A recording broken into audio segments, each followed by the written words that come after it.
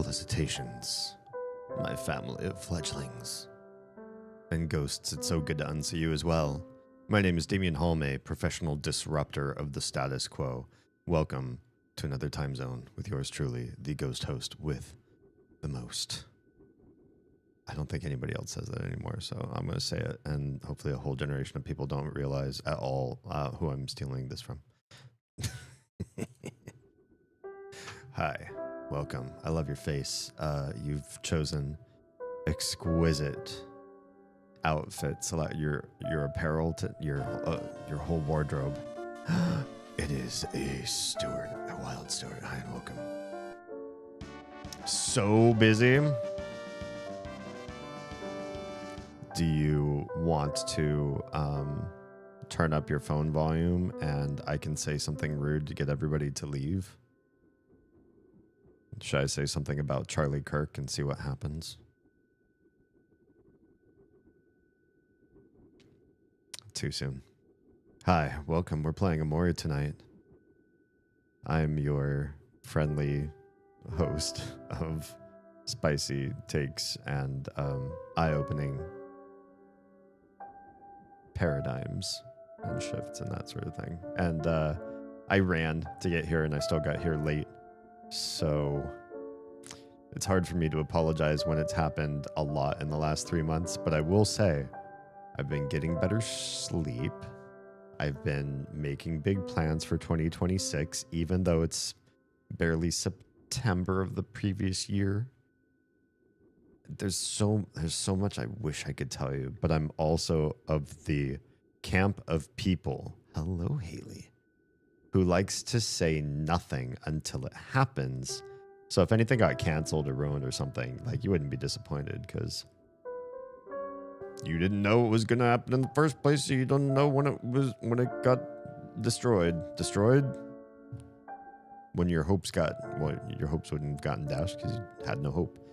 I just like to leave you hopeless. That's my favorite place to put people, is in total despair. And then if I overproduce and wow you, shock and awe you, then, all the better.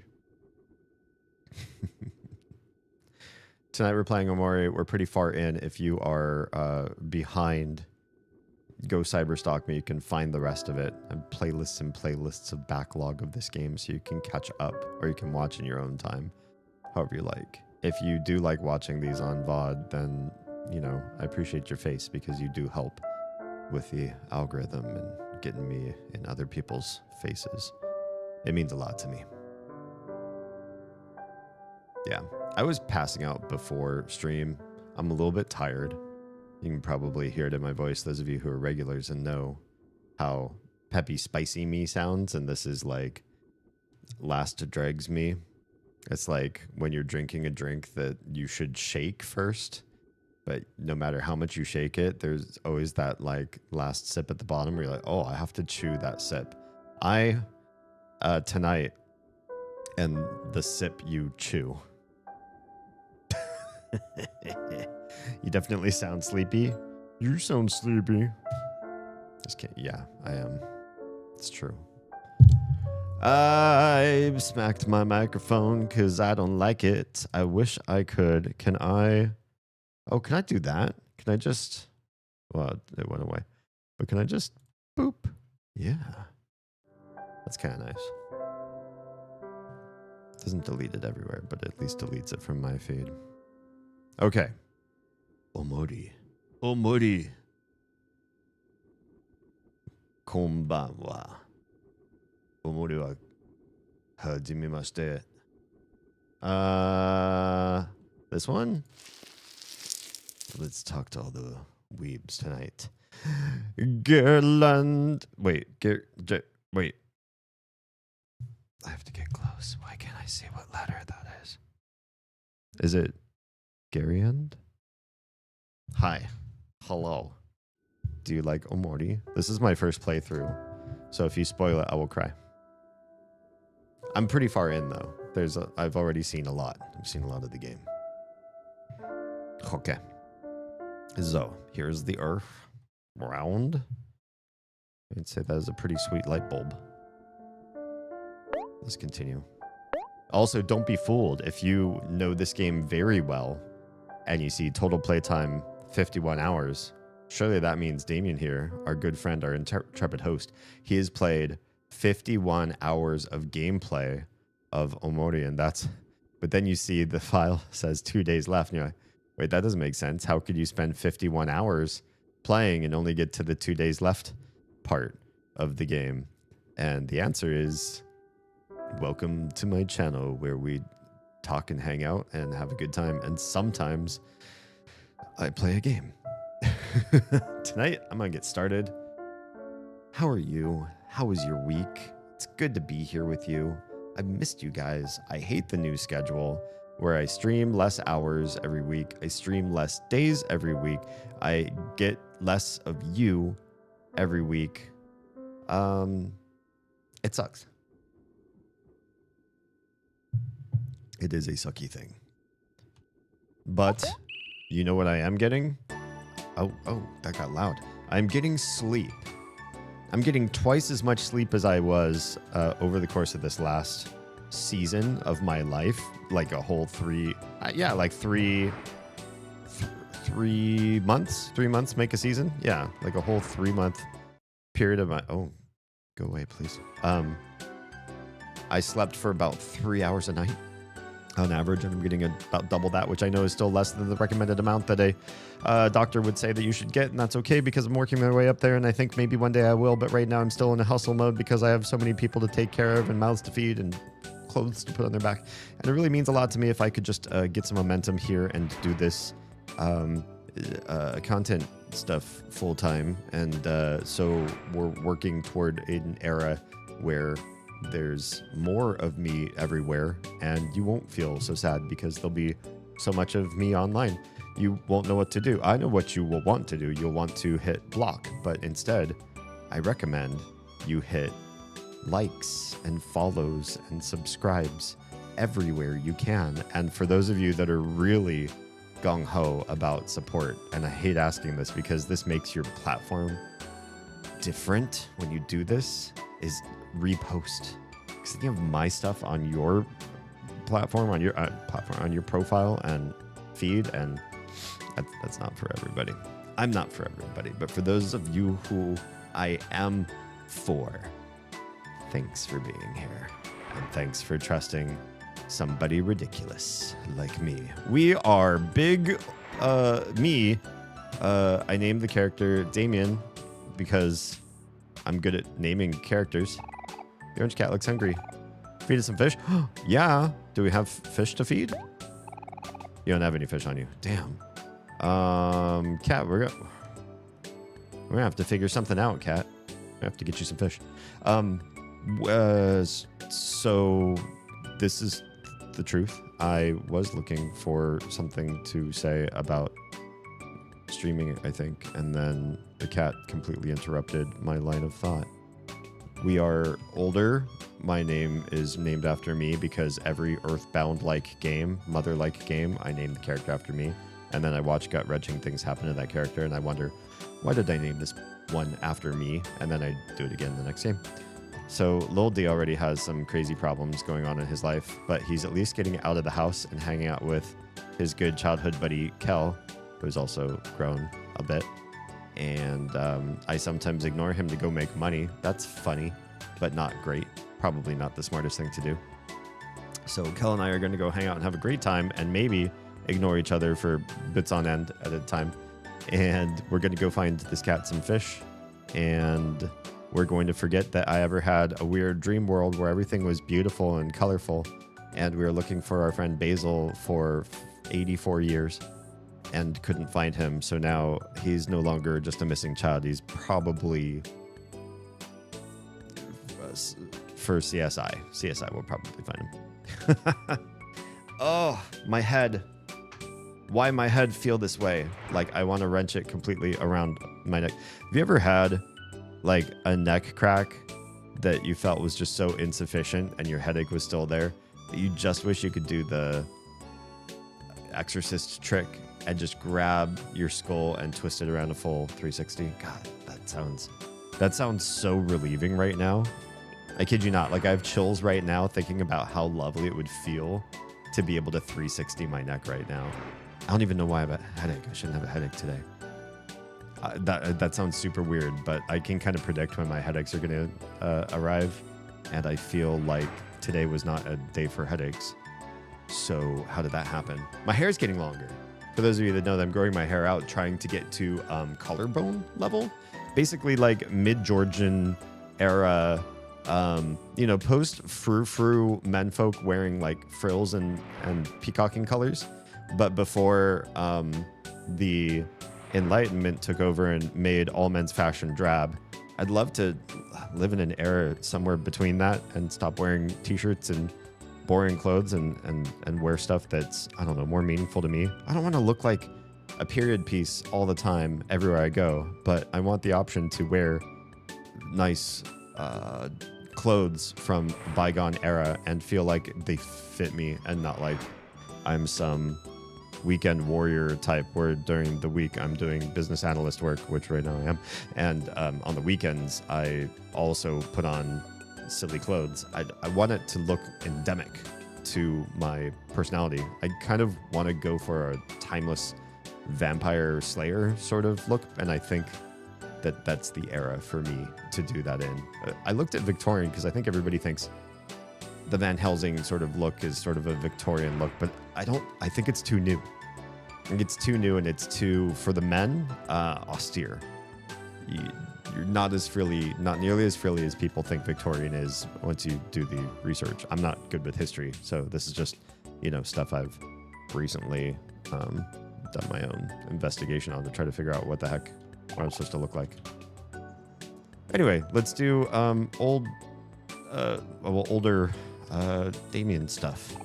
This character, I believe, is supposed to actually be Omori, by the way. So for those of you that watch the kid parts, where I'm a little kid with other little kids playing on the playground and then looking for a missing child, and they call the kid Omori, I think they're referring to Lil D all the time, every time. I think they're the same character. By now. A classy white mailbox. I can't even check my own mail. For sale sign with a big red sold sticker on it. Your house has been sold in 2 days. In 2 days. You will be moving somewhere else. It's true. It's sad, but true. Kel's house has been vandalized. Does everybody see the graffiti there? And it's rainbow, which means, I don't know what that means yet, but we're going to find out. But Kel is going to fly off the handle right now. He is in for it. What the heck? What happened here? I know, right? Dang it. It must have been Aubrey and the scooter gang. Yeah, Aubrey is now a villainous scooter riding miscreant teenager, and she doesn't like us. Damien, be honest. Do I smell? Kel smells. It does rhyme, and it's really lovely to just, it rolls off the tongue. It's melodic. But, he's very athletic. So maybe he does a little bit, but maybe he knows he's athletic, so he coats himself in Axe body spray like most teenagers. And then he just he'd still probably smell, but like smelly like Axe. I'm going to say yeah. No, that's rude. I hate being rude in video games. I always want to be the sweetest sweetie to ever sweeten Sweetville. You better answer positive. Wait, do I not get to answer you? Oh, he doesn't even care. He's just going to clean the graffiti. Wait, hold up, Damien.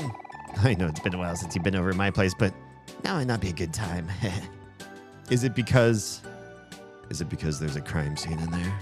Is there something I should know? Kel's basketball hoop.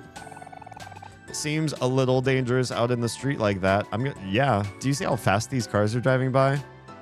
There is danger, Will Robinson, in the streets.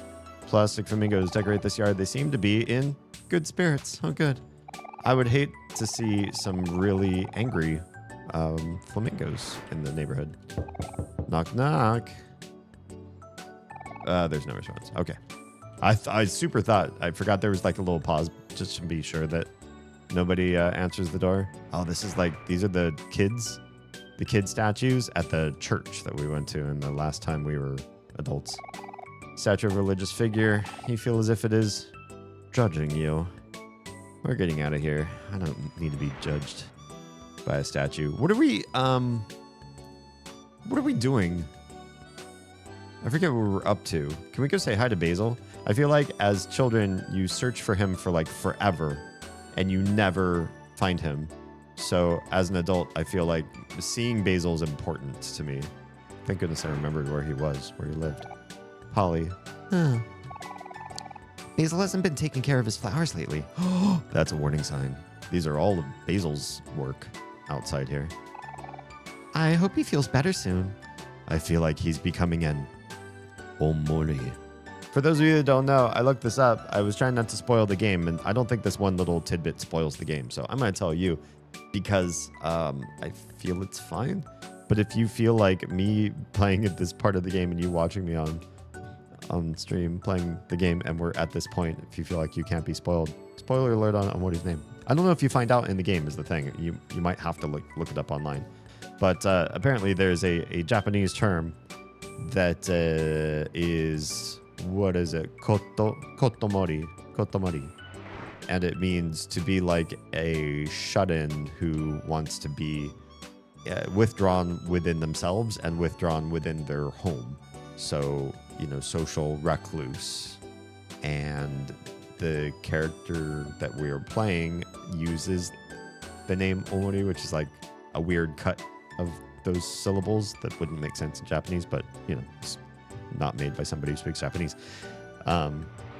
So like implying that he used to be the shut-in, but look at us. We're like out in the sun. We're talking to random people. We have our best friend following us everywhere. I feel like we're much less shut in right now for whatever reason. Maybe because we're moving, so we're trying to make amends and connect with everybody. And there's my favorite snack god of all the pantheon of snack gods. Hello, Rushdell. It's really good to see you.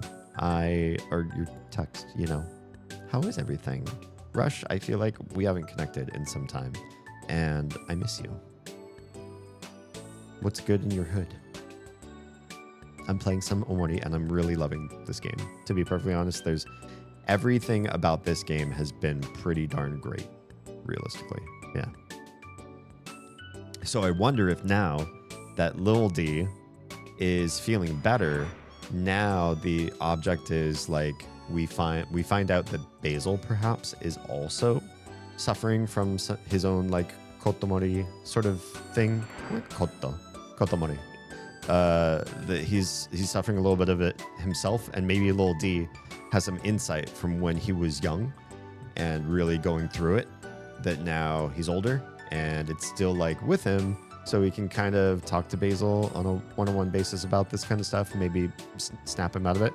I feel like I don't mean to make like an old childhood friend a project or anything, but I feel encouraged to continue to try to connect with Basil and help him through this, even if I don't have all the answers. Is that just, am I projecting into a game really hard? I don't know actually what we're doing here. Oh, we're supposed to hang out with Kel's older brother Hero today, but that's only for dinner. So I don't know what we're doing for the rest of till dinner. So I guess we're gonna find out right now. Okay, so his flowers need him. Yeah, that's true, Polly. Let's go say hi. Come on. Let me in. Basil. How dare. He didn't answer the door. Spotted plants.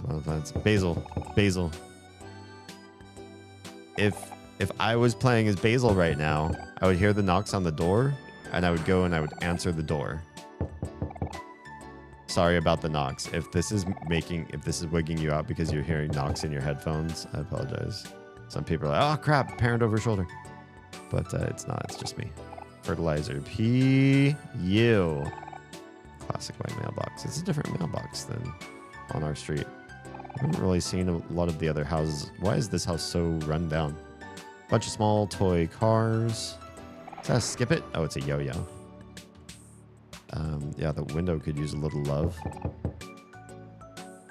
Yeah, I keep making that knock noise. Sorry. A pail and shovel. Can we hop in this truck and just have our best day out? Two bros hanging out. One guy about to move away, so like why not commit some Grand Theft Auto and just go for it? We'll drive to Vegas. Oh, well, hello. I wasn't expecting a kid at the end of the street. Wait, is this Aubrey? Wait, is this Aubrey? Why are all the pink cans? Who's the Doge? What's the art back there in the corner? Tell me this is Aubrey. Artist. Oh, it's not. It must be some just other random kid we don't know. Bah, my dog Lucas ran out of the door again. He's always trying to get out of the house. He's got a dog house. It looks like he's an outside dog. His food and his water are out there. I'm so confused. Sometimes I wonder if he only lives here for the food. Okay, well, I'll get your dog. I got to get a fish for a cat and a dog for a girl. Where'd he go this time? Yeah, it's a good question.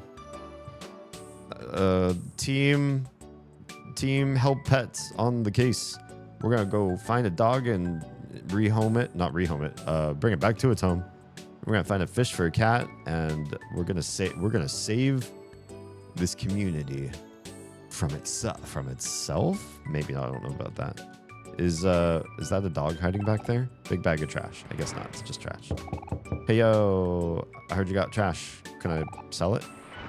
You can sell trash at this age. You can go pick up trash and try to sell it. I'm looking for a dog or fish. Not a pet fish, because I've got to feed it to someone. Ooh, big package. These guys have probably been on vacation for a bit, and their neighbors are rude and not helping them with their packages. Because that's a thing. A lot of people have trash in their yard, just sitting there. But like, look at how many trash cans there are. So why would these people just... These guys have a trash can and another bag of trash somewhere right behind where you're trying to back up your truck to get out of here. Also, why park on your grass when you have a perfectly serviceable driveway? I have so many questions. Okay, no response. The church is this way, yeah? That was the bottom most part of this world. Is a bunch of buildings and a church with nobody in it. Oh, hello. There's a somebody in it. I apologize. I've been getting a strange feeling from the cemetery here all day today. Uh-oh. Strange feeling like there's a fish there to feed to a cat, or perhaps a loose dog, or is that a pig? A teddy bear. Oh, never mind. Hi, sir. What's going on out here? Something in the air seems amiss lately. Would you say it's fishy? Because I could use a fish to feed to a cat. The spirits, they're howling. What does that mean? It sounds like they're preparing a welcoming party. Oh, does that mean somebody's gonna... It would be the sound. Someone close by may be joining them soon. Uh-oh. Oh, don't laugh at me. What's with that look? You think I'm crazy or something? Don't be so quick to judge. You'd believe too if you've seen what I've seen. Maybe. What I'd love is not to have that happen to me. Puzzle pieces. Does that mean we found puzzle pieces for a kid when we were kids? I wonder. It makes me wonder. Did that kid bread? Smells toasty. I mean, it just puts bread out. It's got to be gross after a while.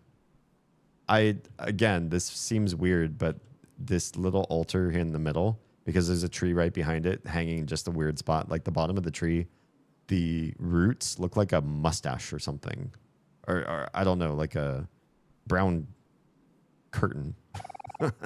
The symbol of faraway town. It's supposed to represent a gateway to a better life. You remember learning about it in class when you were in elementary school, but you can't remember all the details. That's fine. I just want to know what the howling sound is. White egret, orchid. In the language of flowers, it symbolizes the phrase, "My thoughts will follow you into your dreams." Okay, I think because this one has light, we read the tombstone. Our dearest Mari. That's right. Mari. Mari is Omori's older sister. So probably Little D's older sister. What could have happened? The sun shined brighter when she was here. Oh, I have chills. Okay. Well, I don't hear howling, and I don't see a thing to do there necessarily. So maybe that's either nothing, and it's just some people have like interesting things to say when you go to that part of the world, or it is something, but we're not ready for it yet. Like the story will take us to the church again this time. But right now the characters just have canned phrases, the NPCs do, because we're not supposed to be there yet. I've had that happen in some RPGs before. I feel so sad. It's like Rush came and said hi with so much exuberance and enthusiasm. Where can we go in this one? Just because we tutored, right? We tutored here. So now we have access here all the time. And then I asked Rush some questions. Now he's not hearing me. Makes me sad. Books in every subject. Most of them have bookmarks or sticky tabs in them. We got some real academics here. While you guys aren't eating, I'm just hope you don't mind. I'm just looking around your home, trying to see where everybody's hiding. Watch, they're all like asleep in their beds. Like, yo, Lil D, what are you even doing here? Oh, you know what? Maybe they're out and about. They're going to a festival. Oh, the boys here all alone? Dude, this is a big house for you just to be hanging out back here. Oh, hey there, tutor. Actually, I have a big favor to ask. Uh-oh. I've been cramped in this room all summer. Uh-oh. Are we going to be, what's the word I'm looking for? Recruited? I keep hearing the other kids hanging out outside. Well, I'm at my desk with my nose stuck in these worksheets. You probably shouldn't. That's not how your nose works. I just want to go out to play at the park, even if it's just for a day. My mom said she would be out running errands all day, so this is probably the only chance I'll get.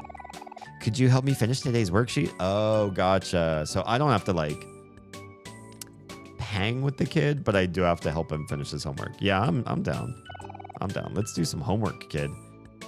I just want some fresh air. Okay, kid, we got this for you. We're gonna do this. Really? Oh yeah, I'm gonna do your homework so good, they're gonna think you cheated. That might not be the point, but that's how we're gonna do this. Really? You're the best tutor ever, mister. Thank you. Finally. I'm free. Okay. Are we gonna do the? Wait, the kid just ran off. I didn't even do the. Well, I better do his worksheet, or else he's gonna have hell to pay, and that I feel. Yeah, not great about that. Brent's math worksheet. Finish it. Yeah. I think that's the right thing to do. Okay. 7 + 2 × 9. You have to know order of operations because this is written poorly.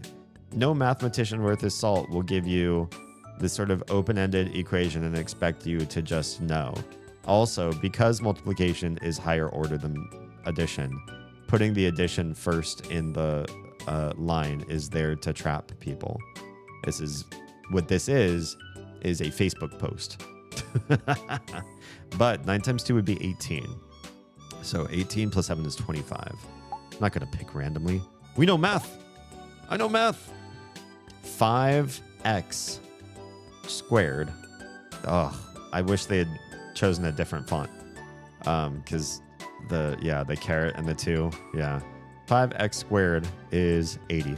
So first we need to divide by 5 on both sides to get x squared there by itself on the left-hand side. 5. So why can't I think of what 5? I guess it would be, what would that be? 16? If 5 × 8 is 40, then we would need to double that. So it'd be 5 × 16. So 80 divided by 5. Oh, you could also do just like, it'd be a 1 × 5 bring that down, be a 30. And then 5 into 30 is 6. Yeah, 16. Okay, and then you square root both sides to get x by itself. So you have x on the left, and you have the square root of 16 on the right, so that's 4. Oh, yeah, actually, I mean, if you want to be real specific about it, yeah, square root's going to also give you a possible negative answer as well. X can also be -4 because if you multiply -4 times itself, you also get 16. Good answer, good answer. At least they didn't make me pick between. I would have figured that out. If I saw negatives in the multiple choice, I would have remembered to add that in. And then for the last question on the sheet, wow, this kid has 3 questions and he's like struggling that he's not going to see the playground. He's really not that smart, is he? He's got real smart parents, but The apple falls far from the tree. Whoops. compute the standard deviation of the following numbers. Oh God, really? I forget standard deviation. I haven't done this one in freaking ages. How do you do standard deviation again? I don't want to find the answer, but I'm trying to remember what it is. It's the way that the numbers deviate from a certain like central amount, right? So if you took these and found the mean or something like that, isn't it something that you base off of the mean? Wouldn't you need to find the mean first? Is that right? Or is it something else? Yeah, you need to find the mean. How spread out the individual points are in a data set. Yeah. Because deviations, deviating from something, from standard, right? So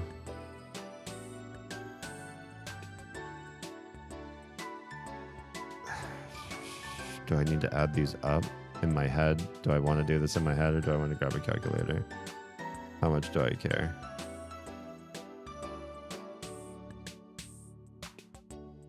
I already have the achievement for doing this guy's homework. It's like a 6-step process. I thought so. I don't want to move on without having these down though. But yeah, you have to calculate the mean, right? I will use a calculator and I will just use basic calculator. Okay. Yeah. Basic calculator. I'm not going to pull up standard deviation or whatever. So I'm going to do, just plug in my phone because it's dying and it turns off the sound. So you got what? 43, 47, 53, 39. I can't type. Does this thing have a backspace key? Okay. 39, 40, and 60. And that's 282 altogether. The 6 numbers together, 282 divided by 6. That gives you 47. That's sensible because I see a 43 and 39 and the 40. Those are kind of the lower end, but then 60 brings it up kind of high. 47 seems like that would be the mean. And then, God, what's the next part after that? So you have to find how far each one gets away from that. They all deviate, right? And then you have to figure out the mean of the deviations. Am I even close? God, I did this for only 1 year I did so much math and I spent a crazy amount of that time doing differential equations and set theory, like much higher math. And so coming back down to this again, I'm like, oh crap, what the hell?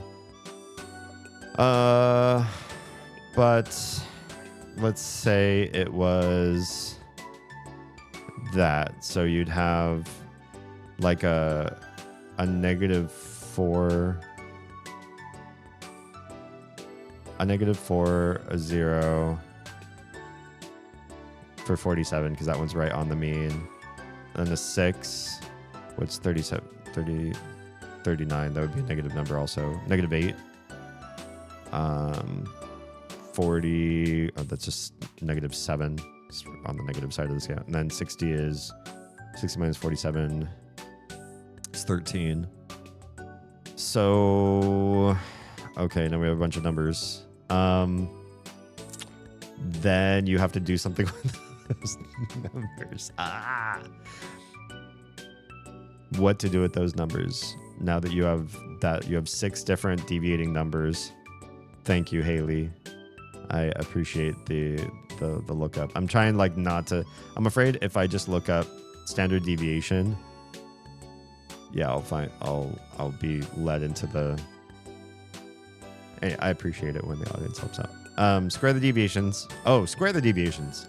Square the deviations to remove the negatives. Okay, then you add the squares.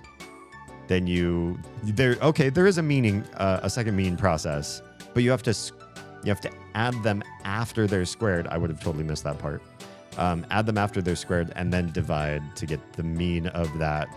Oh, and then square root of that. This feels very Rubik's Cube solution. Like you wouldn't expect the square and then the square root to land where they do. Like first square, then add, then divide, and then square root. It seems like something would break in that, but yeah, it seems right. Okay, so we have, if I square these, we have 16, 0, 6 squared, 36. We have 64, 49, and square one of 13. 13 is 13. Is 13 times 12 plus 13. It's 169. 169. Okay. So, all right. Calculator. 16. Stop. 16 plus nothing is 36 plus 64. You're welcome. I figured the basic steps might be helpful without giving an answer. Yeah, especially because this is something like no teacher would give you the homework to do standard deviations had they not taught you how to do a standard deviation first, right? Doing the homework is practice the thing I showed you so that you understand how to do it. So you're just doing what the teacher would have done before I got this homework. Yeah, that makes sense to me. I forgot how to even do deviations past finding the first mean. Yeah, 100%. Hated deviations in high school stats, so I immediately forgot them afterwards. Pretty much. I mean, I liked statistics because I like what statistics renders. I feel like a lot of math I spent earlier than prob stat, I was kind of upset that it was too abstract. Like I liked geometry for the thought puzzles, but I didn't like it because I was like, I'm literally never going to be like a geometrical engineer. So like, what the heck am I going to do with all of these like shape and volume formulas and everything like that? It wasn't until I took physics, calculus-based physics, where I started to appreciate the geometrical components of math better. But it's because I had to have it in context of physics. I don't like doing just like empty puzzles for the sake of doing puzzles. It feels masturbatory and not in a good way. If my name was Damien, how would I be doing tonight? You would be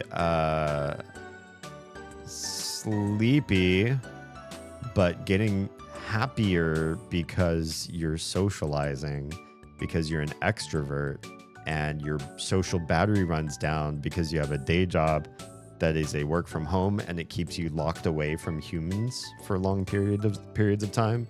And so staring at a camera above your monitors while people send text through a text feed at you makes you feel good, make brain go burr.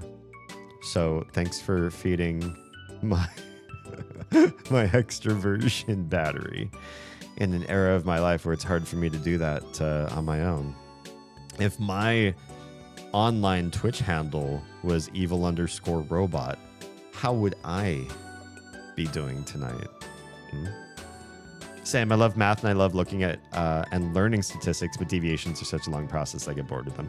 Yeah, I also feel like because we live in an era where that stuff's solved for too, right? It's like today, now, right now, if you're an engineer and you involve yourself with stats to do whatever kind of research, analytics, anything you need to do, you're not processing any of this. All of this stuff is programmed in somewhere, and it's long since been. Even if you were a coder, you're not coding stats anything. You've already got libraries of this stuff in any computer language you could possibly program in.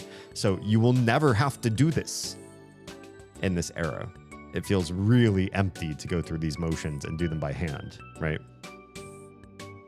Good thing my name isn't Damien. Oh, sorry. Well, I mean, I'm saying if it were, then things would be on the up and up. No, most softwares will figure these things out automatically rather than requiring the formulas to be done by hand anyway. 100%. Yeah. And long since been trivialized. Basics. I mean, I believe if I were to change a mode on my phone, I would plug in the numbers and my calculator would just do this on my phone without downloading a third-party app even. That gets pretty silly. Okay, so we have our number. We've added all those up. It is 334. And then we just have to find the mean of that total, or find the mean of those numbers, which is that total, then divide by 6. And we get 55 2/3. And then we have to do the square root. So copy, paste. All right, so I'm getting 7.46. Then give the, wait.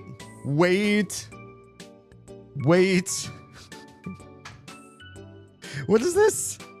Give the z-score for a value of 100, rounded to the nearest third decimal. This is a lookup table problem, right? I remember these. You had these in your math textbook. So now oh, gross. Hang on. Let me pause the music real quick while I do a thing. Okay. So, yeah, z-scores. I know, right? Just when we thought we were done. Z-score for you, value of 100. Okay, for that, I'm going to have to look that up, right? I don't have my stats textbook with me. Z-score,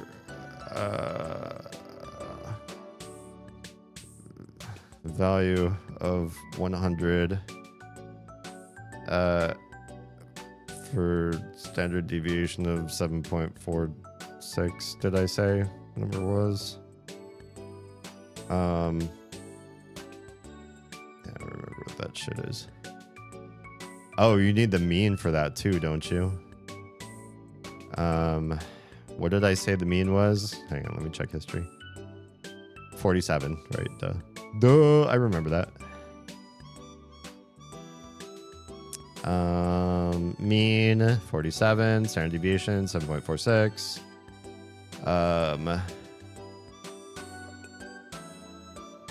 It should be 7.103. Yeah. Heck, sorry. Wait, what are you sorry about? Can't help with these scores, never made any sense to me. I had it explained to me, and because I don't deal in that kind of math anymore, or I never did, it never made... I never entered an era of my adult life where that part of school mattered. And I think this is a complaint that I've had about schooling and curriculum building for some time now, is while I feel like school is so important for so many things, and I would never say keep your kids out of school, because you get much more than the curriculum, right? And we all know this. Like, while there's like a whole demographic these days of people who are convinced that homeschooling is the far superior method to raise their children because of what poisoning of the minds their kids are going to have from the experience of being at a public school and the politics involved and all that kind of stuff, you're missing out on tons of social soft skills. And those are cumulative. That is when you're little and you're struggling to figure out what the rules of a game are at a playground. And when you're a little bit older and there's a matter of fairness and trying to decide, well, what's the right thing when we have like an odd number of people. Jam, hi and welcome. Wild Week, eh? Was it? Oh, yeah, it was. Yeah. I thought you were talking about me, but then I realized you mean, yeah, everything else. Boy, yeah. If you saw the footage I did and I saw the up close, slowed down stuff, it was wild as all get out. Yeah, talking about schools, not the spicy part, but just going to them versus homeschooling.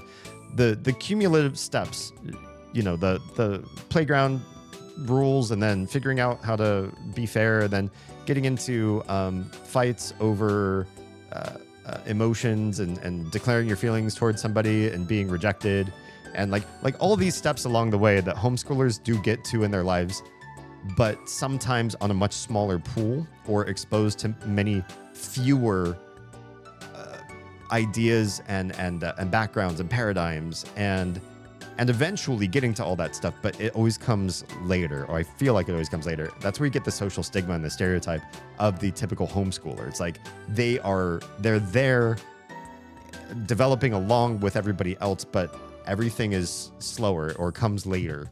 And so when you meet them at various stages of development, including going into the workforce, it's like they haven't caught up.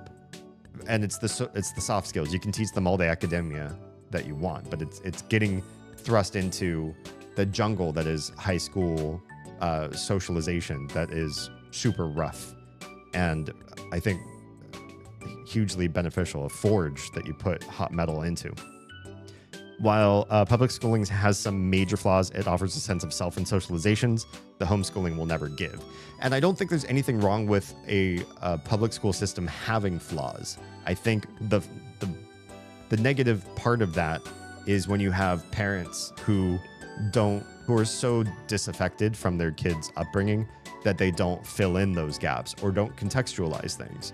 The kid says, wow, I just learned this like really radical political thing, and it's like raising the parents' hackles or whatever.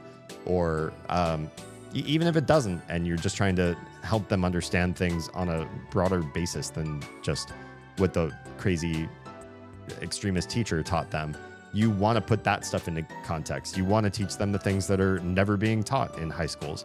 Did you ever learn how to balance a home budget in your high school? I didn't. Did you ever learn how to make some basic meals in high school without taking like a food elective? I didn't. Did you ever learn basics of conflict management with somebody in a relationship without being a part of some special extracurricular activity? I didn't. There's so many things that you learn from your family, that you get context with your family, and you might learn things at school that then get recontextualized from your family. And without that, if you don't have that, then yeah, public schools look like they're really failing people, but mostly because a lot of people don't raise kids. Republicans finally found something to be upset about. Yeah, they called it an assassination. There was a supposed assassination this week, apparently. There's so many reasons why that word means something different to me than the way it's being used by many people that I just disagree with. The entire world is on fire, and I'm so frustrated with it all. There's so much good.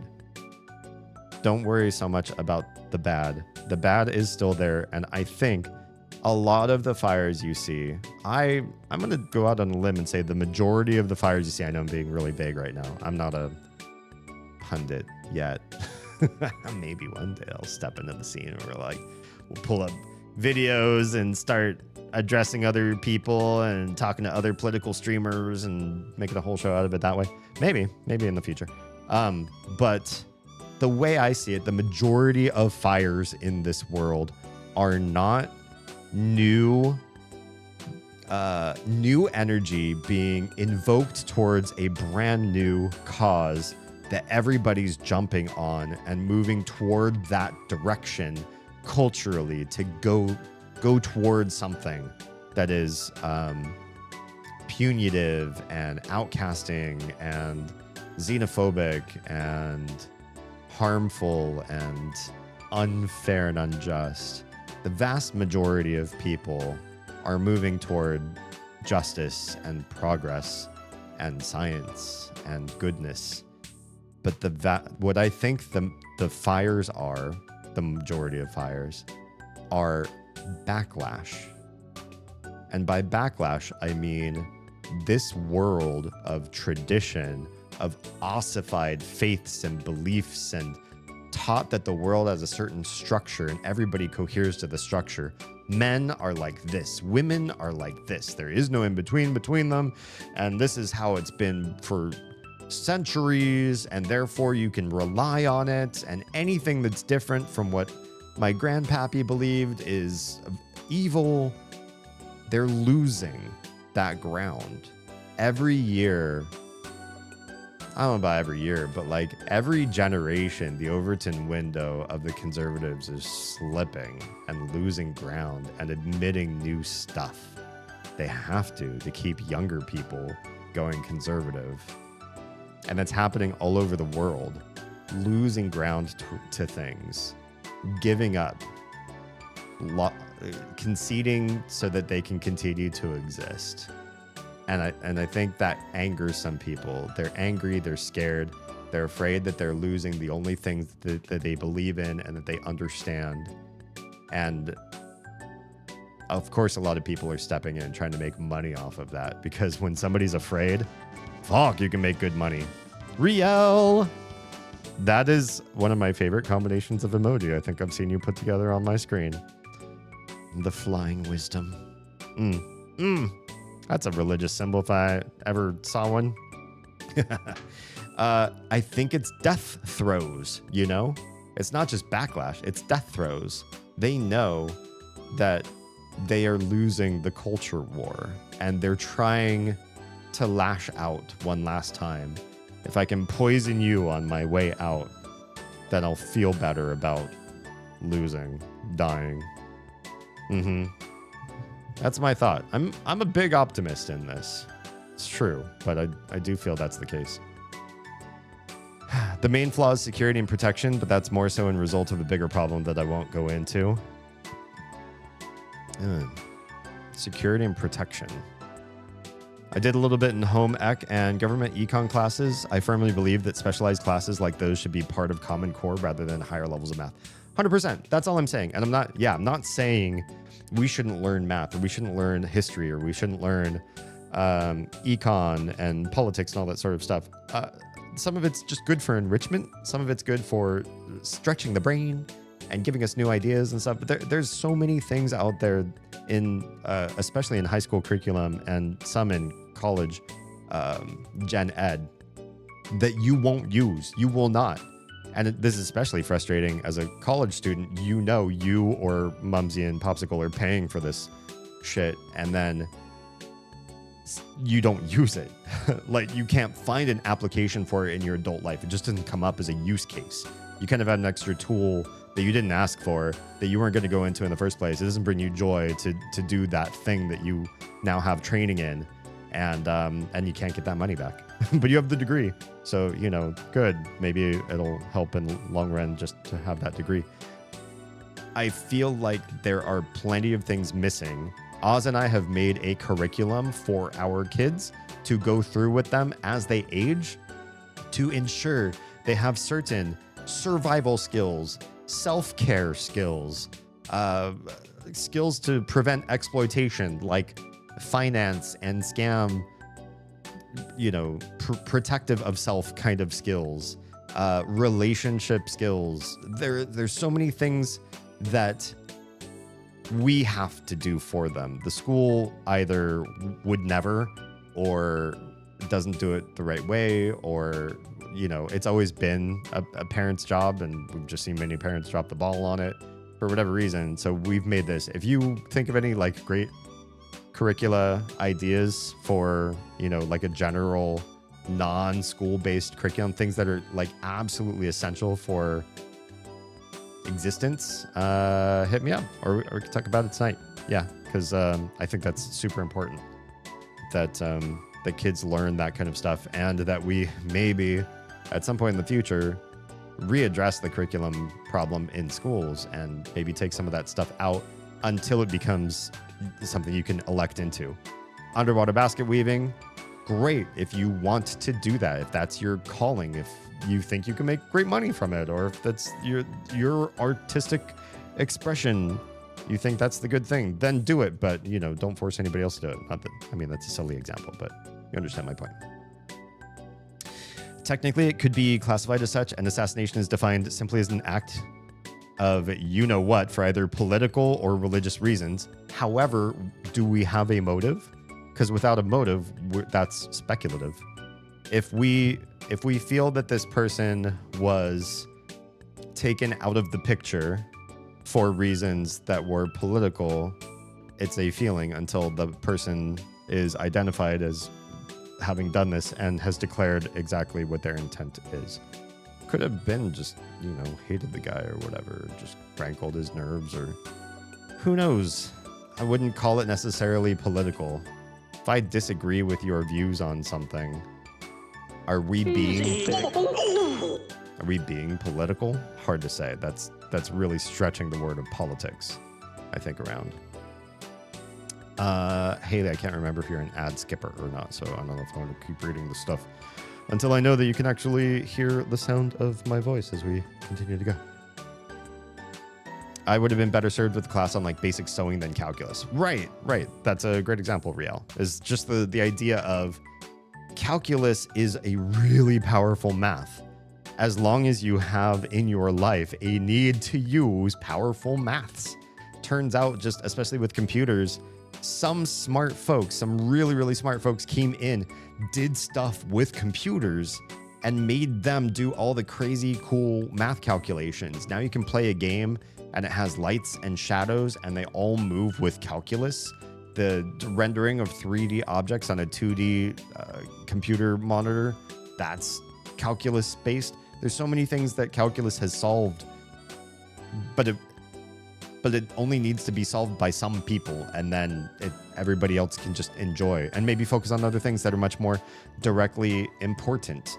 If my school taught me how to do basic triage of a wound, like field triage, if I was out and about and we didn't have proper supplies and somebody got a really bad bloody wound, which happened to me once in Joshua Tree, and I was scared that it was like, man, if I don't, you know, I need to address this, and if it's bad enough, we have to go, and I don't know if we can go anywhere fast enough to get it addressed if it's a really big problem. Luckily, it wasn't like a huge injury, but still, that kind of stuff's scary. Like you're out and about in the wilds, and if you don't know what to do. Oh, we also had a nurse with us though too, in that particular group that I was in.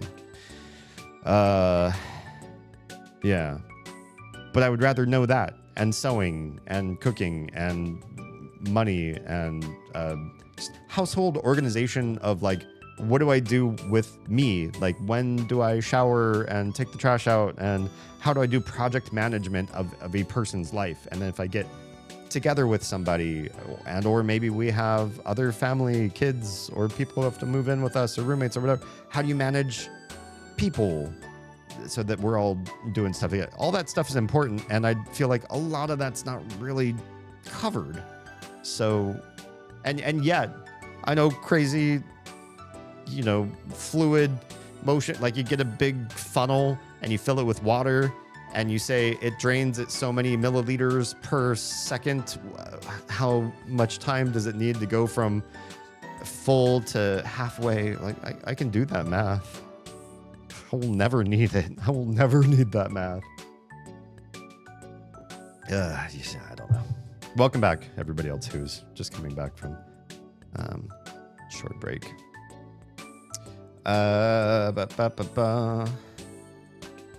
Not necessarily the person themselves has to be a political person. Yeah, no, but I mean, the reason being political is confusing or complicated, though. having a dispute about what somebody else believes, I don't think is necessarily political. So unless that person said, yes, this was a political act, then we're speculative, right? A lot of people are using the term to incite anger and hate rather than just a simple word. Yeah, exactly. I fully agree on that one. French government collapsing. I didn't hear about that one. I must be out of the news cycle there. Crazy. Nepal, I did hear about being on fire due to riots while the prime minister and other officials suddenly resign. Yeah, that one, pretty wild. But at the same time, I have seen dissent in Nepal for some time, and that is crazy that it's like out of our... There's so many things that I can't believe are out of our news cycle. One of the biggest ones being Nepal for a long time has had an issue with how the people live there, especially the youth being very disenfranchised with the status quo and the almost apartheid-like conditions for what it's like to be Nepalese versus other ethnicities there in the country. And it hurts to hear those kind of systems still in existence.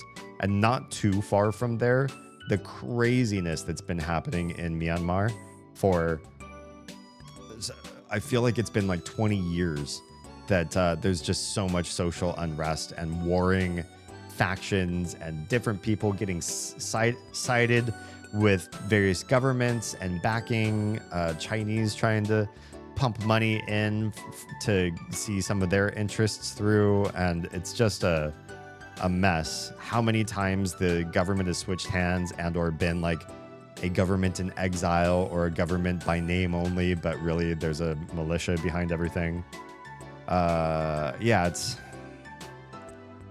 Overall, I still feel rather positive, but I do feel like there's some areas where maybe because many other countries are solving things and moving forward and establishing good ideas, when you're regressive in some way, you stick out like a big sore thumb. Do you know that Afghanistan has crazy tourism right now? There's such an uptick in people, even especially Westerners, wanting to go there and just say, I've been to this exotic, far removed land that has dangers, and I needed to hire militia to travel around past the safe areas. And it's more free than North Korea, so you don't need an escort, which means you can get yourself into all sorts of trouble if you're not here. And the willingness of people to spend money to go there and do, well, I shouldn't say it's just willingness. As a content creator, I understand and follow trends and see things. I don't necessarily enact them myself.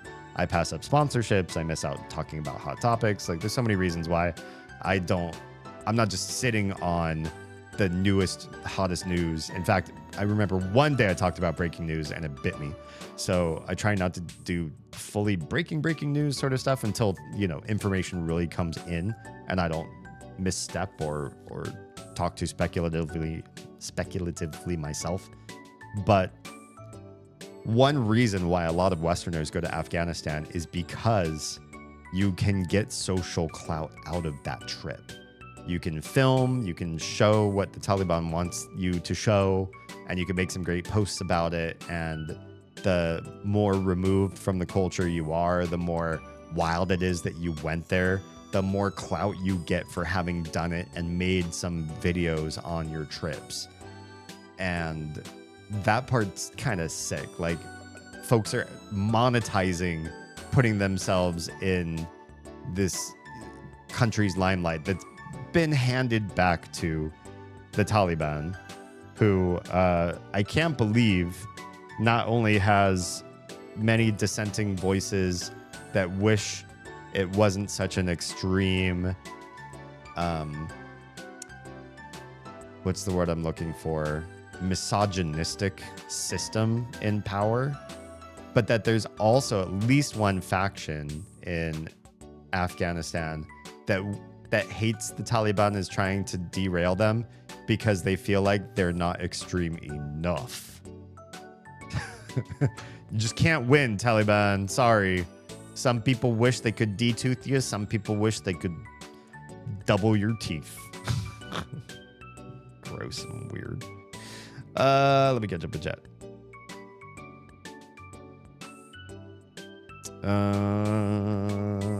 Yeah, we absolutely should learn all the things. There's just some of the math and English and science classes that the average person is going to use later in life. Again, like, should that stuff be offered? 100%. It needs to be at a college level or high school elective level so that it's a choose your own adventure at that point. Like, do we need people to learn set theory like I learned? Yes. Did I benefit from learning set theory? No, I didn't. I personally did not benefit from that class. Even though I got it, I loved it. I would do it again. I'd write books on it. I would be a set theory professor if I thought that I could stand that much academia and living in the academic grind system. I loved high-end math, but coming out of it, I did not find a place to use it. And the fact that there's so many people that go through classes like that and then come out and go, wait, when am I ever going to, this never gets used. We will never be in the system where this matters. Or we're in the system where this matters, and it's just a standard library for a programming language. Computers already have it all set up, that kind of stuff. That part's sad. So I wish we were in a place where that stuff is as you choose, as you need, and not given to, not that set theory is given to everybody. That's more of an example of something I signed up for. Yeah. They should be optional for certain college degrees and whatnot. Yeah, 100%. So there's a few theories. Some people theorize he was taken out by someone else's choice because he did one decent thing by saying the Epstein files should be released last week. And I gotta hand it to a lot of content creators, because maybe this is just my personal algorithm, but I hope it's yours too. The number of people with the courage to say, let's not lose focus on the Epstein files. Don't forget that the Republicans not all, but majority voted out a measure to bring the Epstein files to light again. So many distractions from the Epstein files. If we count distractions away from the Epstein files, things that tried to be pushed into the news cycle above the Epstein files, I'm just going to keep saying Epstein files until the algorithm shoves me in the right place and I end up on your dashboard next.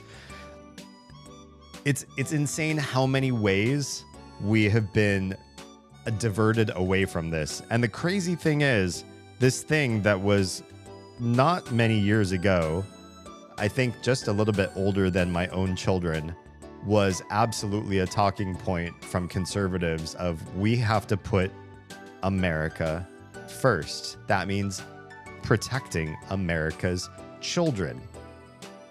It's hard for me to disagree with that particular point. And that list, the Epstein list, could have people that put our children at risk in our own country. And wouldn't the left hate to see names that they love on that list? And I love this part. Most people said, no, fuck them. Fuck them all. I don't care who's on that most beloved person. Somebody made a post and said, okay, but for real, if Keanu Reeves or Brendan Fraser or somebody with a heart of gold, Charlize Theron, if they ended up on the list, maybe not them. And then so many people dogpiled on that. It's like, no, fuck them too. If you're on the list, you're on the list. I mean, I don't know if you're implicated as having a relationship with the Epsteins is one thing, I suppose. But, if there's proof of clienthood, then yeah, who the fuck cares who you are? You will be the most beloved person in my life, and I will put you on the gallows myself if I find out that you're on that list. I do not care. I will be sad, but I do not care. So yeah, let's not get distracted from the Epstein files. Oh, my point being that the right was so ornery about it not that long ago, less than a decade ago, I think. And now they're calling it a Democrat hoax. Excuse. We live in the digital age now. You can't waffle. You're the only people you're going to fool waffling are those Silent Gen and old elder boomers who don't realize that we can track everything. We can even archive.org shit. We can even post screenshots of deleted tweets because somebody out there probably saw it, screenshotted it, and then reposted it a million places. You can't escape.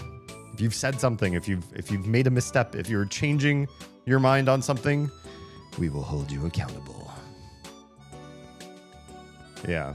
Okay. Sorry. I keep talking in the middle of reading comments. I will catch up. I promise. Others have said the suspected guy turned suddenly radical left and didn't agree with any of Charlie's beliefs. That sounds obviously very, what's the word I'm looking for? Convenient? Yes. He's also flat out told someone that he really didn't like the guy, so I couldn't say exactly why he did it, but if one of those other theories turns out to be true, then the term isn't being used wrongly. Suppose. Also, I'm lucky to never get ads on Twitch somehow. Oh. So it's safe to assume I'm still here when they happen, even if I'm not subbed. Lucky you. How dare you deprive me of revenue? Just kidding. Go watch me on another platform. That makes sense. It's better to wait a bit to have all of the facts so that not only are you not spreading misinformation, which I wasn't. Whenever I know I don't know, I very carefully... I'm media trained. I know when to use the word allegedly. I know when to use, let's speculate here, let's theorize about this, or sources have said, or some people believe that, so that I'd squirrel out of making any direct statements about something that I really shouldn't be making direct statements about. I'm not trying to be a squirrely person. Some things just you should not assert until you know for sure, right? On France, they've been in a political crisis for a little while because the government essentially split into two minority governments, and both of those have collapsed over budgetary disputes. Oof. Sounds like they need the EU to maybe oversee some things for a bit to try to figure something out, perhaps? I don't know. I don't know how that works out. I have an article from BBC. Yeah, can you DM that to me? And have some downtime. Like we're hanging out at the park and Oz is crocheting and she needs to count her stitches. What does Dee do at those times, you might wonder? That's when I actually catch up on DMs. I see so many people going, yeah, this new thing sucked, but please don't forget that the Epstein files still haven't been released. 100%. We live in a world where nothing should distract us from those files. We should at least cap off and end the Epstein situation before addressing anything else as higher news. There are more critical things that have happened since then. Sure. So then finish processing them, right? That's how I see it. If there are critical things coming up, then hurry up and put an end cap on Epstein so we can move on. On the 10th, when everything went down with Charlie Kirk, Republicans yet again voted to keep those files unreleased. Right. Schumer headed a thing, I don't know the proper term, to try to get the files released, and they were 51 to 49 vote to say nah, that's a hoax. It's a hoax. We won't talk about that anymore. I'd be sad if certain people were on it, but not to the point of wanting them spared. Yeah. Like there might be tears in my eyes while I'm tying the noose. Fuck anyone on that list, even if it's damn Julie Andrews, everyone on that list needs to be revealed. 100%. And here's the thing, and I've said this a million times on stream, but I'll say it 1,000,001. People aren't all in one bucket.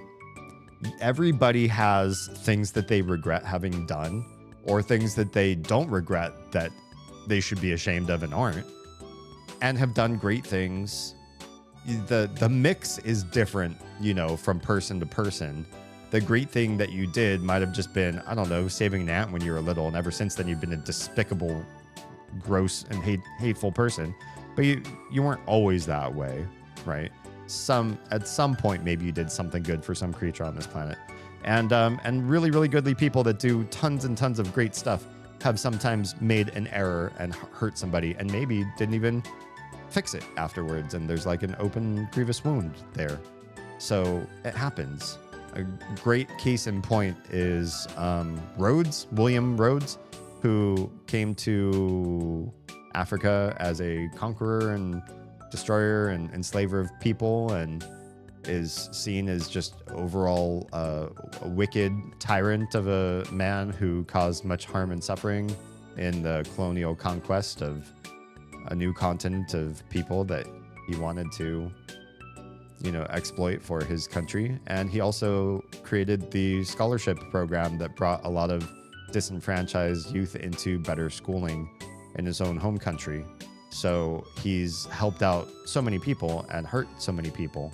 He's not a demon, and he's not a hero.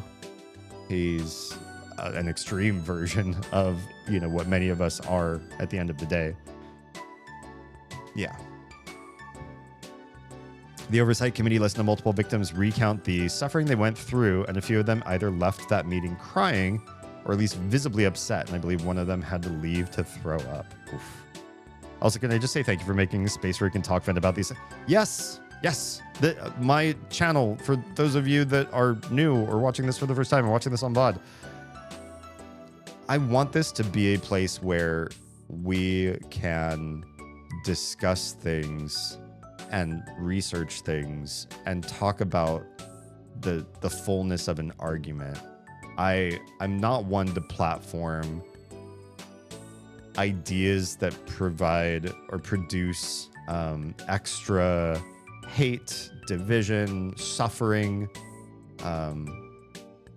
so much as I do want to talk about them and sometimes visit the reasons behind the motivating factors behind why people feel the way they do, and what would allow those ideologies to persist, why a paradigm would continue in this era, what somebody might think or say, what kind of news cycles they might be ingesting to get to where they have those thoughts and think that you are the demon in the situation. But most of my friends who stream, who talk about things online, make their channel into a safe space. Safe space meaning they won't talk about politics. They won't talk about religion. They won't talk about conflicting philosophies. They won't talk about sociological conflicts. So somebody needs to be unsafe. And that's what we're doing here, is making that space where we could talk to people of a certain negative ideology compared to our own, certain antagonistic to your own beliefs sort of things. We could see both sides of an argument. We could then criticize. That's what I mean by we wouldn't platform those kind of ideas, but actually take some of the bad ones and actively criticize them and try to understand better either, what could we do to bring those people back into the fold, change their minds, or do something to mitigate the damage that they do. The problem I hear is often one of despair, that when you hear how people are so different than yourself, that you don't see an answer, that you give up on those people. And while I do agree with cutting toxicity out of your life, very much so, I also feel like if there's one thing the left needs to learn how to do to survive the next few election cycles and the culture war at large better than they are right now, it is to find a way to do something about the right. Because what they're doing right now isn't doing something. I feel like they're ignoring a problem or chastising them, which will galvanize them. And it has. It is galvanizing them. Not to say it's the left's fault, but yeah. They're not helping right now. I know a lot of people like to use stream as a way to escape real life. I like to make real life gritty. I like to hold a magnifying glass until you can see your pores. Some of this is just too much to escape from, and it needs to be talked about sometimes. 100%. I don't want to loop on things. I don't want to just like have a cry fest about things and not talk about solutions or bigger I want to talk about things with an intentionality behind them, as opposed to just like, oof, isn't this too much or isn't this crazy? That we do sort of process through it a little bit, and I think that's what will probably be better than just hashing over it. I think hashing over things, looping over things, is why we need to escape. But if we talk about it in a sort of a processing fashion with goals in mind, or something to help us understand or create an action plan or something, then it doesn't need escape. It benefits from our attention, if that makes sense. Oh my God, I forgot it was Amori time. Well, don't worry, Kara, because we didn't get very far. We started the game, we're older again, and we walked around until we found this boy's homework and started doing it. And that is the only thing that we have accomplished so far tonight. You made it in time, even though it's 11:50 where I am now. Yeah.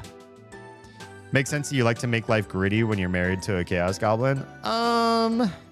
This was something that was developing in me before us. Oz likes a safe space, but in her safe space, she likes to talk about emotions at a very vulnerable level, which can make some people uncomfortable. Some people would rather bottle and not address, and certainly not put a magnifying glass to why they feel a certain way. And she mostly leaves space for those people to be as is, but if allowed, if given permission, she goes deep dive on that side of things. And I'm more meta. I do like deep diving on people's emotionalities as well. However, Oz is superior to me at helping a person address themselves, their own emotions within, on a personal basis. Whereas I feel we both excel in couples, or two people. I shouldn't say just couples, but two people, interpersonal interactions. That can be with family, that can be with coworkers, that can be with a best friend. That's where we merge in our insights. And then I'm more broad, political, and meta, and she's more individual and personal. Yeah. That's being chaotic in its own little way. That I make life gritty. Curious. We did 2 math problems and we got sidetracked by discussion. That sounds like a Damien stream if I ever heard one. I'm saying the vibes match each other. Oh, thanks. Kind of, I think. I feel like I'm very anti-chaotic though. My sense of humor is like very dry and cerebral. And I like things ordered and organized. Everything has a home. Like my desk below what you can see on camera, everything lives where it is. And when I pick it up and use it or move it around, I put it back and it has to live exactly where I picked it up from. Oz is completely the opposite. She'll grab something, use it for half of a task's worth of time, and then it goes and lives somewhere else, and then that's it for her. Then later future her has to go and find where she left that thing all the time, almost every day. So we're very much an order and chaos couple.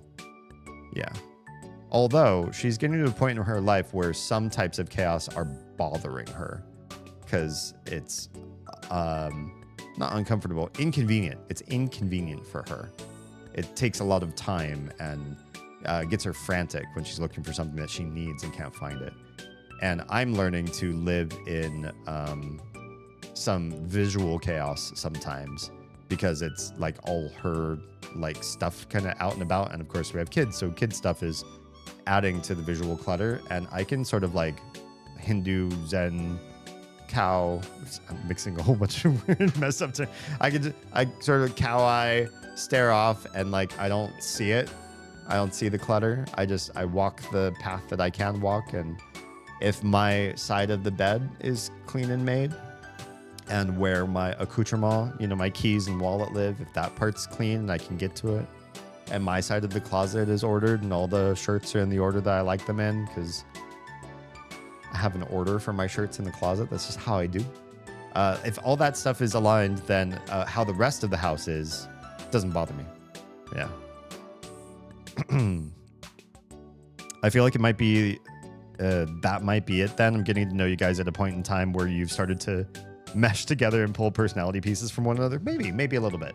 I do like to sometimes play chaotic as just to be funny and fun with friends because I find it funny and I like chaos people now, I think, more than I used to.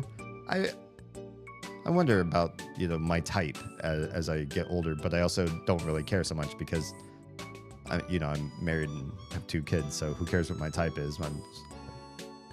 I'm here. But it does make me wonder, like, I do find myself to be more and more interested in other chaotic, goblin-y sort of people now. Like, they're interesting to me to watch, or like if they're content creators, watch their stuff. And I think I've rubbed off a little bit on Oz, although I try not to. I have a very strong personality, and I do like to argue with people until they agree with me. I try not to do that because that's rude, but I like to. I would like, if given consent, I would argue with somebody until they agreed with me, or at least agreed on to concede a point, meet halfway somewhere. And I never wanted to do that to Oz. Our whole relationship, I've been trying to stay mild around her so that I don't imprint her full of, I'm not like impressing her with my views. It always made me ick to meet a girl, especially in my generation. I felt like this was an unfortunate trend, maybe especially girls with like daddy issues or whatever, who their boyfriend smoked, they started to smoke. Their boyfriend, had a certain political idea, they had a certain political idea. The boyfriend talked a certain way, they started to talk a certain way. Boyfriend listened to this music, they listened to this music. It's like they were an empty vessel waiting to receive somebody else's personality traits and proclivities, and then they found it, dated it, and then did the absorb. And it's, and then I can't feel like there's anything authentic about that. And the worst of those, of course, I think, is religion. When you absorb somebody else's religion, that it really hurts my soul. Pun intended. That's not a pun, but joke intended. All right. I think it's 7.103 because we did the Z-score for the value of 100 of a mean of 47 and standard deviation of 7.46. Is that what we found out? And we did the Z-value lookup as far as I remember, and this is the best of my memory, plus Haley's looking things up as far as how statistics works again, so we could remind ourselves. On the Z-value chart, I found 7.10, and I didn't find a third digit. So I'm assuming it's this one, because the other one, 7.000, looks like it's rounded to the nearest no decimals, and so this one would be more accurate. And the 4747, that's completely wrong. So this better be right. You completed Brent's math worksheet. And damn, this hurts. They won't actually tell us if it's right. So we're gonna have to wait until some event happens in the story to find out if we got all of those right. I mean, here's the thing. I know we got them all right. Okay, there's another kid here that had like language classes or something? Was it on the same street? I feel like they were on the same street. We did 2 tutorings. One was in math, and I think the other was in foreign language. Was it here? Was it Spanish? Was it this room? Hey, I remember. You want to leave too, don't you? You want to give me your homework too, don't you? Look at all those medals. This kid's smart. That other boy, he just wants to play on the playground. I don't think he's as smart as his parents think he is. Oh, hi, Mr. Tutor. Sorry, This may seem kind of selfish of me, but You see, my dad isn't home today because he's out running errands. I've been studying in my room all summer and I just want one day to play at the park. Could you please finish my worksheet for today so he doesn't notice? I promise I'll be home before it gets dark, so please don't tell him. Yeah, okay. I thought so. Wow. Well, wait. Oh, okay. She thought I was going to say no and then realized I said. Have you ever had this happen? This is one of the most embarrassing things for me. I think I've not had a more embarrassing moment than when I assumed I knew what somebody was going to say and they said it. And so I responded based on what I was pretty sure they were saying.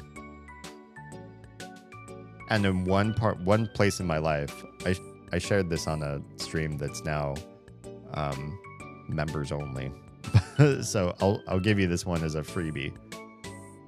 But I was walking to school one day, and this girl that I don't know what I thought about her.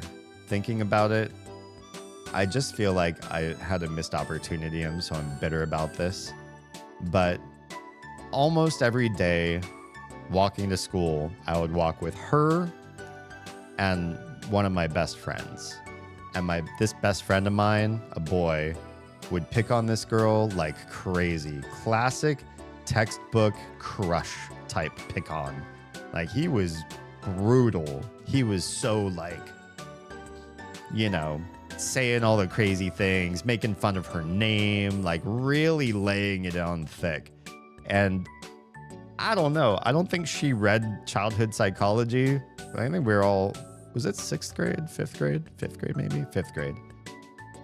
I feel like every time I looked at her face to see how she was responding to his like crazy jokes, making fun of her, I don't think she really took it well.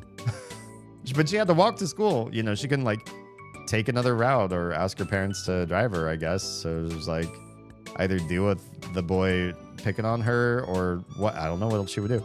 But one day, he didn't walk to school with us.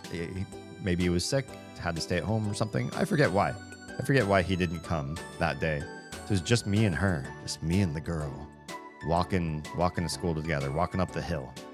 Keep running up that hill, Kate Bush style. And she said under her breath some words, and I heard, we were talking a little bit about the boy and how he picked on her. I was like, yeah, crazy the way he jokes, he's real spicy. I didn't use the word spicy because kids didn't use spicy back in those days like that.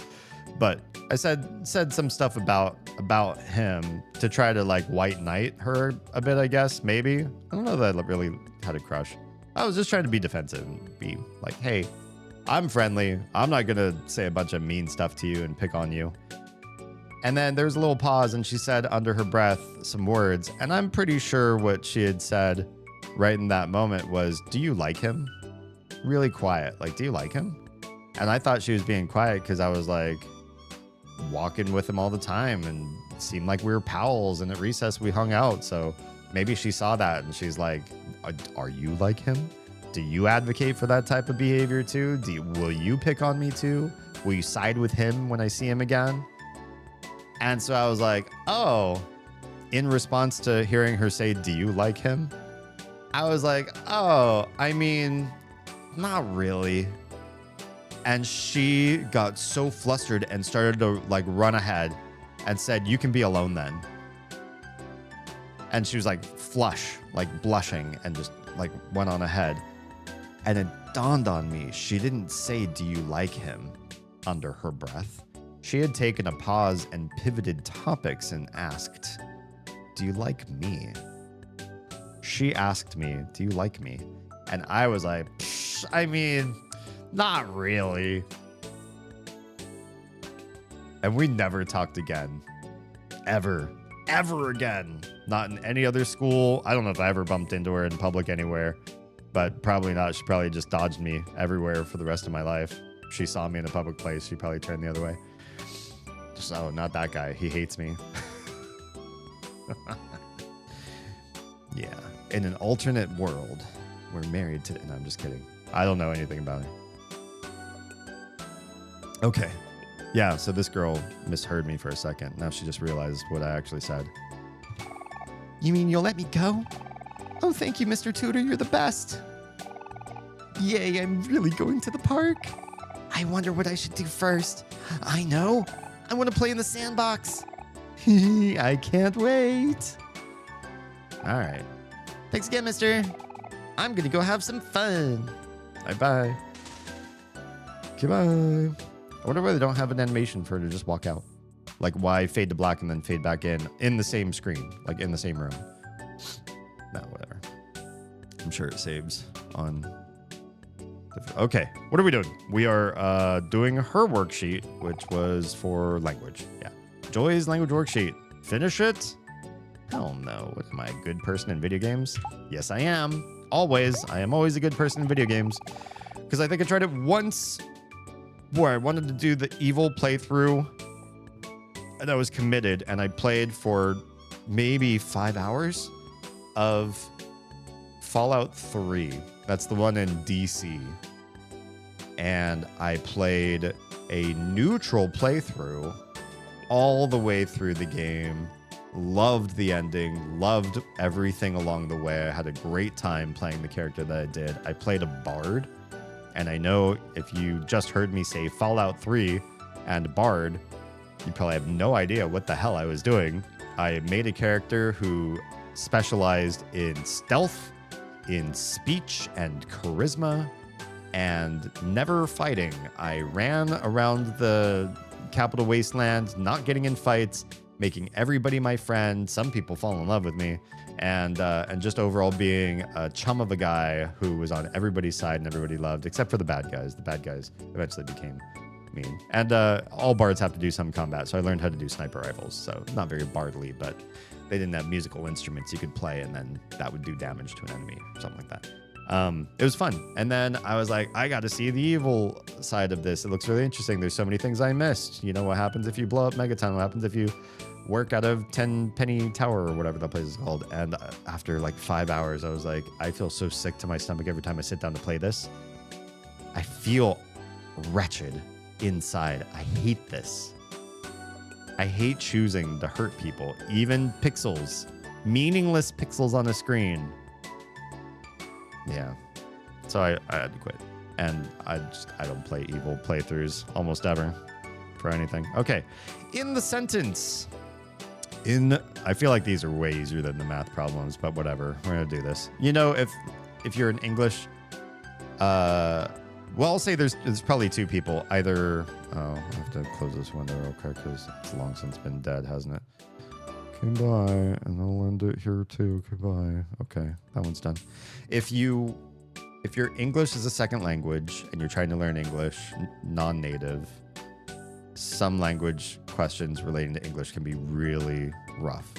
If you are native English speaker, depending on your upbringing and socio-political status, what country, what region in that country you are, some of these questions may be hard too, because you might not necessarily have the education behind standard English, and you might think, oh, I don't know the answer to this. There are a couple words that Oz says that are like her family or her region words, and I can't correct her. That's because it's an in-grouping for her. If I corrected her to a standardized English, what good would that do? She's not writing essays for a living, but she does speak to her family or to other friends from back where she was born. And those people talk that way too. And sometimes that is non-standard. And I just, I let the nails on chalkboard sound in my ears of hearing the wrong word being used just wash over me like a duck with oily feathers that let chalkboard nails roll right off. I don't know where I'm going with this. As a native English speaker raised in the South, I fumble English sometimes. Yeah. I mean, it's a nasty abomination of a language. Obviously, one of the world's worst. And yet, here we are in a future where the majority of people in almost every the business scenario that I can think of speak it or have to. In the sentence, This glass of lemonade is blank blank freshing. Which prefix is correct? Gavin, what's up? Oh, by the way, should we take a pause and just say, if you're not already well encompassed in the world of some lovely content creators who are here with me on tonight's stream, can I send you this way to Haley BB? Huh? There's something behind you. Yeah, this doll. Oh shit! That's the There's doll. oh no, there's something Oh, else. there's something else. I hear my own voice. I'm in this clip. What did it look like? Red. I don't know what it was then.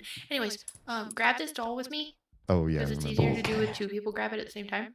Ready? Go. This is my first time seeing this doll. Oh boy. And then drop her. Oh fuck. We gotta do it again. Ow. She hit me. She hit me. Now. Okay, one, Oh, two. the thing's coming. The thing's coming. Oh fuck! That thing. Oh. Shit. That's the red thing. That was the red. That was not very good. I'm doing good. I was working on my game earlier. Can you tell me more? What'd you get accomplished today? That was the red thing. Yep. The red thing of doom and death and abomination. And while we are at it, please also send some love to Gavin Stoutheart, second best goblin content creator I know. Gotta keep going. Okay, here's where a boss is. Next to Oz, of course. I want to play this game. Nope. Oh, No. uh-oh. I'll get the turkey though. E. This game looks so good, but also looks super frustratingly hard. Like, I don't know if I could do it. But I've done some hard games. I have to wait 6 seconds before doing another shout out. Has it been 6 seconds? No. There it is. Okay, cool. That's the thing. Yeah. But yeah, if you like wholesome, these are two of my favorite wholesome people. Although I wouldn't say that Haley's streams are necessarily family friendly, but you should definitely go check her out because she's very entertaining. And Gavin is wholesome and family friendly, and that's extremely rare as far as content creators go. So keep doing what you're doing. Appreciate both of you very much. It's in the style of JRPG. It's about my lore. I love this. I made models of the tutorial party. Oh, cool. That's exciting. Good stuff. Yeah, Gavin and I have talked a little bit off stream about this work, and I'm very excited to see it come to fruition. Just keep doing it, little bits at a time. Keep moving forward. Heroes to a Troa. I know that everybody rolls with the punches when a streamer changes schedules, and I know that there's a period where for the next few months my numbers are gonna like hit a new low. I've watched my whole brand grow and grow and grow over the last 5 years, and you know, even more so over the last 11 since I started doing any content anywhere. And it's always crazy to see where things end up going over time, what things hit and what things don't, and learning about the whole business altogether. But if there's one thing I know, it's when you change something dramatically, especially when you have to back off to talk, you know, health and personal self-care and all that stuff, it hurts the business. No matter how good of a choice you're making for yourself, it hurts the business, hurts the bottom line. And for that part sucks. But I know a lot of you have rolled with the punches, but none, I think, have rolled more than Troa. I appreciate your patience and everything that's changed in these last couple weeks. Pally Pal is here. Starting party is made up of dwarves. Love that. going to need some peeps with some big voices. Big voices that you're going to do some pitch shifting with, or are they just going to be big voice trolls? Because there's like the dwarf sound that's like, I'm a big Scottish dwarf sort of person. And well, that's a horrible accent. I don't know what I'm doing right now with my voice. I'm tired. I'm sleep deprived. Not normally this week. Just today I'm extra tired for reasons. Or are you gonna do like? I feel like pitch shifting would be more like a gnome. Like even if you got like the barrel-chested voice and then you do the pitch shift. Kinda like this is not quite like a dwarf. That's not quite like a dwarf. You probably shouldn't do pitch shifting with it. Yeah. Okay. So trying to do pitch shifting if I can help it. Looking out for VIs once I have a script. Nice. And we've had some discussions about that before. Okay. So glass of lemonade is disfreshing. That's just fun. That should be a word. Disfreshing. I don't know what it would mean, but I wanna find a meaning of that and use it. Or is it unfreshing? Or is it refreshing? I think we're gonna answer this one, but I wish these ones were a little bit harder. I do. I wish that they would really disenfranchise people because English is so much harder than math, and math is so much more universal. And math you can also kind of like look up. Well, you could look up these as well. You know, I'll poke you when I'm ready. 100%. Everybody always does. It's refreshing. What is the correct abbreviation for the word wait? Wait? That's interesting. So I've never seen a capital W before, ever, for wait. But I also don't think I've ever seen WGT before. That one seems really, really odd. I've only ever seen WT. And now I'm just making sure I'm not gaslighting myself on this one. Right when I was like, oh, these are all so easy, like I should just be able to. But yes, WT, net weight is always NET-WT. Unless they spell the word out. It would never be WGT. Also, you would never, would you ever use G? If you have a silent GH, why pick the G? It's got to be WT. Now I'm extra thinking about it, but 90% sure. I think W is always for watts. I think you're right. Capital W especially, because everything with electronics is capital. Capital A, capital V, capital W. Amps, volts, watts. What word means to move forward on the hands and knees? Walk would be weird. Slither sounds like you have too many parts.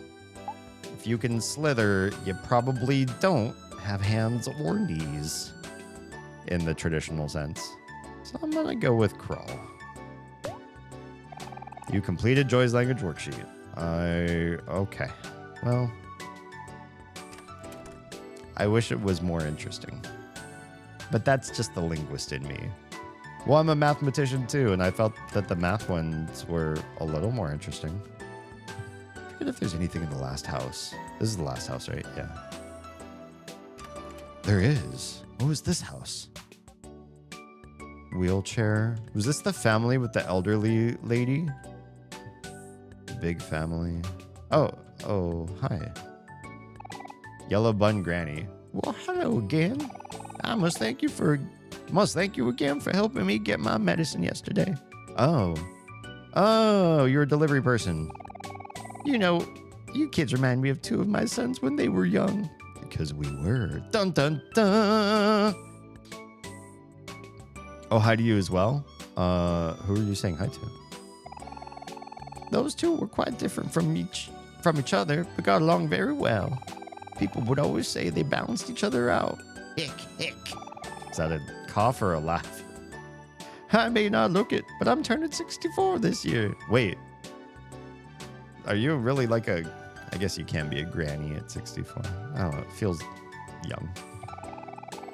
I've had 7 kids in my lifetime, but everyone's moved out except my eldest son and my youngest daughter. That's kind of weird.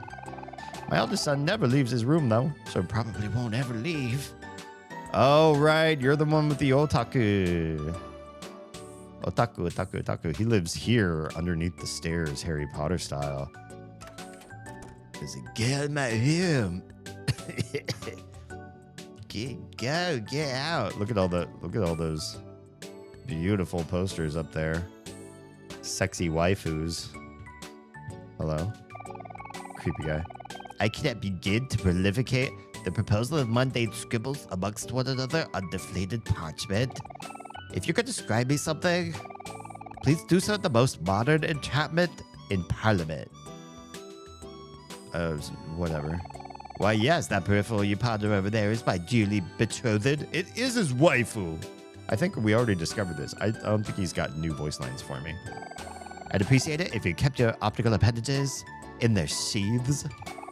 She assimilates my confab better than anyone and anything else. She's such a sweetheart, and we love each other. Now leave us alone. Okay, yeah, I'm so gone because you're so gross. Not to disenfranchise those viewers among you who are also well-spoken otaku. Thanks for your viewership. Wait, why am I alone? Where's this at? Oh, because I'm in the bathroom. Of course, a toilet. Of course, why would Kel join you in the bathroom? Just hanging out, watching you pee, chatting you up. That's interesting. This bathroom's so big, the washer and dryer are both here. Washing machine and dryer. Also, who designs a video game where the washer and dryer have like the little... You got the little box, I think it's like for the dryer vent stuff to come out through the wall behind it. It's well done. It's good thinking that you did all that. And you see how one's a front loader, the dryer, and one's a top loader, the washer. Smart. Okay, do we see the thing in the mirror? We do not see the thing in the mirror. We cannot see in the mirror.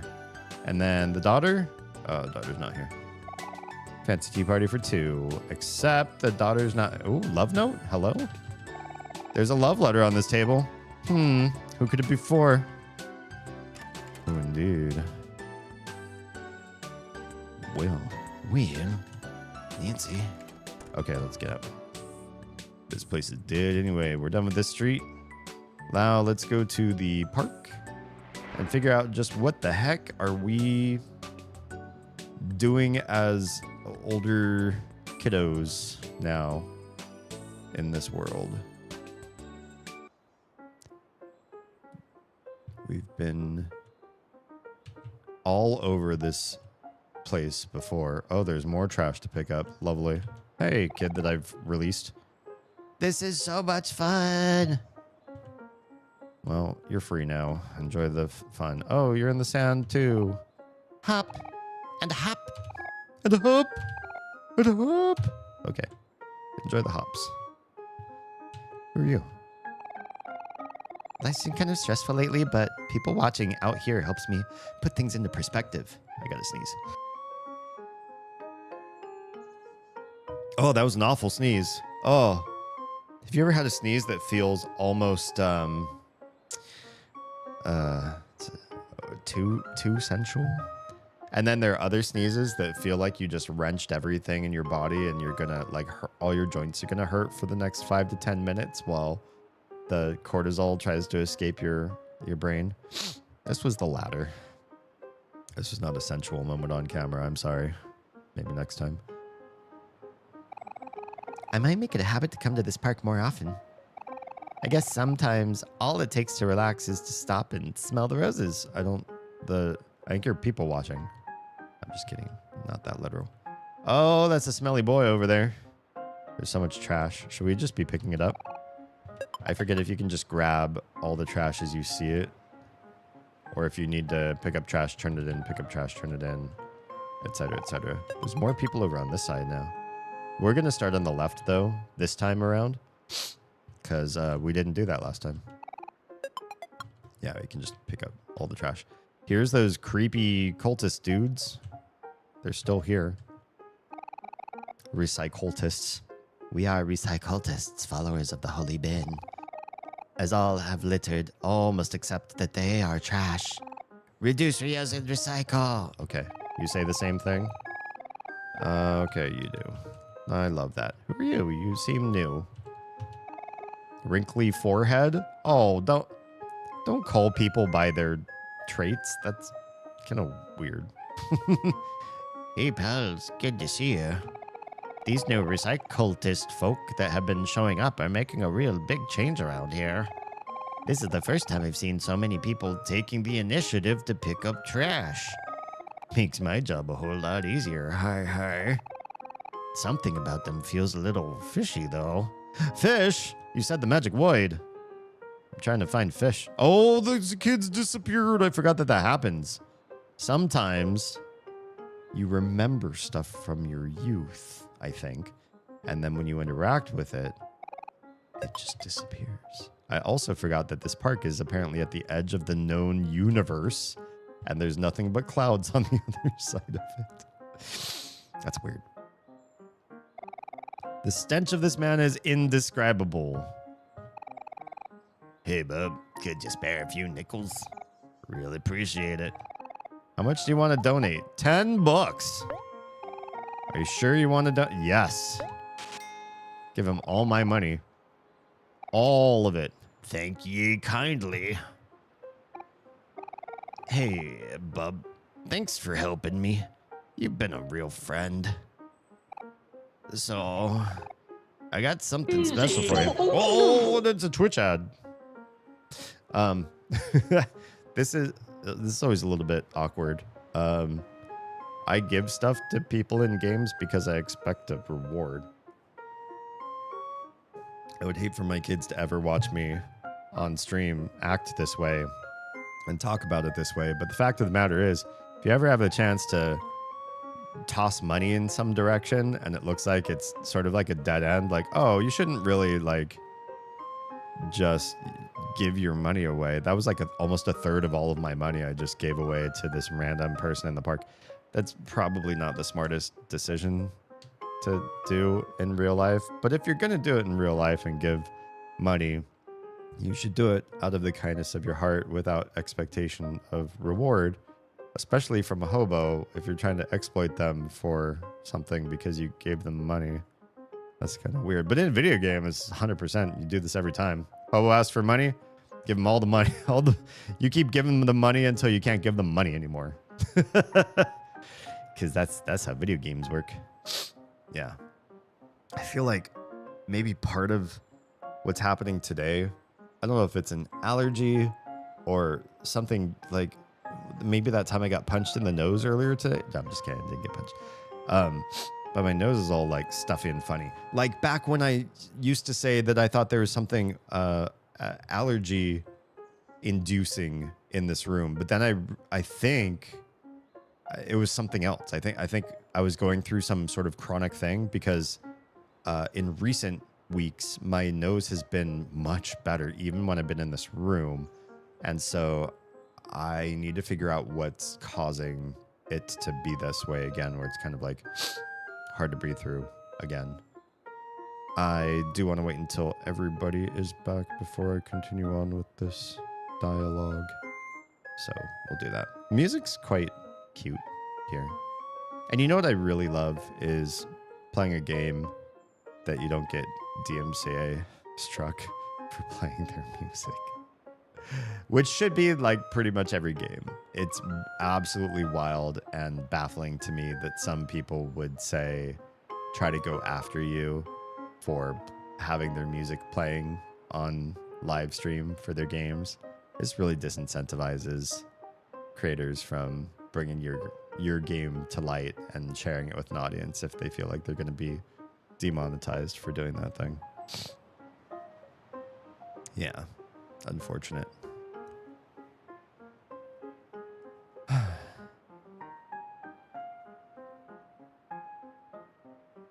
So, coming out of break for some of you folks, let's see what the hobo has left to say. Thanks for letting me have a moment where I just didn't talk. Not that you had a choice.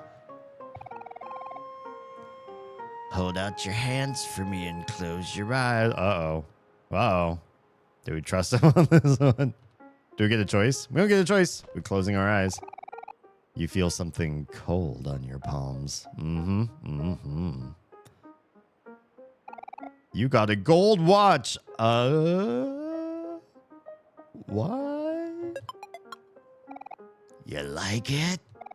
Since you've been so gracious, I thought I could spare you some of my wares. That's real gold there. I swear it. So, then why you look like that? Oh, okay. Gold quotes watch. Is this even real gold? I don't know. But do I try to wear it? I don't even know what these do. Maybe nothing. Oh, I don't want to give him something else other than his pet rock. No, they don't do any stats. They're literally just things. Do stats only exist when we're playing make-believe in our kid world? And really, when you're carrying things, they do nothing? A tetherball pole. Oh my. That's a different game entirely.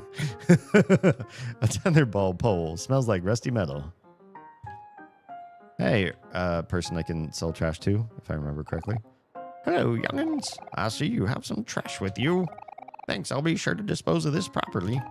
Here's $5 for your help. Ho ho! Why does everybody laugh funny in this game? So, would you like to buy some apple juice for $2? No, I'm okay. Okay, that's fine. As long as you're not buying any orange juice. Yeah, don't worry about it. I'll say no to him too. Wow, that is a nice view.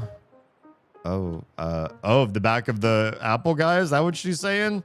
Because that's the only thing I see her staring at. A tree and this guy's butt. An empty picnic basket? Yes, we would like to save, please. We've done some few things here and there. Yeah. Hello. Oh, it's Basil. What's he doing over here? He's just kind of staring off into the... Basil, you're creeping me out. Basil?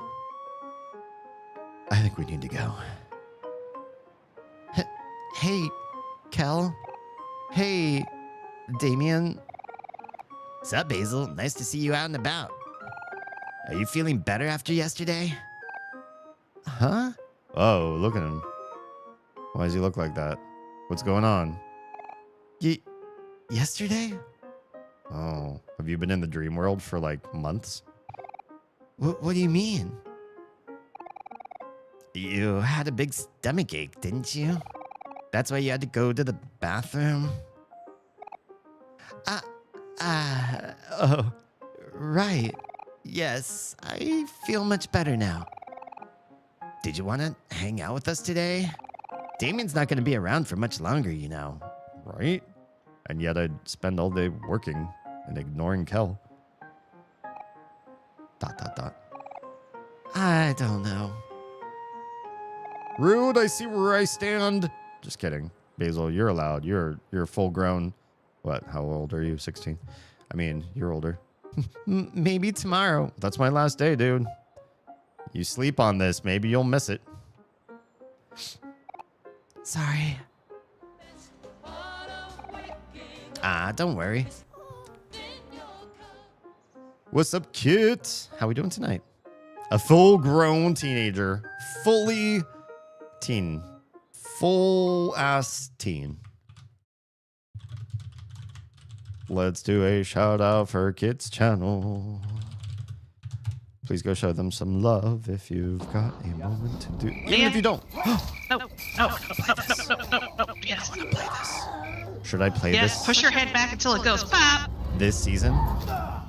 You're gonna pop her head. She loves you. She shows love in a very stabby way. No. Yeah, hands are really messed up. Can you pick that up, please? Hear her? I can feel her clawing her way back inside. I do want to play this. Good for you too. Maybe this season. Maybe this year. Oh. Take Hit care it of that harder. head. I deserve this. Yep, one more time for good measure. Oh, good girl. Third time's a charm. Fucking psycho. Let's go. Where's that machete at? Can I have it? Can I have it? Can I have it? That's the most important part. Where's the stabbies?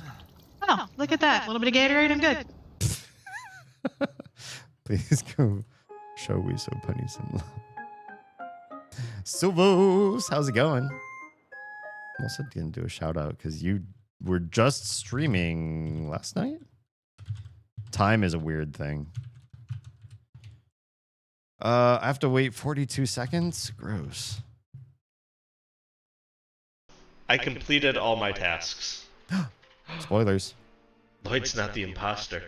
He actually did his tasks. God damn it. I don't remember if I got that far in that game.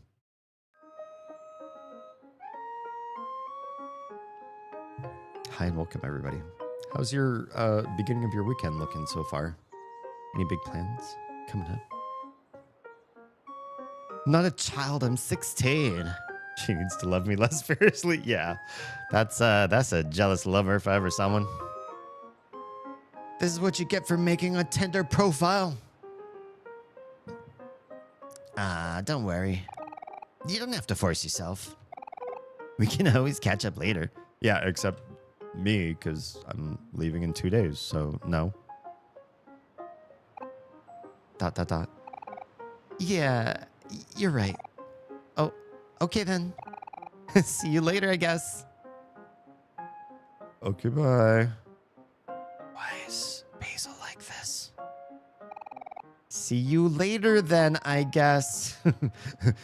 He asserts, stomping his foot and making eye contact with you, like, get out of here.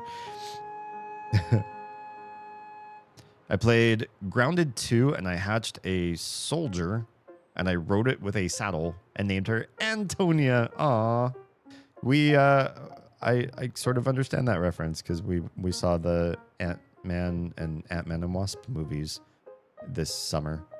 And that was my first time watching. I haven't seen almost any of the Marvel films until this summer. The kiddos being about the right age for it now to at least get some of the storyline. And yeah. They've been fun. They've been interesting. They're up and down in quality to some degree, but mostly pretty good romps. Yeah. Soldier Ant. You've not seen Ant-Man? Oh, Ant-Man does this too. He names ants stuff. You would get along. I just thought ant names. Yeah, you guys would get along. You and Ant-Man. Oh, hello. Yuck. Yuck. Okay. Aren't you lovely? Today is such a beautiful day, don't you think? Except for your cough. I may not have any money, but at least sunlight is free. Until it gives you skin cancer. So anyways, lads, could you spare me some change during this hard time? Sure, you take $10 too. I'm feeling generous. Some old money bags. Everybody take my money. I've currently donated $50 to Old Hobo. Thanks, good lads. I'll be sure to pay you back somehow. It's a video game, so I believe you. A yuck. A yuck. Okay, bye. There's more trash. I'm gonna go sell more trash and then talk to those people down there. Palms up to accept donations. You can take all my Omorty bucks. I like making the money. The little mini games for work in this game are pretty fun. And, yeah.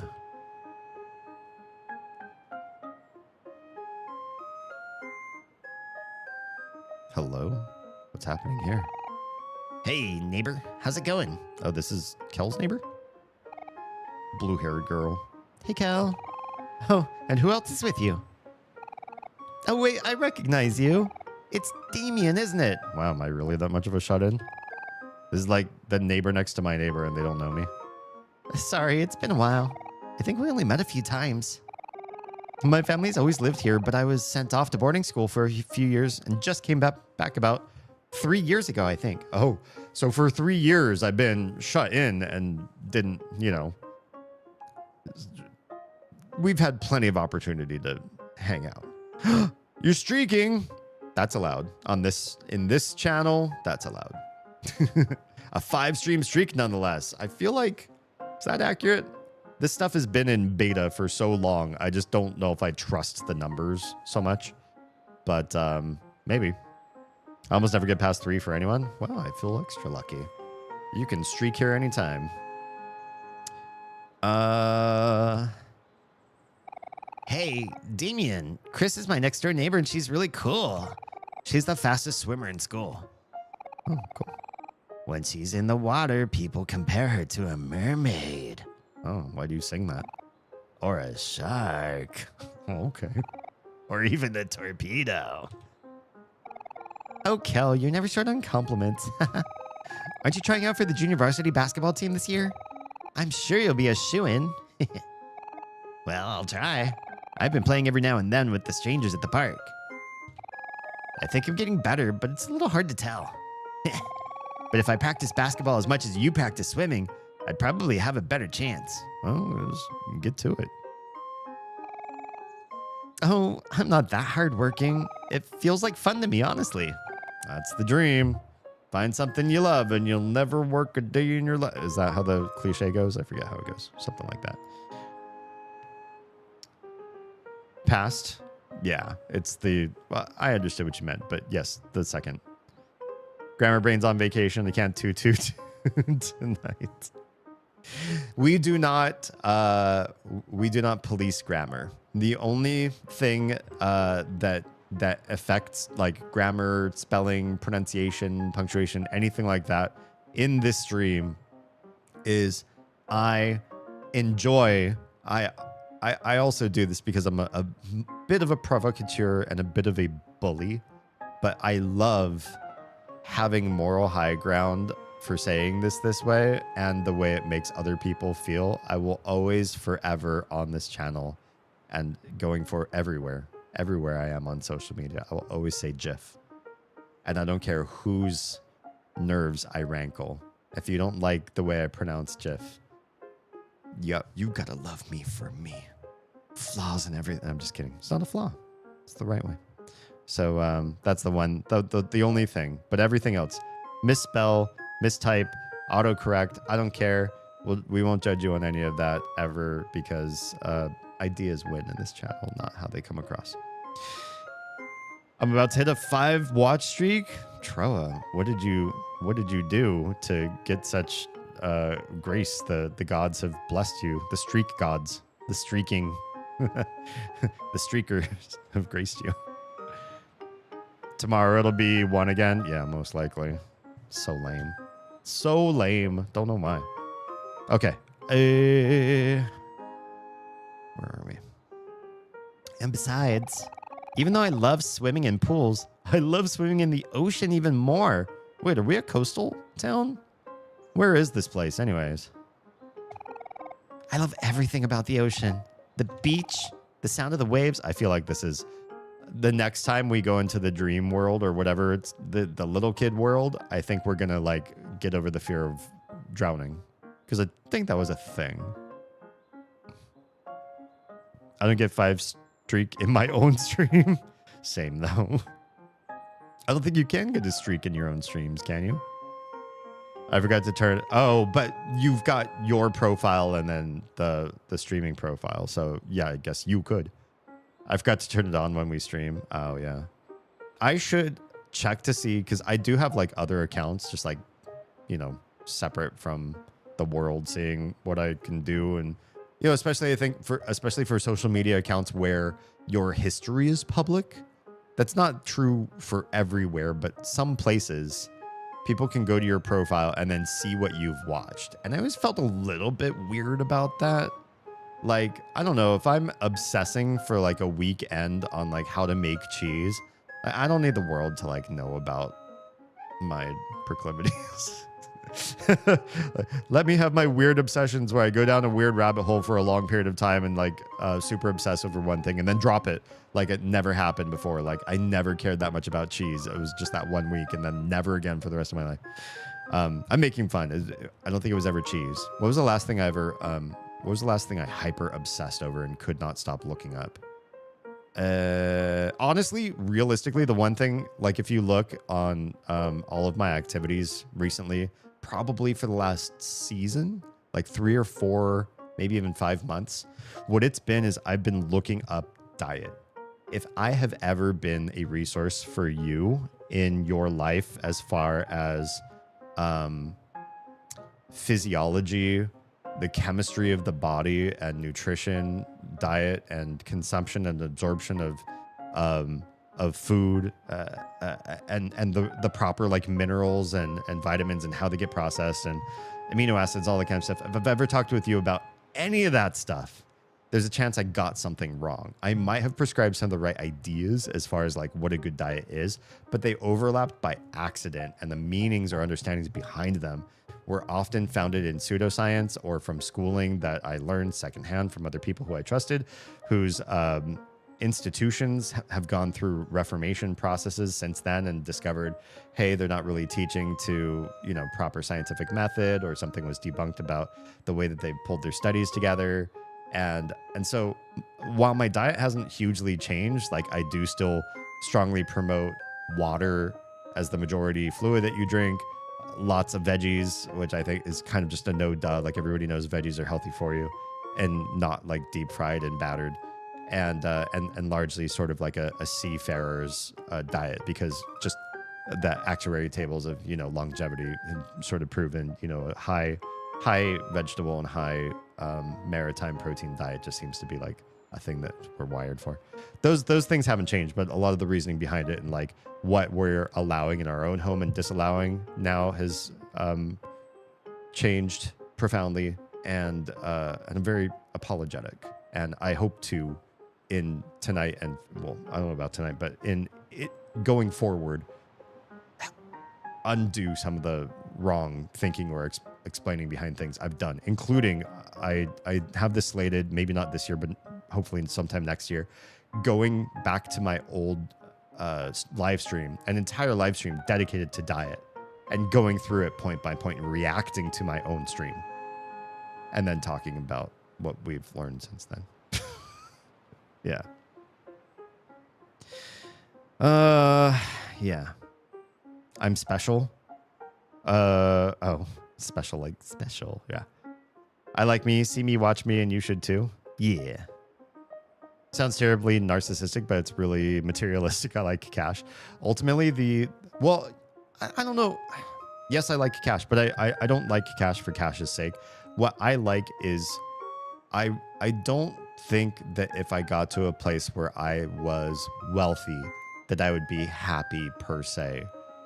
What would make me happy in gaining of money more than what I'm making now is not worrying. And I think when people say money can't buy you happiness, it's just the really rich people that say money can't buy you happiness. You can be sad and worried and anxious because of bills and upcoming costs and what happens if an accident occurs. They say like the average American's only like 1 to 3 big accidents or medical incidents away from bankruptcy or whatever. And it would be lovely to just have the money to have that worry or anxiety be sort of squelched, and that is happy making. It's not the money per se that's making you happy, but the money gets rid of the fear, and the fear stops the happy or squishes the happy down, takes up some of the space the happy could fill. So yeah, money does give you happiness to some degree. But more than that, more than we're able to cover everything, I don't know that I crave it so much as if we ever started ramping up in that direction, I just want to find talented people and give them this money. I mean, in the form of jobs. I want to employ people and make things bigger and have a bigger outreach and help a lot of people get a lot of cool ideas. Probably not punch my microphone. Get big ideas and conversations and sharing of knowledge and growing and disenfranchising people from their ruts, getting them unstuck in life at a bigger and bigger and bigger basis and way that I can do just me or just me and Oz. And that involves, paying other people because we don't want to do it with volunteers. We'll take volunteers for a short period of time, but if anybody's wanting to volunteer, but we'd love to pay some people to grow this, and that then having a lot of money would be great to pay those people, overpay those people. Too many people are underpaid. I'm underpaid. I'm trying to get my eating back on track also. Yeah, I was off rails, on rails, and then a little bit off recently. I need to get back on again. This is my reminder to myself. Starting tomorrow. Or Monday, maybe. Weekends are hard. We do a lot of opportunistic eating while we're out running around, trying to get errands done, trying to clean the house, trying to get the girls ready for the next school week and everything. It just gets crazy. I like paying bills. Yeah. I like paying bills. I like paying them on time. I like not having creditors come after me. I like not having a bill or a debt go into collections. Yeah. Paying bills is nice. Okay. Then even the smell of seaweed. Oh, I like the smell of seaweed. Although probably not for the same reason. I think for blue-haired girl, it's just like a love of the ocean. I like to eat seaweed, personally. Sorry, I must sound a little obsessed. I think everybody's obsessed at this level with something. Me, not so much these days. Just, I get in phases, like I said, with the diet, but I don't know if I have this kind of level of obsession with things regularly. I met with a new dietitian for the first time after waiting 3 months for a referral. Oh, I hope they're good. She recommended a few things. I kept it in mind, but had specific other things I wanted to work on. So I had ChatGPT help me with a meal plan for the week. Nice. I gotta say, I know that there's a handful of community that is somewhat antagonistic to large language models and generative AI. And I think in some ways, I understand where some of the backlash comes from.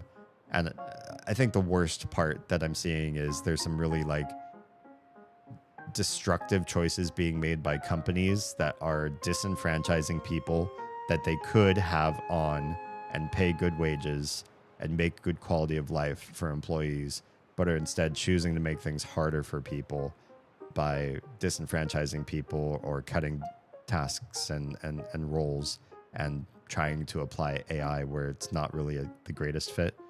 However, things like structuring, planning, assisting with one's life, especially for some of us whose lives can just be chaotic and some of it's well outside of our control, either internally or externally or whatever it happens to be, having a resource that is free to tap that can sort of grab from the world's knowledge and compile it together for you can be really beneficial when used in the right ways. And I think that's a really great way, setting up meal plan, because we think so little about what we eat sometimes, as far as the very cells that make up your body and determine how you feel, how you think, what you react to, and how that reaction plays out, and just your general quality of life, what it feels like to sit alone and breathe.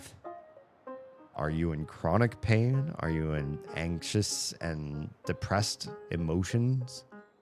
Or does it feel pretty nice?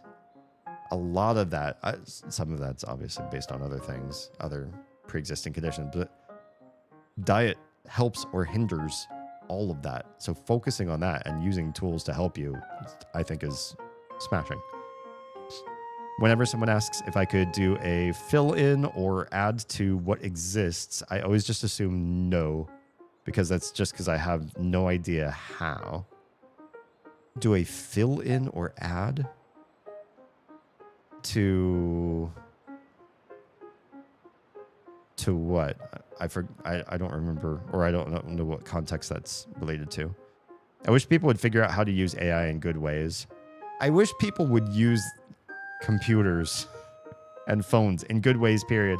The amount of people like that I see, just I look over my shoulder at somebody, or you're in a waiting room for the dentist or whatever, and you watch what people do on their phones, and it's just like the amount of time and attention and energy wasted in such meaningless, useless, and probably not enriching ways is just it hurts my heart. Instant translations? Or making video game voices be able to say your character's name? Yeah. Wait, are those the good ways? Or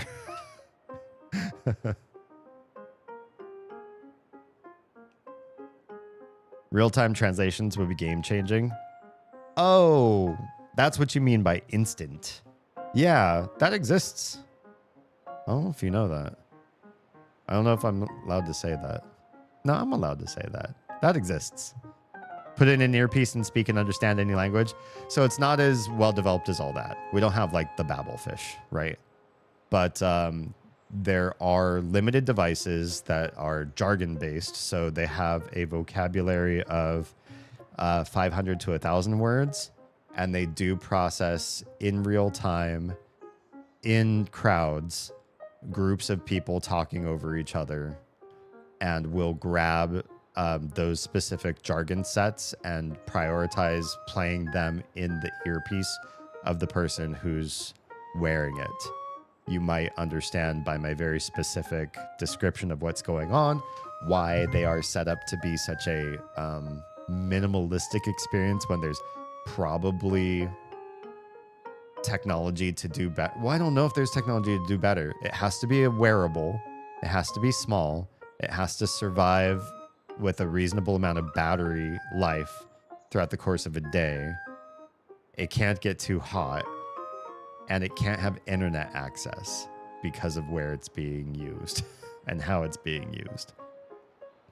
But yeah, it's essentially for military use, for troops walking through areas of the world where they don't have time to train up on the language, but they need to hear certain words translated, hence the limited dictionary. And they don't, it's not like a full translation device. It's basically just there so that if certain words are picked up, those words get translated. Yeah. That kind of stuff is out there already and very useful in a certain number of situations.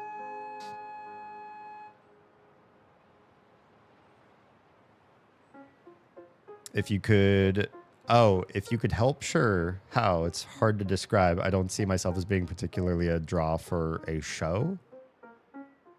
Oh, you mean like me asking people to help volunteer for my brand? I forget, or I'm not sure if that's the context you were relating to. AKA the universal translator from Star Trek. I would love to see that eventually. But I also feel like language has nuances, though, too, that translators probably will miss. And I don't know how to fix that. I mean, if you've ever just watched like a really well-loved translation of a movie, sometimes they will have like a cultural descriptor footnote on something that was said or something that's on a sign or whatever, because not everything can be word-to-word conveyed and then have all the thoughts behind those words conveyed properly. You know what I mean? So I feel like the universal translation will never be as complete as we'd love it to be.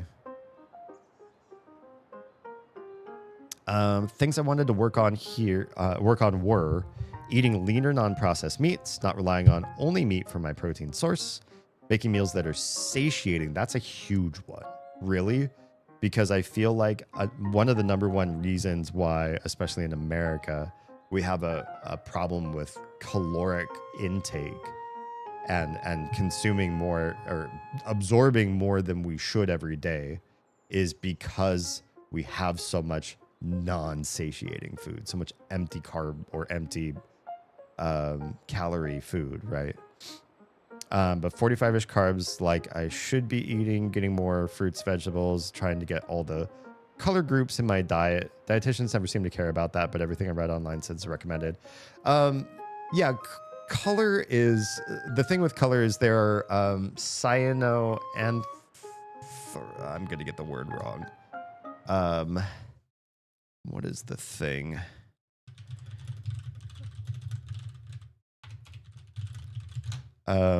You have your beta carotene, obviously it's like your oranges and reds from certain fruits and vegetables, anthocyanin pigments from some like blue and purple foods, stuff like that. There are compounds in those enzymes, vitamins and minerals that are differentiating, and that's why you see the different colors. So like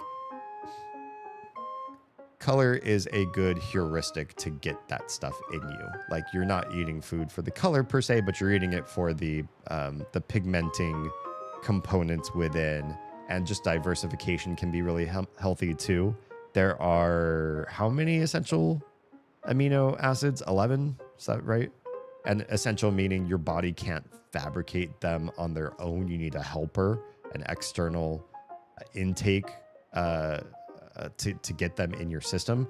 And there are very few foods that get close to fulfilling all of them. So mixing things up and or like rotating through foods, maybe making like a school cafeteria sort of list of, you know, I'm going to eat this one on Mondays, this one on Tuesdays, or whatever, gets sort of like your bases better covered. So yeah, concepts like that. So I wrote ChatGPT how I could work in different vegetables into my diet. Good stuff. Translation thing, it should speak in your own voice. I don't know if I want to hear my own voice that much. I like a lot of other voices better than my own. And I like my voice. I do. I mean, it's a moneymaker, so of course you're going to like it. But I also hear my voice through my own ears. And so I sound different to me than I sound to you guys to some degree. Although I'm one of the rare streamers, so I've found, listening and comparing to other people and like sitting down at some other streamers' setups. I don't know how you do this, those of you who stream who are watching this. If you stream and talk into a mic and do not listen to yourself, i.e., your headphones are playing the game, the sounds of your computer, whatever, other people on Discord, but you don't hear yourself talking, you're not monitoring through your own ears, how do you do your show? I feel like I'm going deaf if I can't hear myself in my own ears. But I also was a professional musician for many years, and so having my own voice in my ears feels like the right thing to do to get the tonality, the notes, the crispness, the manage my mic closeness or distance. The pop has to, everything has to be right, and I can't monitor those things or make adjustments if I don't know what I sound like. Yeah.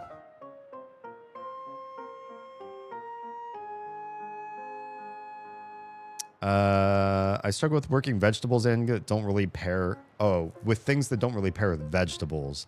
Like if I have tacos, I'm not going to want tacos and a side of broccoli.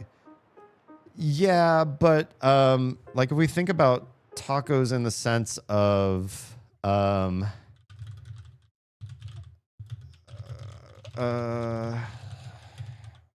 in the sense of like Latin American cuisine, what can we do here? How do we make this? Can I bring this up online? Ew, no. This isn't good. I guess I mean to say is that, so I did research on this. I talked about this in another previous stream about the difference between like the Latin American diet and the Chicano diet, or like Hispanic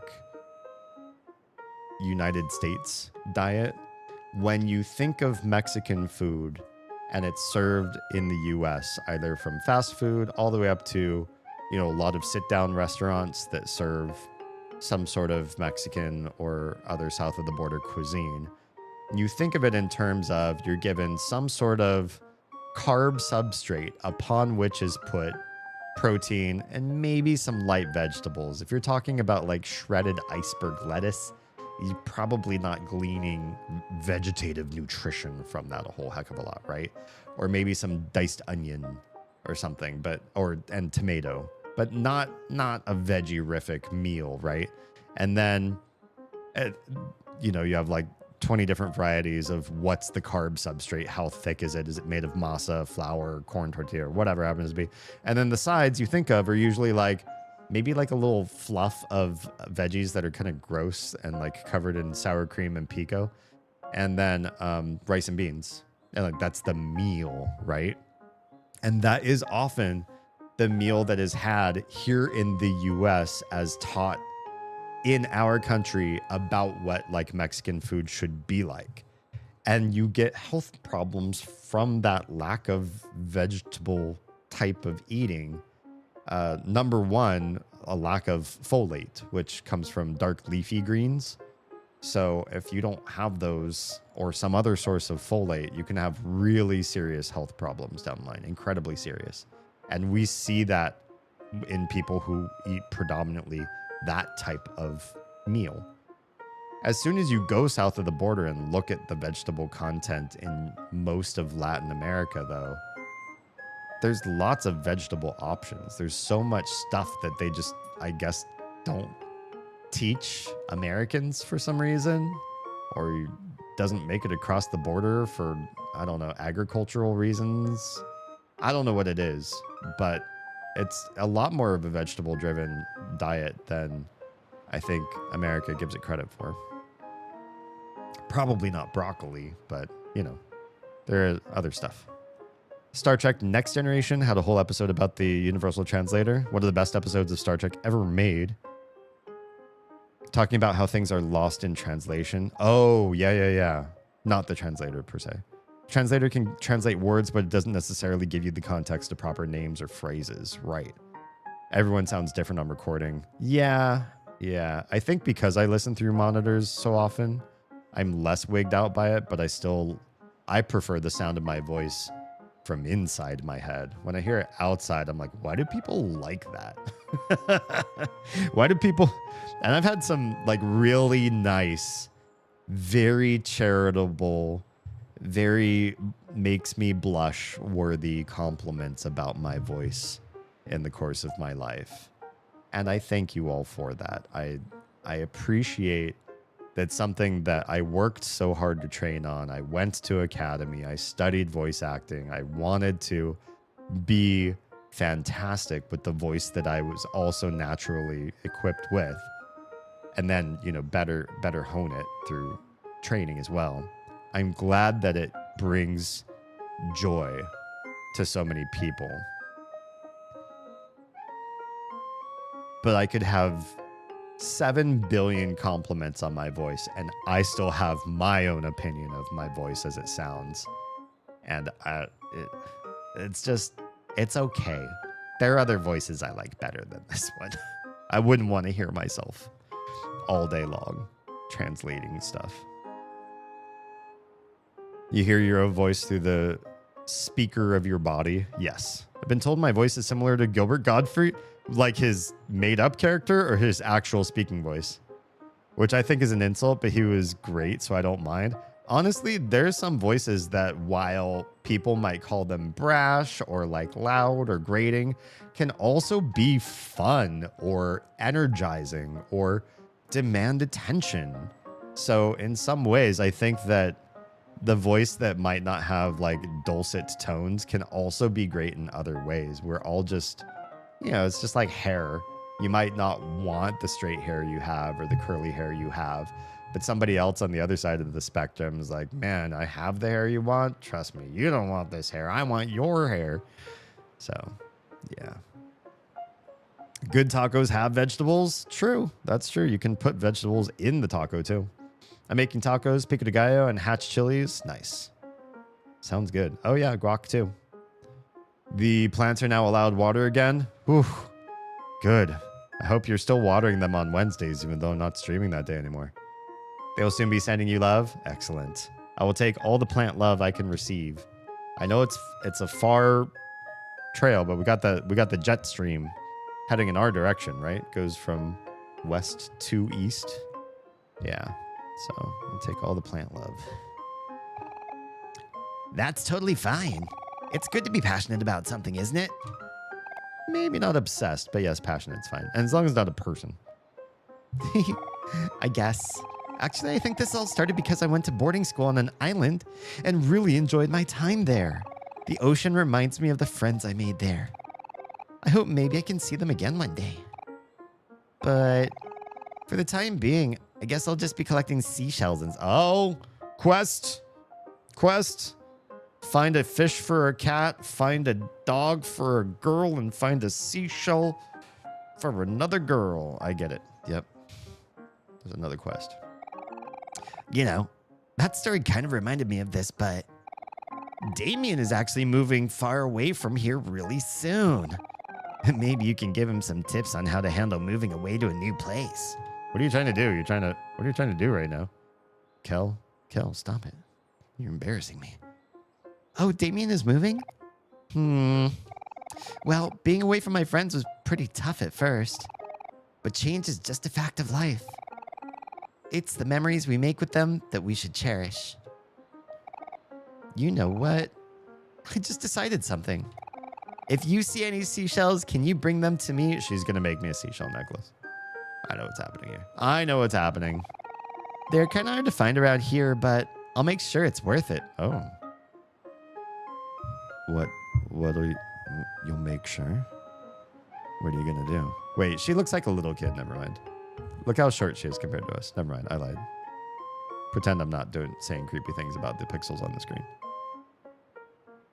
Okay. Well, thanks for that talk. Wait, what's on the table? These look like pies. Is it high time for pie time? Award-winning pie! I want it. I haven't had pie in so long. Don't tell Oz that I said this on stream or she's going to get... No, you know what? Last time I made one, she didn't even finish it. I need to find a way to small batch this because it's hard because there's certain things that only come in certain quantities. But I make the best key lime pie, according to everybody who's ever eaten it. I haven't had like the whole world eat it, but I have had a pretty diverse range of different palates and interests and tastes and just backgrounds of people try my key lime pie and fall in love.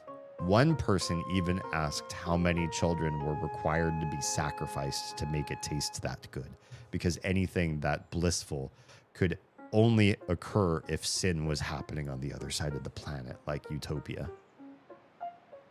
The plant watering schedule is changing too. Oh, okay. Sounds good. And I also have all these other recipes that I want to make. I wish I could make them on stream. I have to figure out a way to... There will be a day when this won't be a big issue, but yeah, there are things I'd love to make like on stream in our new kitchen and make authentically my dish. Try them after making them first time, taking down notes, looking up how I can change things like, oh, this one was like too salty or it's too gooey, and then like figuring out the culinary strategies to adjust and alter. And I want like version numbers and like track all the things that I've changed. Because then maybe I can share it with all of you guys. And maybe you like version 3 better than version 6 because it turned out crispy, but you like it crispy. And so you want that version before we made changes to make it gooier. That kind of thing. I want to do that. There's a number of recipes that I want to really perfect. And they're from all over the world because that's Oz and I are world eaters. Wait, that sounds like a Marvel villain sort of thing.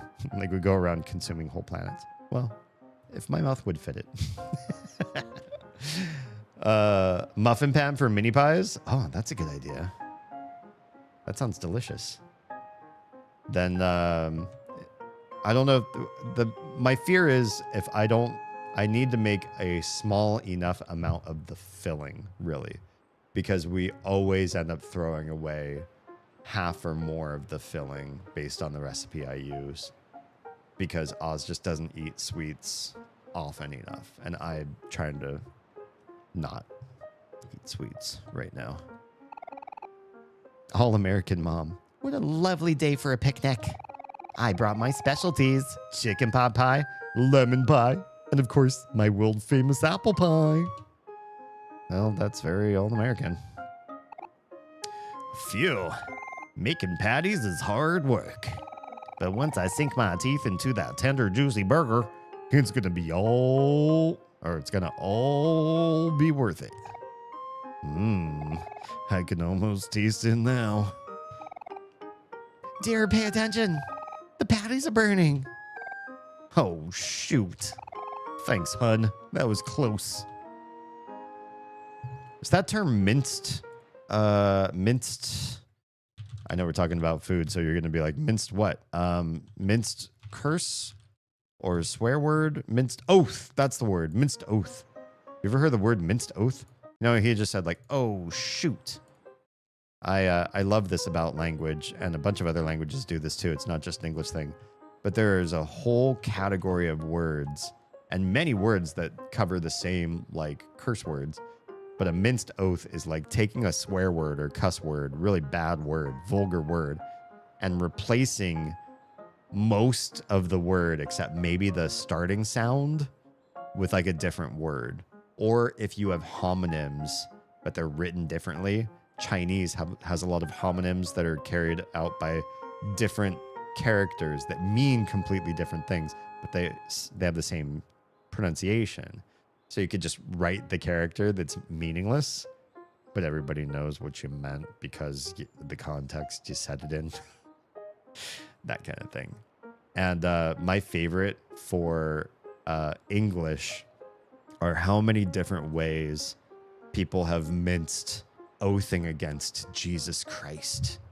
You can't say that name because that's a really bad sin and blasphemous for you to say that if you're going to yell at a curse the heavens or shake your fist at somebody and say it, or look at your kids spilling stuff all over the place and utter that name.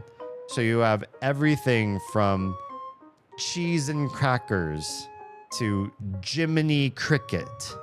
Like all these things that are JC or CH and C, and just like a weird bevy of. This is so fun. Shoot is among the most boring of them. I used to be closely related to. Well, I'll just say it more overtly. I was married before Oz, and the family, my in-laws were all hyper religious, and as one might guess, being in the United States, that they were Protestant Christians, and they were megachurch type Protestant Christians. And what was wild to me is my ex's two brothers were full of like anger and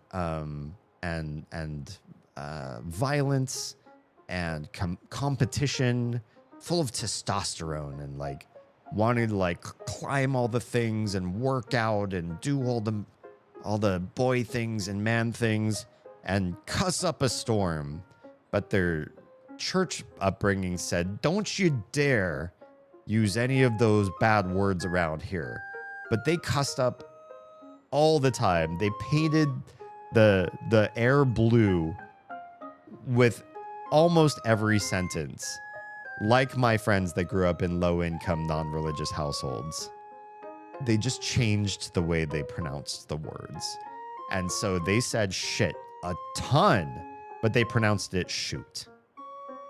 They said sucks a ton, which I don't think it was a real curse word, but apparently the megachurch says don't say something sucks or don't say the person sucks. But they'd said stinks instead. They pronounced it as stinks. And just like every little word got codified, but it's like the intent, the malice, and the frequency of all those minced oaths, they were still being like, they were still speaking that stuff into existence. They were just hiding it the way they were pronouncing the words. To me, you're not cheating anything. You're not escaping anything by mispronouncing the words. You're just as vulgar. which I didn't have a problem with. I just thought it was funny that they thought they were doing something right by using a different word, but with the same intent. Okay, so we're done there.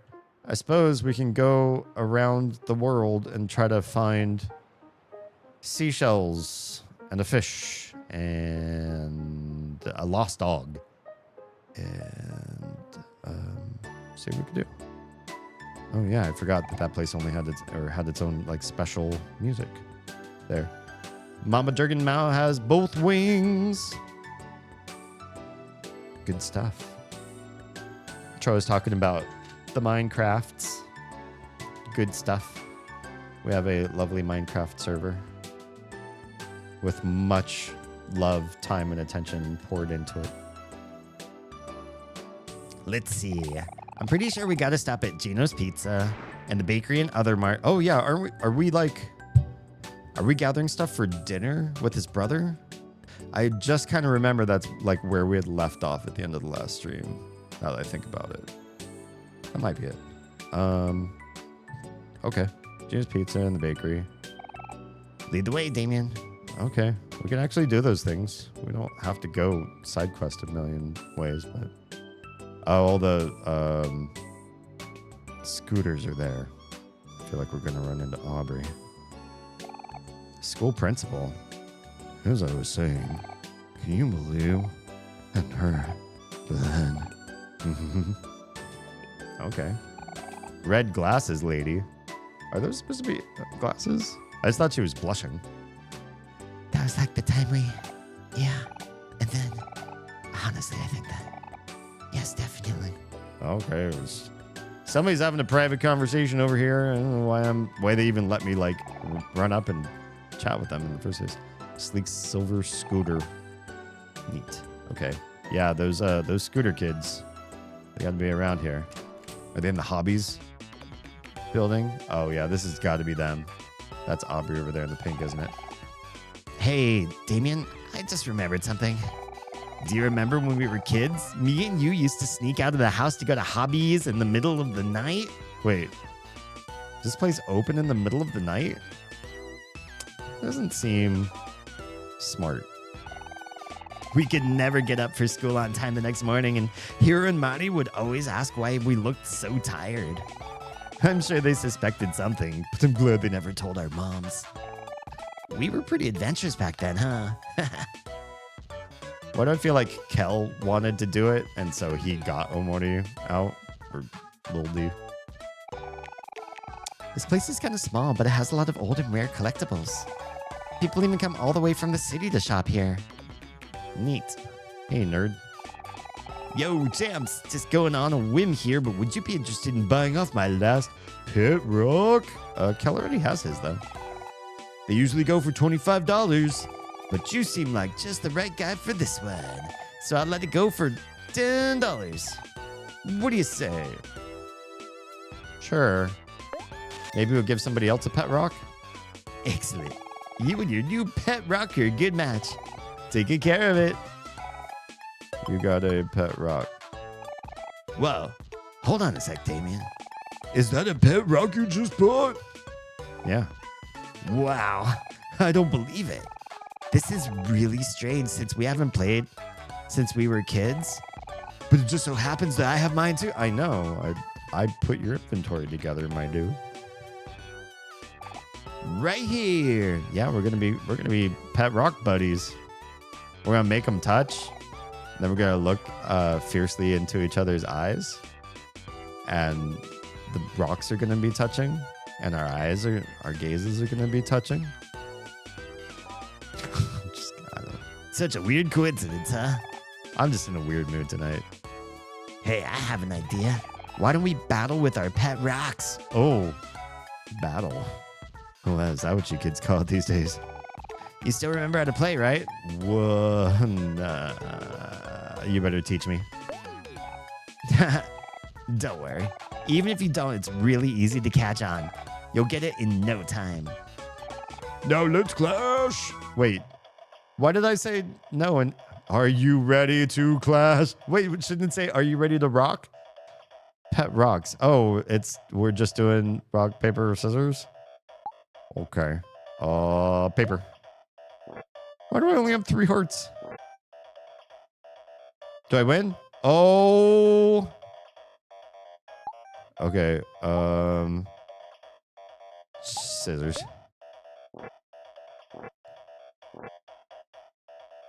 Oh man, we lost.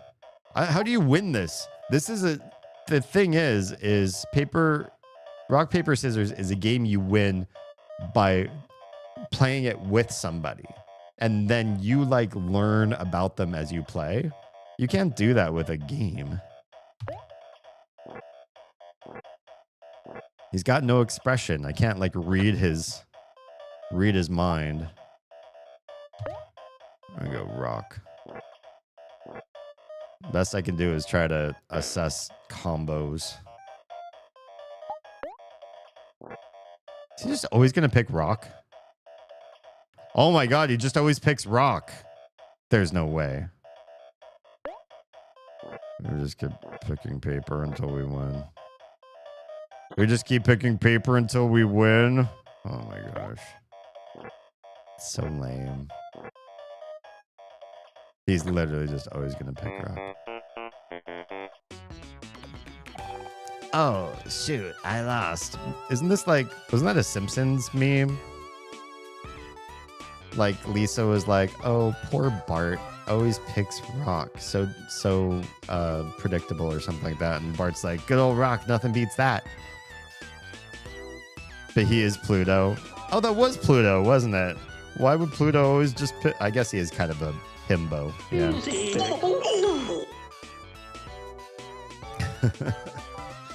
I mean, even himbos, you got, it's a game with 3 choices. You just got choice.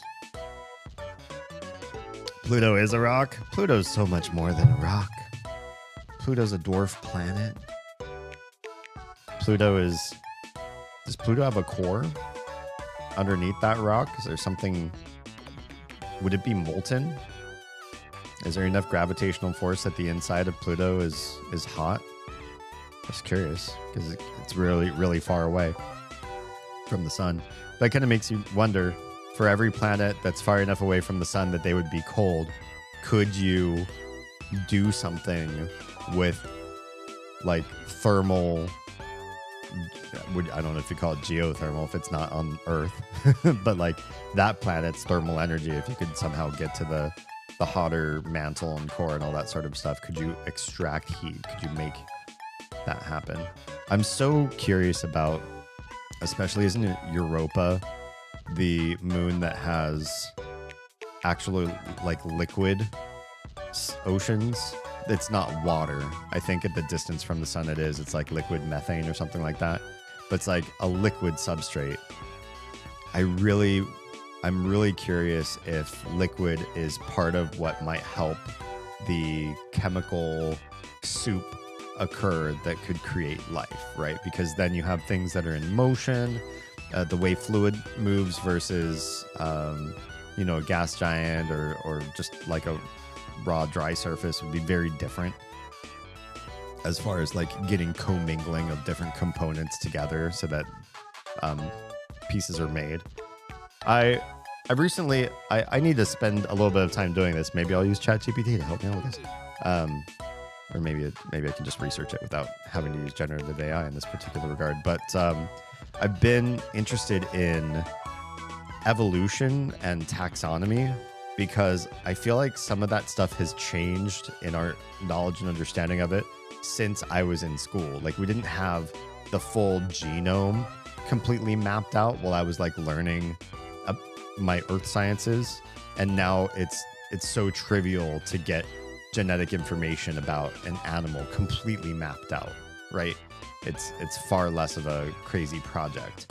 And because of genetics, we're learning different ties and different ancestries with the animal kingdom and plant kingdoms than we first imagined based on whatever methods we used to have before. And one of my favorite things that I've learned about evolution that I didn't know before, although I think this is older than, I don't think I ever learned it, is I love how certain traits in certain animals evolve separate from each other. For example, spiders who weave a web, like the kind of web that hangs from a tree and catches a fly passing by because it's like a big net between tree branches. That was evolved by separate lines of spider, i.e., spiders diverged and spread out around the world and were not like orb or net sort of weavers. And then that evolved in different areas of the world as a tactic to catch prey without having a common ancestor that also did that too. So it emerged as a great tactic in many different parts of the world. That's pretty badass. And another one I recently learned is caffeine is the same.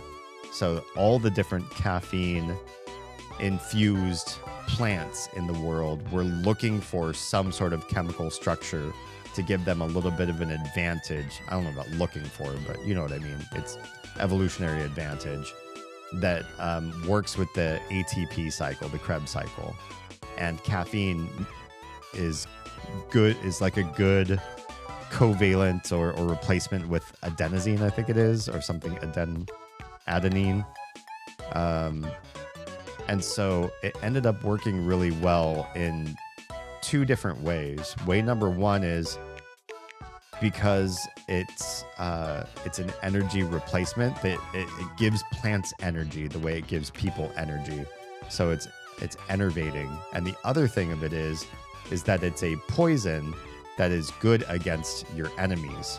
So if you are a plant and you start evolving caffeine, and again, this was happening in multiple places around the world, South Africa and West Africa,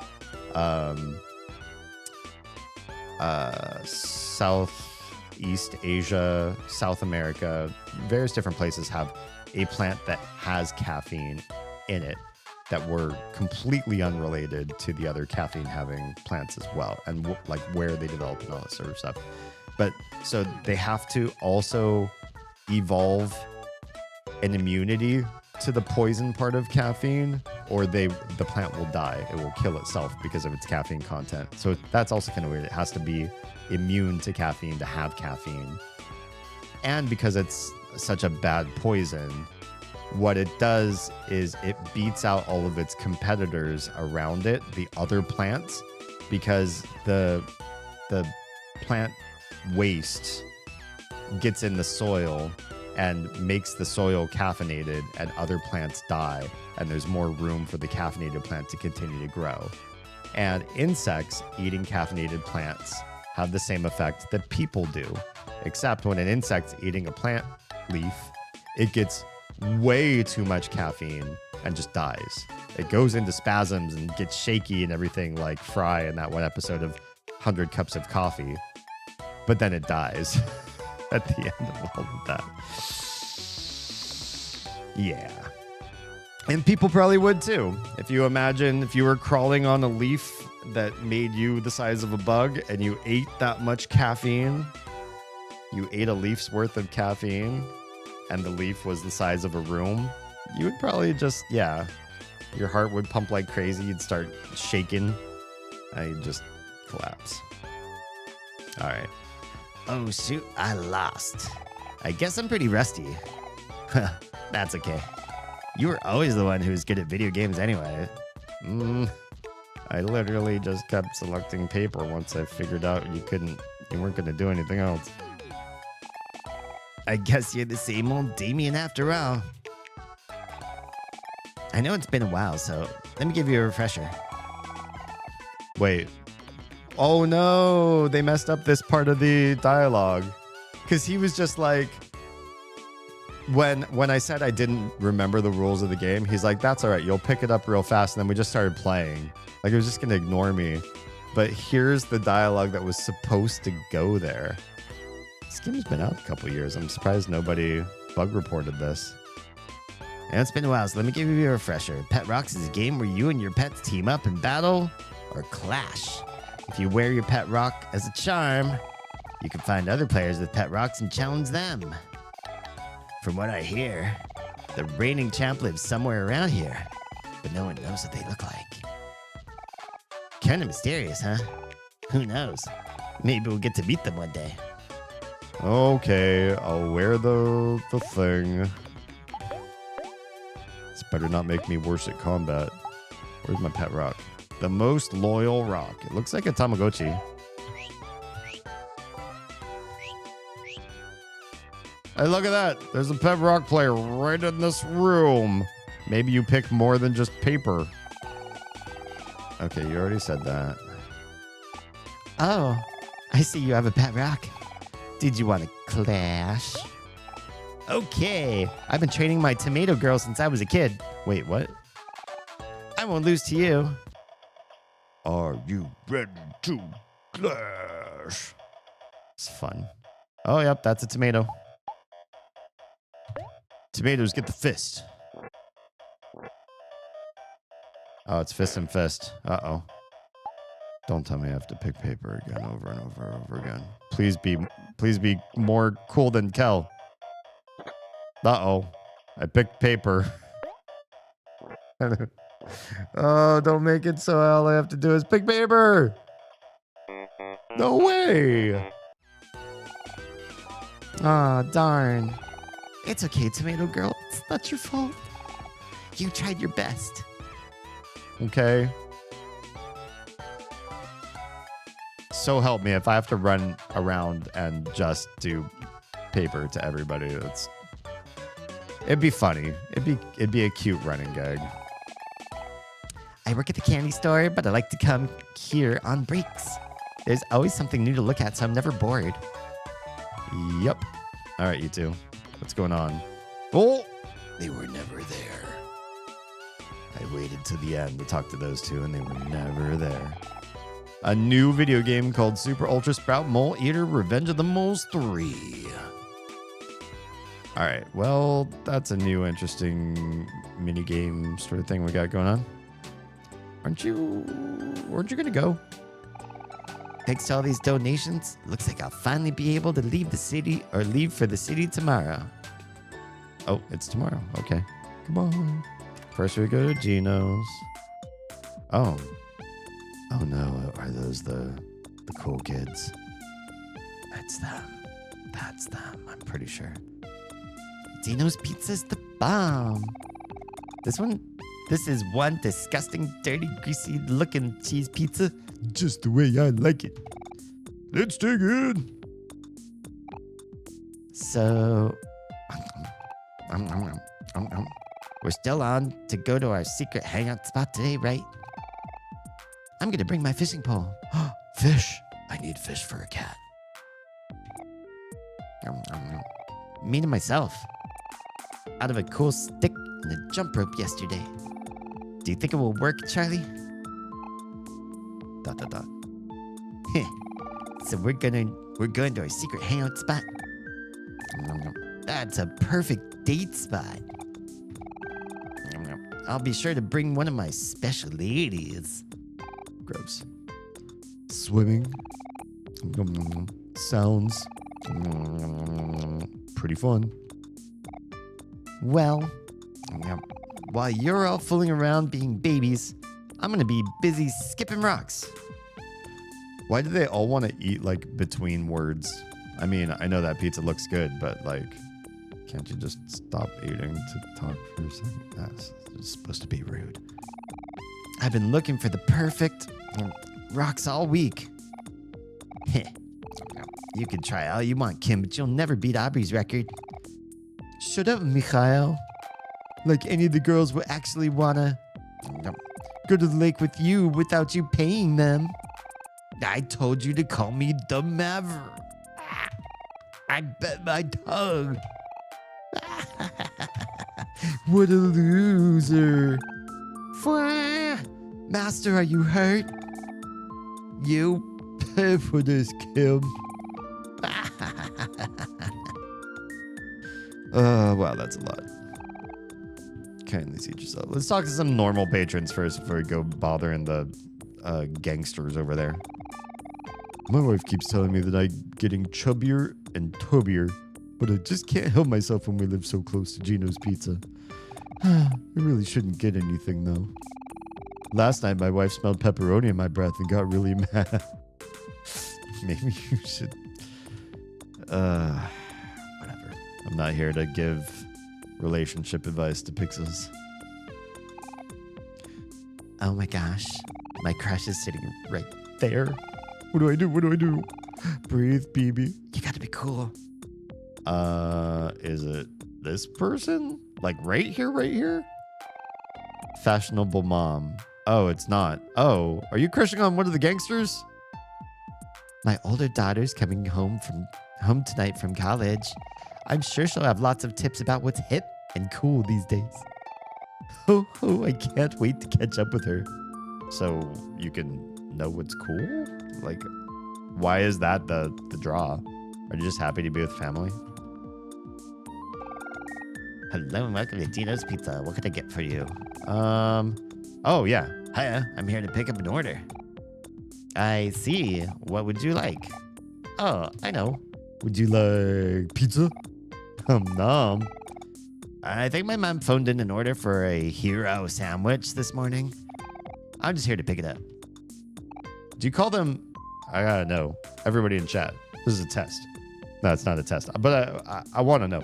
Do you say sub, hoagie, hero? Are there any other language or any other choices besides those? Sub, hoagie, hero. There might be one more. I feel like there's one more that I'm forgetting.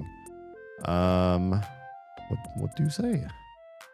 Hang on, let me think. Oh, I see. You're the family that keeps ordering sandwiches. I mean, sandwiches good. Sub instead of pizza. Well, why do you have it on your menu? But it's on the menu, isn't it? Thank you, Kel, being the voice of reason. But only because I grew up around Subway. Hoagie was what I heard at home sometimes. Yeah, I guess maybe Subway, because they're like a national chain, right? Was a lot of people's exposure to having that sandwich. It's called Subway. The stuff that they have on their menu are called subs. It says it on the menu board. So it'd be pretty weird to go to one and look up there, see the listing, right? Like Italian sub, and then say, I'd like the Italian hoagie, please. It's like going to a Starbucks, reading the menu and saying, I'd like a medium latte. You saw the sizes. You saw it said grande. You read it, and then you called it a medium. So you're just trying to be an asshole. Did I ever tell you guys about the guy I used to try to piss off at Starbucks? Because I would pretend like I didn't know what he was talking about. The secret menu guy.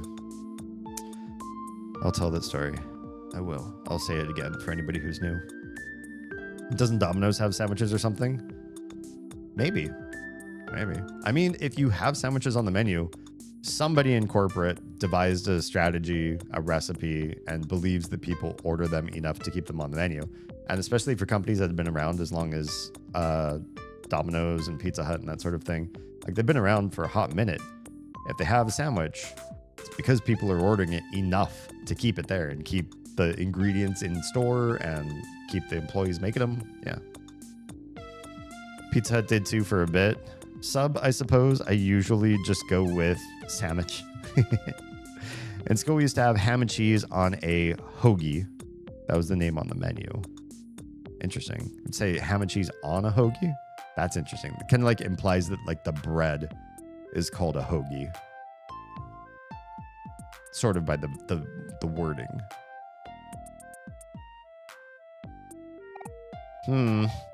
Yeah, you're right. I guess so. Okay, I'll go get it. Okay. I mean, if it's already gotten, why are we arguing? It sounded like we had to convince him in order for him to go get the order. You know, I don't know if I ever told you this, but that's why my brother's nickname is Hero. Wait, nickname? Wait, you're blowing my mind here, little boy. What's going on here? You'd think it's because of some really cool reason, like he saved a puppy when he was a kid or something. But no, he just really likes sandwiches. Oh, God. So, if he was in another way, if he was in another part of the country, would they call him Sub? Sorry, he's a kid. I shouldn't joke like that. Or should I? He's just Pixels. We go to Scooters for coffee and order the Caramelicious. That sounds tasty. Except my husband is a dork and likes to order them as 2 Carameliciouses. Wait, how many ziz? Carameliciouses. Yeah, okay. They laugh, so I guess it's worth it to inject some laughs. I say some pretty dumb things that I don't think are funny at all. But there's like a classification. I usually don't like do puns or twists on words, but there's like a certain type of humor that I partake in that I don't particularly enjoy. Like I wouldn't want other people telling me this kind of joke or humor. I can't think of a good example right now. But it happens to be like every once in a while, I'll say something in that vein. It's like just above pun. They're like clever word twists or referential or something, or just like degenerate stuff, but like on kind of just a basic, like low pitch, sort of low hanging fruit. And I'll just say it. I'll just spit them out. It doesn't matter who's around. We're by workers or whatever, public place, around strangers. I'll just say it. Because 1 out of 100 times, somebody will belly laugh or like guffaw or just like really like lose their shit. And that makes it kind of worth it. I don't want to be known as like a jokester sort of guy. I'm not like a big joke telling person, and I suck at telling memorized jokes. Like if there's a story, like, all right, so then the priest goes into the bar and like those type of jokes, I'm horrible at. Horrible. So much so, one of my coworkers at one of my jobs called me Marlin, the Nemo's dad, who couldn't tell that joke in Finding Nemo, that one joke. He would nickname me that just because I was so bad at joke telling. Yeah. I don't think I order anything. Oh, right. I was going to tell the puppuccino joke. So, or not joke, the guy. So there's this dude. He knew Rebecca Black. For those of you who know who the Friday girl Rebecca Black is. He knew her family. I think he was like their mechanic or something like that, or their HVAC guy. Or he was a service dude for them in some sort of way. And he'd always come to my cafe with a little white puppy that he'd leave, or he'd go outside to drink his drink. And his drink was always like stupid. He was really germophobic, and he's ordering like food prepped, or not food, but like drinks prepped in like a live cafe setting. Like milk gets spilled and there's like sticky stuff everywhere, and people like rub their hands on their aprons before starting the next drink. Like it's just not. And so he always used to ask, like, I want my drink made this way. I want this many pumps of this. I want an extra swirl of this. And I want it. I don't want you to use any of your regular utensils for like the milk or for like stirring and everything. I need you to grab a straw, not a stopper, not a stir stick, but a straw, and stir it with that. And one time somebody asked him why a straw, and he was like, because it's the only thing behind the counter that is covered in protection, the paper wrapper on the straw. It's like those stir sticks aren't covered, those stoppers aren't covered, so airborne things just land on them. Like, okay, wow, we are serving your drink at like, 180 degrees Fahrenheit, so there's the part where hopefully those germs that you think are airborne in your drink are getting killed, whatever.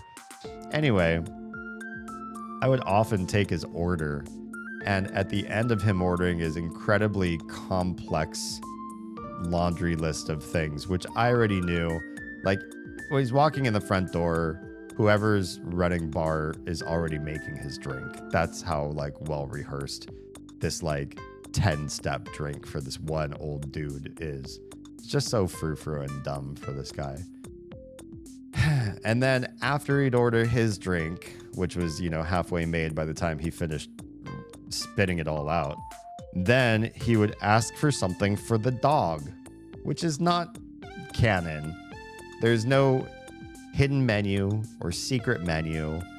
And the only way you would ever make something off menu that wasn't like a built-in recipe of maybe something that was decommissioned recently off the menu is if the person behind or person on the other side of the counter could tell you the steps on how to make it. And we'd ask that, you know, we'd say policy. In fact, there's policy to say there is no secret menu, but if you tell me how to build it, I will build anything you want for you and I'll make it for you. So it's like, okay. So making drinks for somebody is really just a matter of, and this is true for bartending too. If you call it something funny and the bartender doesn't know what it is, they look it up in the bartender's Bible and they don't see that word, but you can explain it to them. Okay, so it's, you know, one shot of this and then you layer the shot of this on top and then you add this cream. Like if you can explain the process, then you're fine. You'll get your drink, right? If you can't explain it and they can't find it, then you're kind of screwed. But this guy would come in all the time and order a puppuccino. And a puppuccino is a bunch of free shit that shouldn't be free because they all have material costs. He wanted an oatmeal cup, which, you know, it's pennies to mass produce these oatmeal cups, but it's one of the thicker like paper products at this store. So like it's not like 1 penny thing, but you know, a few cents for little oatmeal cup. Then you fill it with a little bit of ice, and then you spray a bunch of whipped cream on top of that, and dogs love it.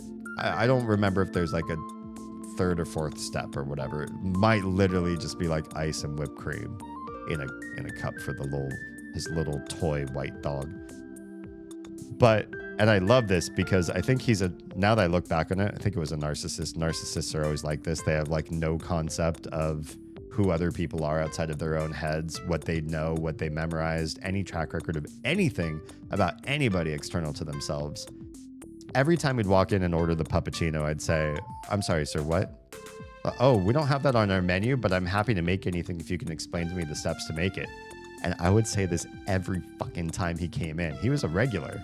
So at some point, I was waiting for the jig to be up and for him to go, "Oh, you know, you're just fucking with me. You know, I come in here all the time and you know how to make the thing I'm calling a puppuccino. Just make it." But he would do the same thing every time because I think he either had bad memory or was a narcissist or just like honestly wasn't tracking me that well. For whatever reason, he would forget and we'd do the same song and dance every time.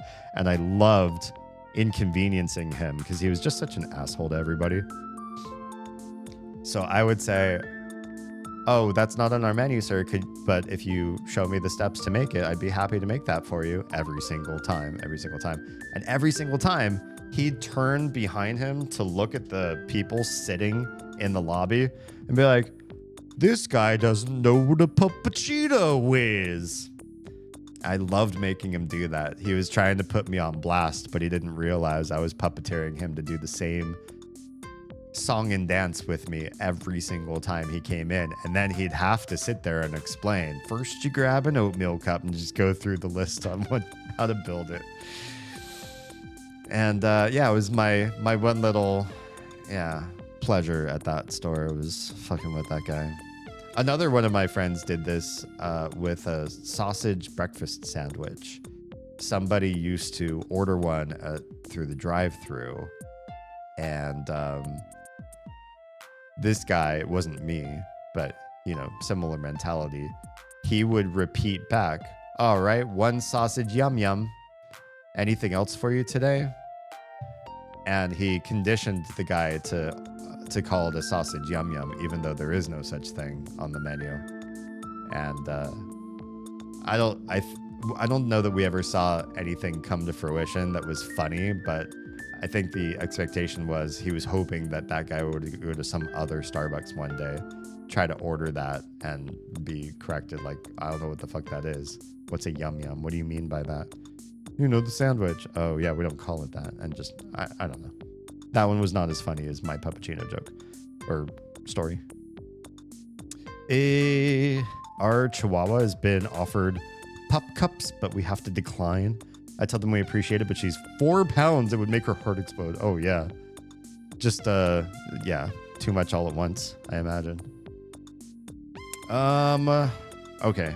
Here's my hero sandwich. So wait, what's Kel's brother? Don't tell me this. I don't want to know. But eventually, I expect to learn his brother's actual name. Please enjoy. You got Kel's pizza order. It's quotes. Pizza. She would die so happy though. I mean, yeah, there are certain foods that I think I could eat until I exploded, and that would be a fun way to die. But I got stuff I want to do before then. Cool, thanks. All right, we're good to go now, Damien. I'm ready when you are. I still want to talk to these ruffians. Now we just need to get the cookies from the bakery in Other Mart. First, I also see a pet rock dude up here. Can we talk to you real quick? I'm right. I take pride in being a musical connoisseur of sorts. Whoa, you have a pet rock too? I just got into pet rocks not too long ago. Mine is still in its beginning stages, but I'm sure it'll be powerful someday. Do you want to clash? Sweet. Come on, buddy. Let's work together. This is so funny. The splash screen. It's not even the game. Like, this is the game. How much you want to bet you just pick paper? You know, I'd be so surprised at this point if it's not just pick paper the whole time. Show me a rock. Oh, we picked a paper. We actually picked a paper. I'm so confused now. I'm not quite sure what to do. Oh no, it's switching. Oh, this is going to be tricky. He's going to pick rock next, I feel. Oh no. He's vacillating between the two. If he picks scissors again now, then maybe I'll beat him. Is this an unbeatable character? Ether. What's going on? I'm just trying to... Oh, no. I'm just losing it. Rock, paper, scissors here. How's your weekend look? Oh, I'm going to die. Oh, I died. Wait. I think I only took 2 hits. Oh, man. This guy totally trashed me. Wow, we won. I really didn't expect that. But a win's a win. Yeah, okay. Oh, you could still challenge him? I'll do one more. Yes, I want to clash. Now I'm kind of curious. I remember the first 2 picks. Could you counter pick him? Or do they change? Like, could you just memorize the sequence of somebody's picks? No, you can't. So this is going to be different. Oh, yeah. Oh, I think the combo makes you stronger. The ×2. So if I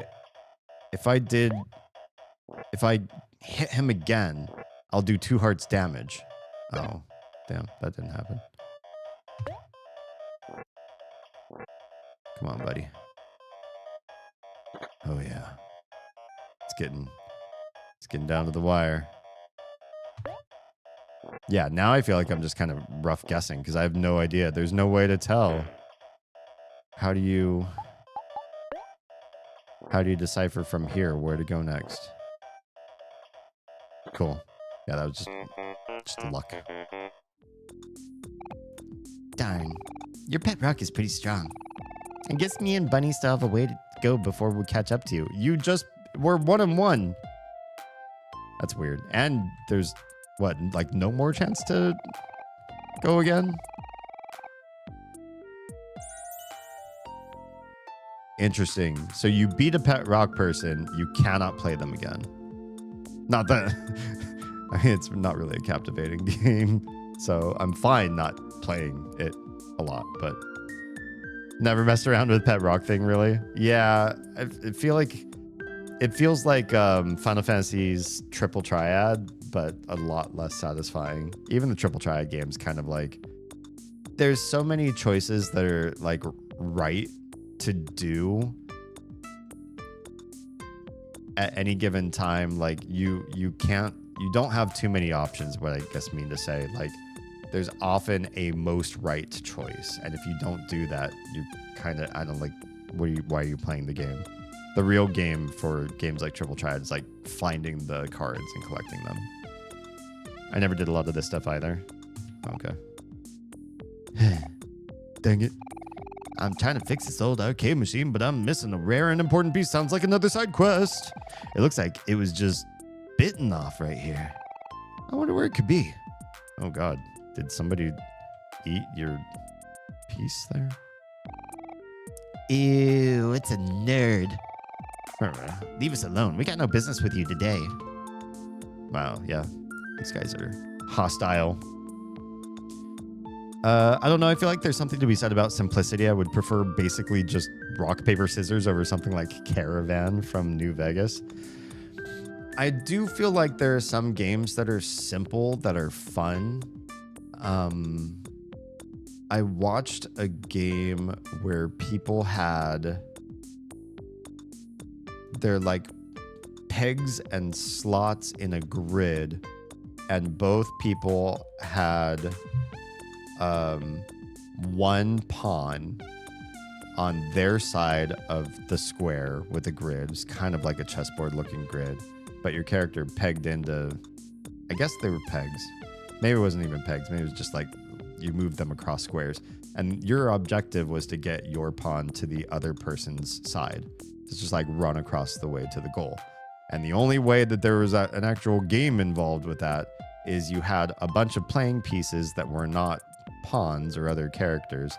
They were like little bits of wall, and you could apply them between the squares, like along the edges of the squares. And so you could build walls so that your opponent had to take a longer path to walk to your side.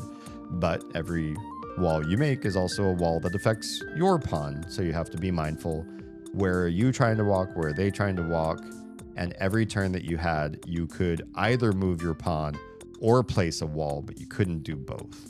So if you're deciding to be a builder, your character's not moving. If you decide to move your character, you're not building, and the other person might be. So really simple. You know, the only thing, your only choices were build a wall, move your dude. But it looked like such an interesting, complex game.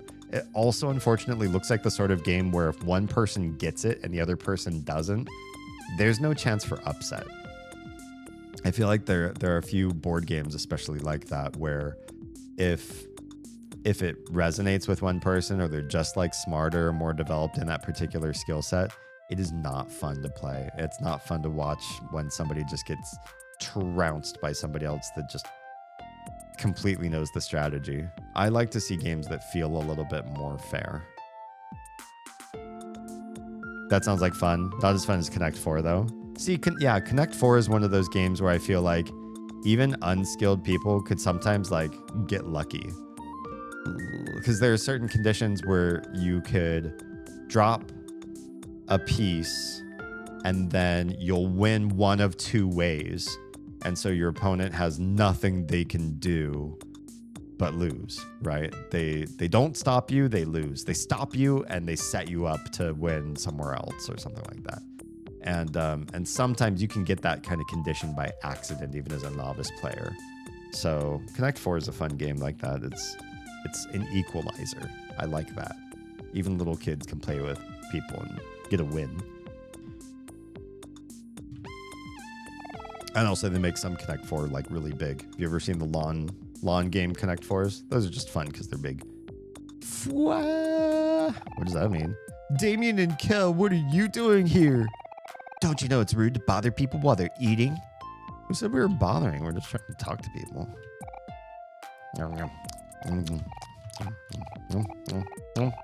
Pizza.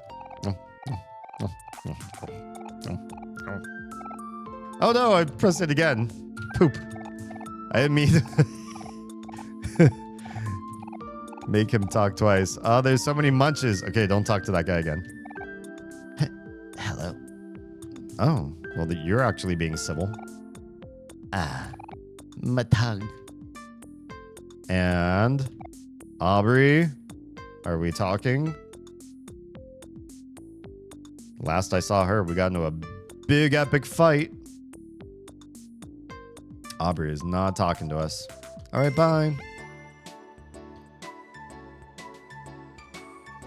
I don't know, for an unskilled person to beat a skilled person at Connect 4, skilled person either has to be kind of tired or get tunnel vision and really focus on one specific play they want to work. Maybe tunnel vision. Yeah, I wouldn't say it's an equalizer so that a skilled person loses to a novice, but I don't feel like a lot of people work to get skilled at that game either, though. Like, oh, Connect 4, it's been years. Yeah, I kind of remember how to play.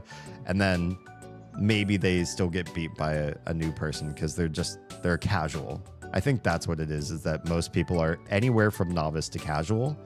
And it's not too hard to imagine a scenario where either side may win. But yeah, you're right. If you were to pursue Connect 4 at a skilled level, you'd probably beat anybody else who wasn't. Okay, do we go in there or do we go... Looks like the Fix-It shop might be open. And who's this guy over here? Well, let's talk to Orange Dude again. You literally just sell orange juice. That's fine. I don't lose the Connect 4 very often. My Connect 4 record is currently 375-14. That is crazy to me. And here's the reason why that's crazy. Not that it's crazy that you're good at a game. That's cool.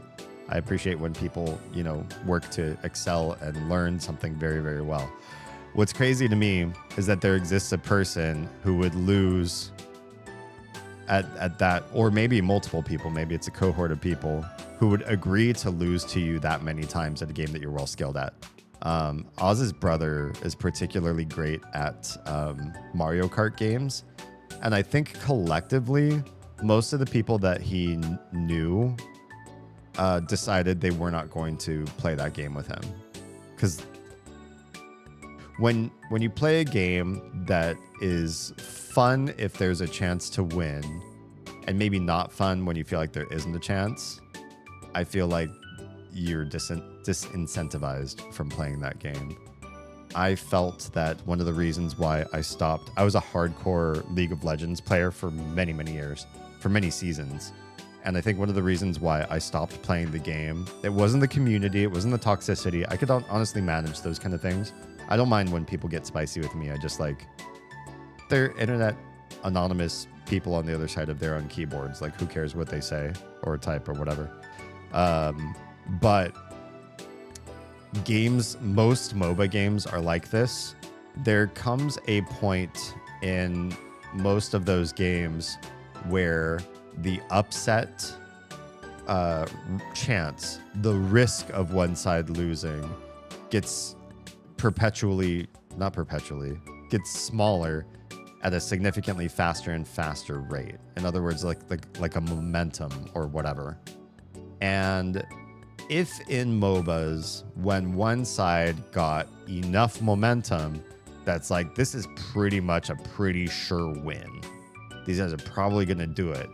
But one of two things happened in the game.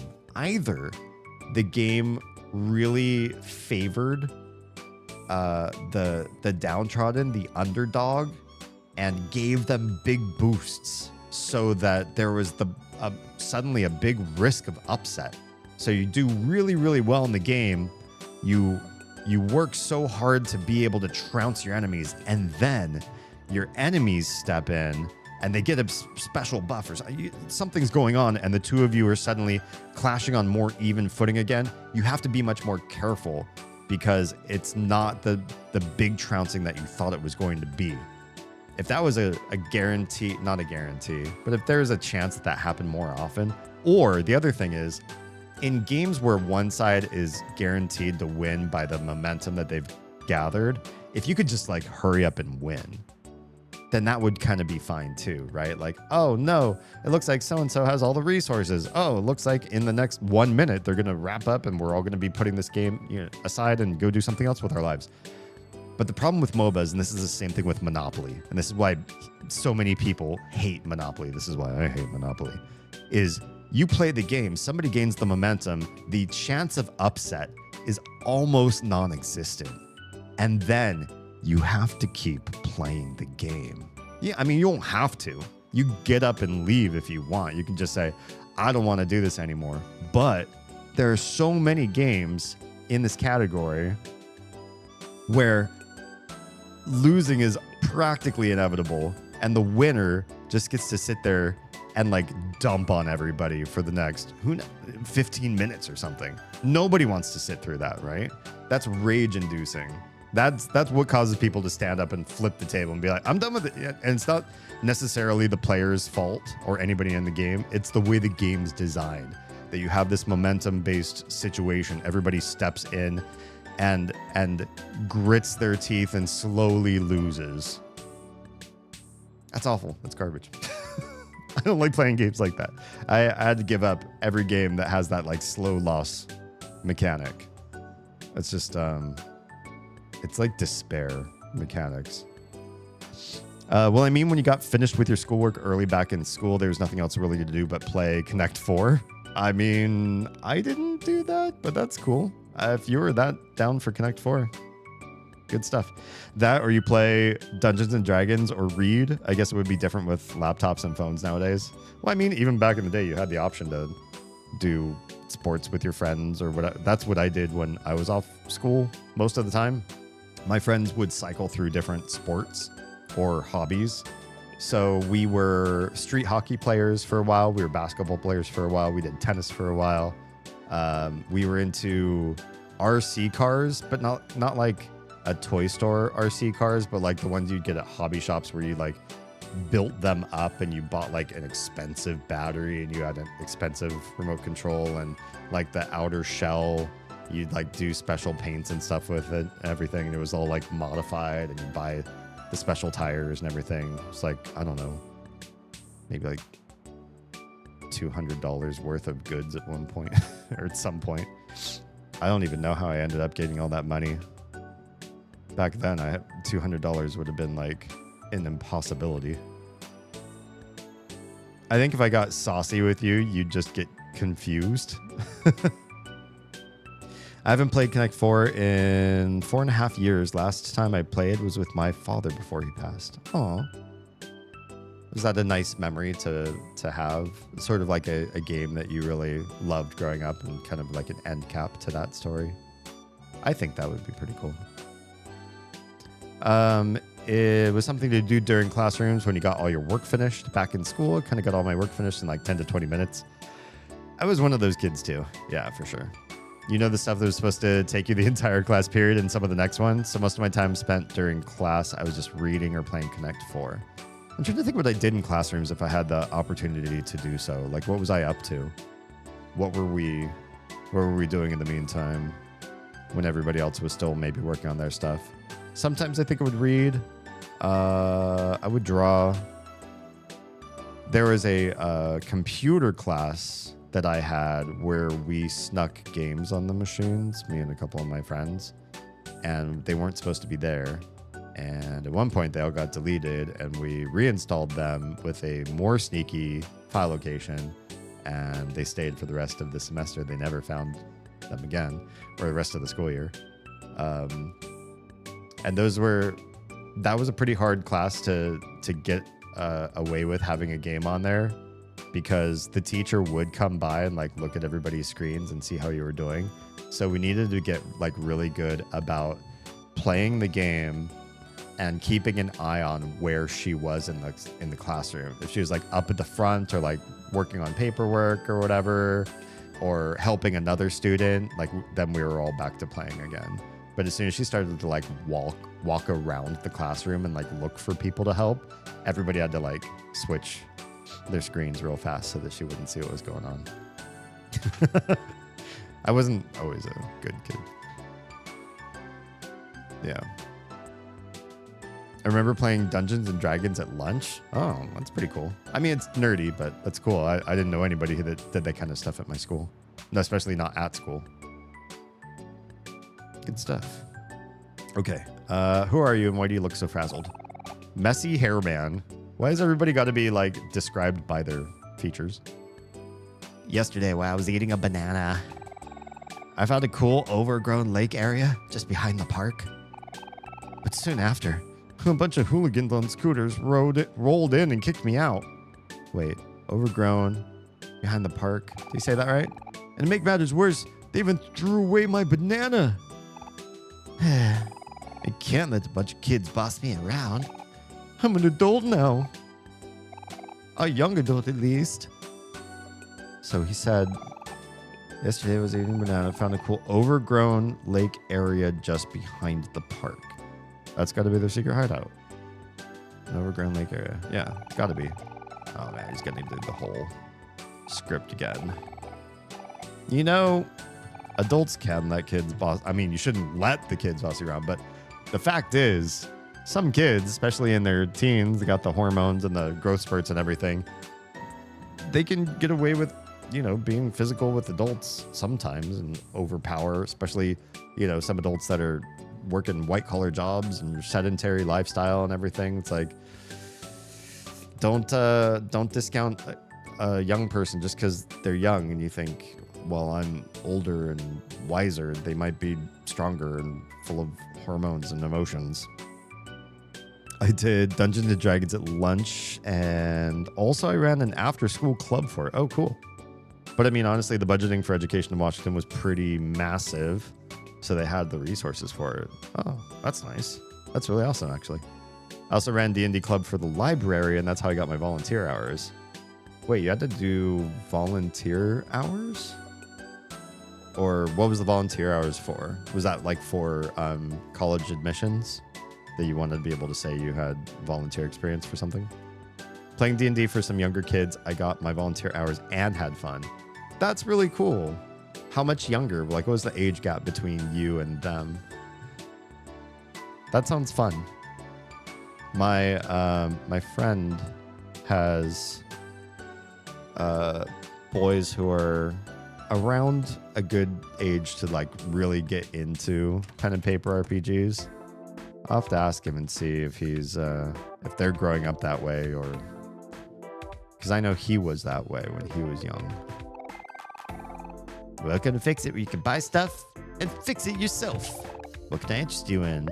Maybe flowers for important people.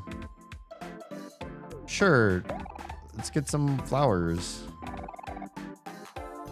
Yeah. Okay. For important people, are they, can we equip them or no? I don't think they'd be a weapon. Kel would pretty much only ever use basketball. Yeah.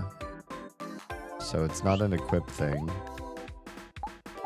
No snacks, no toys. Just there. What? Oh, hello? The streamer of Oz. 13 to 16 for the most part. One was 11. Oh, cool. Yeah, I'm gonna guess they're probably for Maori. Hi, Goblin Raiders. Welcome on in. How we all doing tonight? How is your weekend looking? Also, big shout out to the streamer of Oz for sending Gobbo Raid our direction. All of it, and you get hair in your mouth, Luna. You get hair all up in your mouth. I want you inside me, mother. Ew.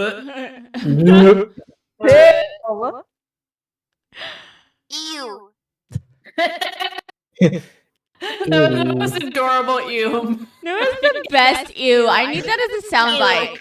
Ew. Yes. Yes, hold on. Yes, please. Give me a countdown. 3, 2, 1. I cannot believe that the clip ends before that. Well, I mean, we already heard the first ew. That ew is so iconic that the first time I heard it in the clip, I thought somebody was pressing a soundboard button. I absolutely did. That it's become part of our cultural heritage now.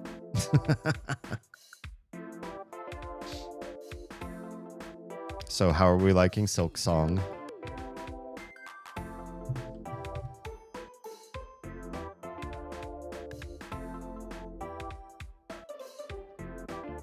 Oh, I like your emoji kit. It's a little bit menacing. Wait, is this a job? Can we still work here? Yo, kid, I see you staring at the Help Wanted poster. You interested in a quick job? Your job isn't that quick. But I am low on funds. Yeah, let's do it. That's awesome, kid. I'll help you get started. Oh, you're taking this job, Damien? In that case, I'll come back for you later. Here we go again. Work hard, okay? Okay, bye, Kel. You're gonna go leave your friend alone on my second to last day in town. All right, kid. Take a good look at those shelves behind you, and you probably notice that everything's a big jumbled mess. You'd think it with the side above the shelf it'd be obvious where to put things, but people just don't give a crap these days. I hate working retail. Me too, kid. Me too. Anyway, the sign above the shelf shows what products should be on display. Your job is to move everything back to its rightful place. Got it? I'm counting on you, kid. Yeah. I know how this goes. I was gonna start with something. Grab the hammer. Put it on the hammer shelf. Yeah. Grab the drill. Put the drill on the drill shelf. Why is the drill a different color?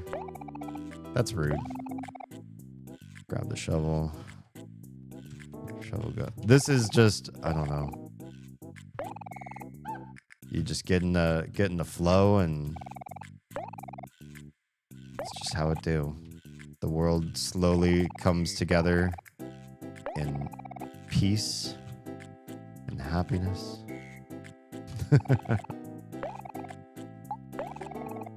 Another shovel. I don't know why this is so soothing. It just is.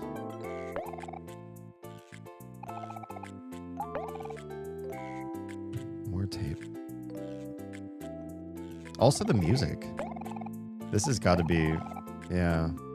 It's just one of those things. They knew this was going to work. They knew this was going to be largely appealing. And they implemented it. They gave you pleasant music. Nice small little area to hang out in.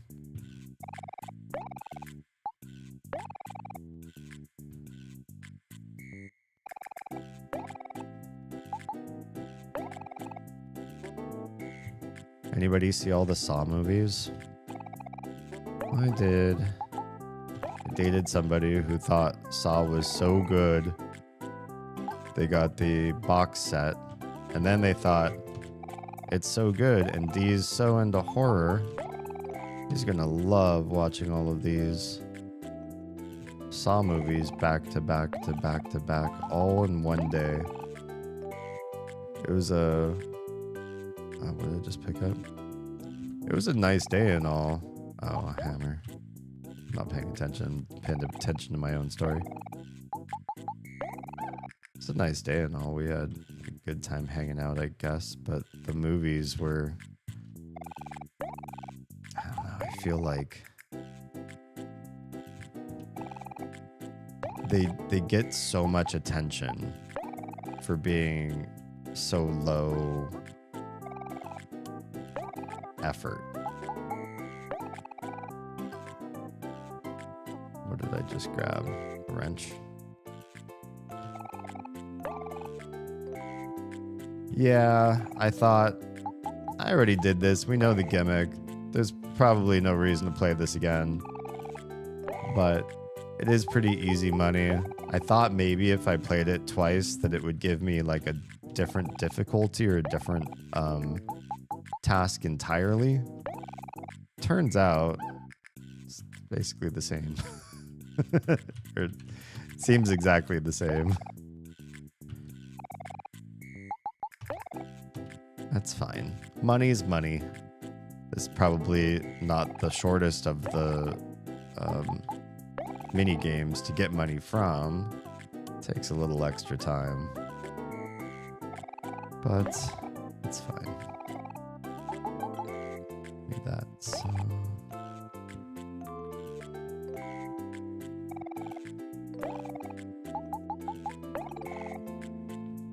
I think the thing of it is that I just am so bored of violence.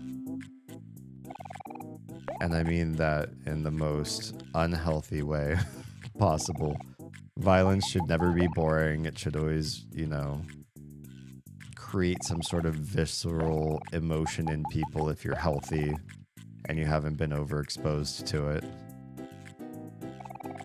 But I have. That's my trauma to carry with me.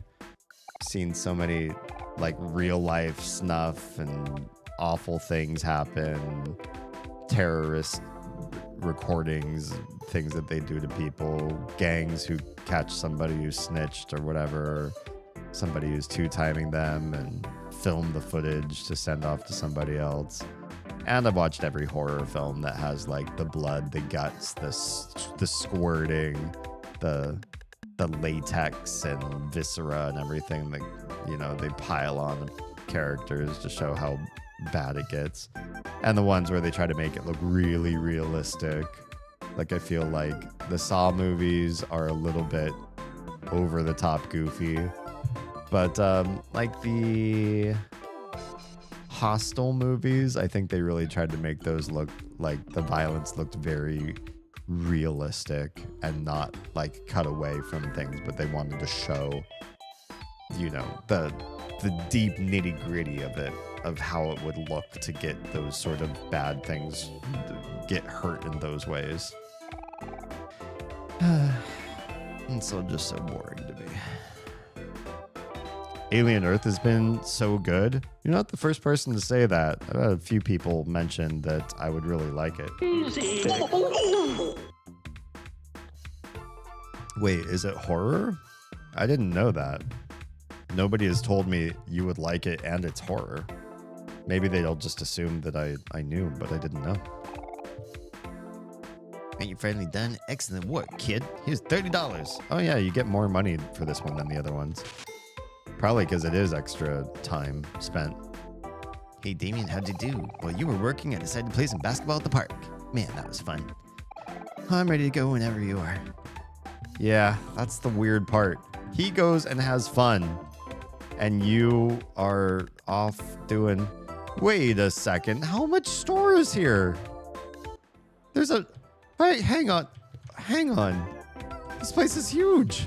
Did I never walk back here? And we'll wait for the people to come back from break, but... Oh my god, this isn't just these shelves and then you leave. I think I saw this and I just walked out. It didn't even dawn on me to try to walk the rest of the store. I super thought this was the store. There's a ton of store. We'll wait. We'll pause for everybody else to get back here.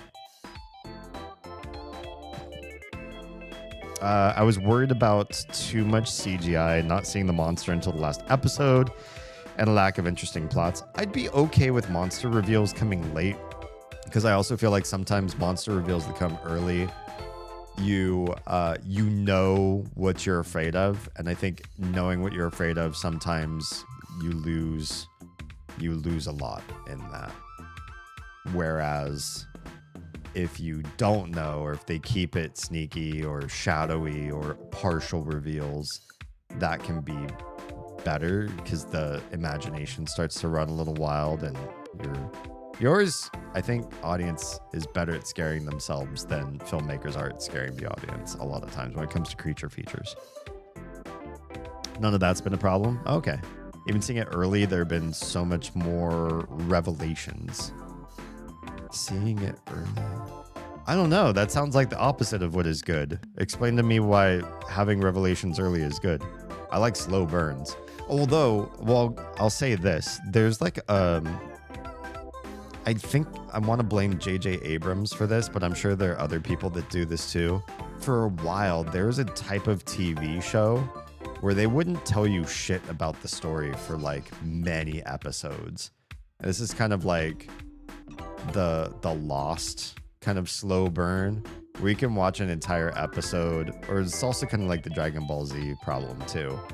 And then an entire episode, only like 2 plot points happen, maybe even just half of a plot point in some really bad cases, and you step away from an episode feeling largely unfulfilled. Or you can binge 5 episodes, and in 5 episodes almost nothing has been revealed, whereas other shows are so dense with material you would want to watch those 5 episodes 2 or 3 more times because you feel like you just didn't catch all the nuances. Did you ever see the show Dark?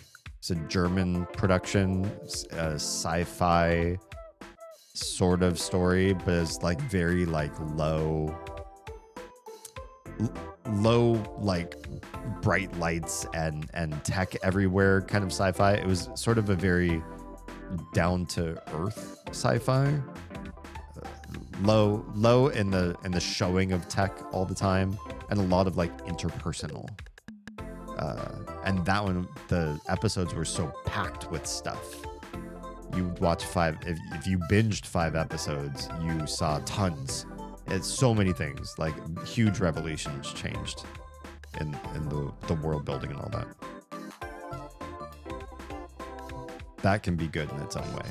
But I do like, especially with horror, slow, suspenseful reveals. I mean, you think seeing the alien is revelation, then you get another one, then another. Oh, okay. So I understand what you mean by revelation. It's not like the story is going forward without any suspense. What you mean is like they showed you sort of a mythological, like, this is the story, and then there's an onion layer of, well, actually it's this, and then another one's. I like stories that do that. I like those expanding sort of, like, just when you thought that was the conflict, or just when you thought that was the major antagonist or whatever, then you realize, oh wait, hang on, you're actually in this greater story. I had an idea for a game that did that, but I always thought that if it got out what the expanded parts of the story were, and we just live in a world where you can just look that stuff up so trivially, or just watch somebody stream it and be like, oh shit, well now I know, you know, it's been spoiled. Too easy to spoil secrets like that, so it's hard to make a game and make it popular and keep a secret like that under wraps. Everybody would learn, like, oh yeah, that's that game that, like, it's actually this underneath it all, right? And then everybody would just be spoiled from it. Okay, everybody's back from break. There's so much store that I never realized was here. Floor and wall tiles, wallpaper displays, colored paper. I mean, I guess buckets of paint, cement, nails, nuts and bolts. Smile, you're on camera. Strange man. Which floor lamp should I get? The pink one? And the blue one? The plain one? The fancy one? Why does this even matter? It all looks like trash to me anyway. Wow, rude. Ugh. I hate decisions. I think I'm gonna throw up. Oh, well, that's your prerogative. Wait, I can't see the sign behind you. Why is there a sign back there if I can't see it? You can't go off to the sides here. Okay, those are technically walls. Lamps matter a lot though, right? Like your light fixture sets such a mood. I would start, with figuring out how the light in the room is going to be set up, because you don't want to set your furniture and then realize, oh, well, we have this lamp, this overhead light, and this lamp, and now there's like dark patches where you can't put anything because the furniture's kind of in the way. You really want to get your room like figured out where the light's supposed to be and where the high task or high traffic areas are supposed to be, and get them well lit. Yeah. The alien's been really minor compared to every other revelation. Oh, cool. It's not perfect. There are criticisms for sure, but I was impressed. I like watching stuff that I can criticize though too. I mean, obviously I do the same thing with games when we're playing those, right? There's something to be said about being able to pause what you're doing and take note of what you're experiencing, whether that's positive or negative, I think. The franchise has had more crap than good overall. I was not confident the show would be any good. There's a franchise to this? Interesting. Gruff guy.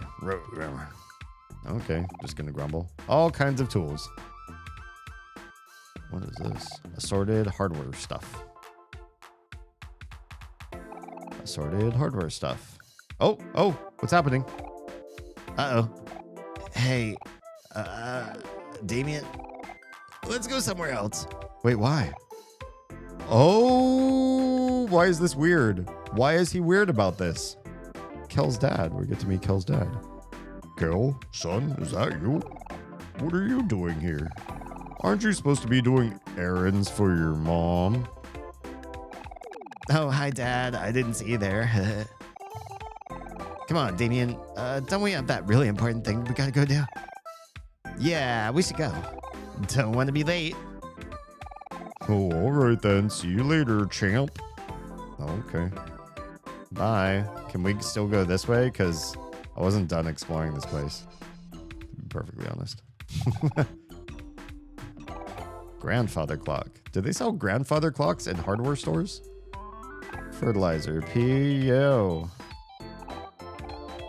Oops. Flowers. An elaborate flower arrangement comes off as a bit pompous. I feel like they just use the same, no matter where something is, it has the same descriptions as other places. Oh my. Wouldn't this be where Basil, like, lives? Spends tons of time here. Gardening tools. Wheelbarrow thingy. Who's here? It's a Magna. Well, hello, sir. My husband is not interested at all. He saw part of the first episode with me and my daughters. He admits it's pretty good. Okay. So coming from zero interest, now getting hooked. This is the Alien Xenomorph Ridley Scott James Cameron franchise. Oh, I had no idea. I haven't been in that vein in such a long time. This is the worst. I'm trying to write some smut, but I keep putting out scenes of beauty and poignancy. I've been there with songwriting lately. I feel like I sit down to get lyrics or get a tune out, and it's just it's the same. Like I'm trying to write smut. No, I'm trying to write. It's a whole thing. We should talk in DMs because I don't want to give too much away before the final release. But yeah, I've been stymied. Hoi hoi. We do love a de Magna. Magna gets his own special command in this chat just because he's Magna. Okay, so for some reason, being in here, the music is subdued but not gone. A potted plant. It is, as it turns out. Okay, so that looks like... Oh, you know what? That looks like a little Aubrey and a little Basil, which means I bet they're an illusion. Damn, they are. Interesting. Interesting. Save! Oh, you don't get... That's not your command. Did you forget what your command was already? Yeah, I don't do Pokemon commands. Sorry. You don't shout your own name. Actually, that's not true. Kit has a shout her own name command. I lied. You found a seashell. Oh, that's what they look like. For some reason, I thought this was not a seashell when I was looking at it. That is a big shell compared to... It's bigger than my head. We're going to shove it into my hammer space. Money, Lebowski! It's down there somewhere. Let me take another look. That's the one.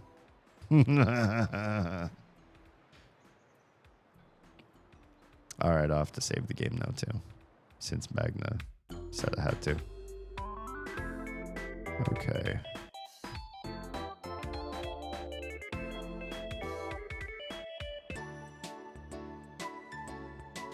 All right, where's my... Isn't there a picnic bench out here? I could have sworn you could save right in front of the store somewhere. Do I have to go all the way back to the park to honor your request to save the game? I had to search down in tertiary memory to bring that one up. What's your tertiary memory? I mean, I have a backup brain besides this brain. I don't talk about it much, but if any of you have used Notion before, I've considered doing live streams on... There it is. I've done live streams where I've talked about some organizing of life, but never, I don't think I've ever like talked about setting up your own Notion as a thing, but maybe I should. Maybe I should. A few times watching it, me and the girls said they're not going to do it. Then, oh shit, they did it. 2 more episodes for the season, hoping for second season. Okay, cool. I don't have a lot of time to watch TV, unfortunately. Basically, when the girls can earn it, we watch some with them, and they've been mostly addicted to Marvel. Although I'll say that where we are in the Marvel universe, we're losing them, which is crazy because, you know, superheroes and, you know, big epic stories and all sorts of crazy drama and powers and ensemble casts. And that's pretty cool. And they've loved it really up until now. And now they're like, we would really rather watch almost anything else, which is interesting.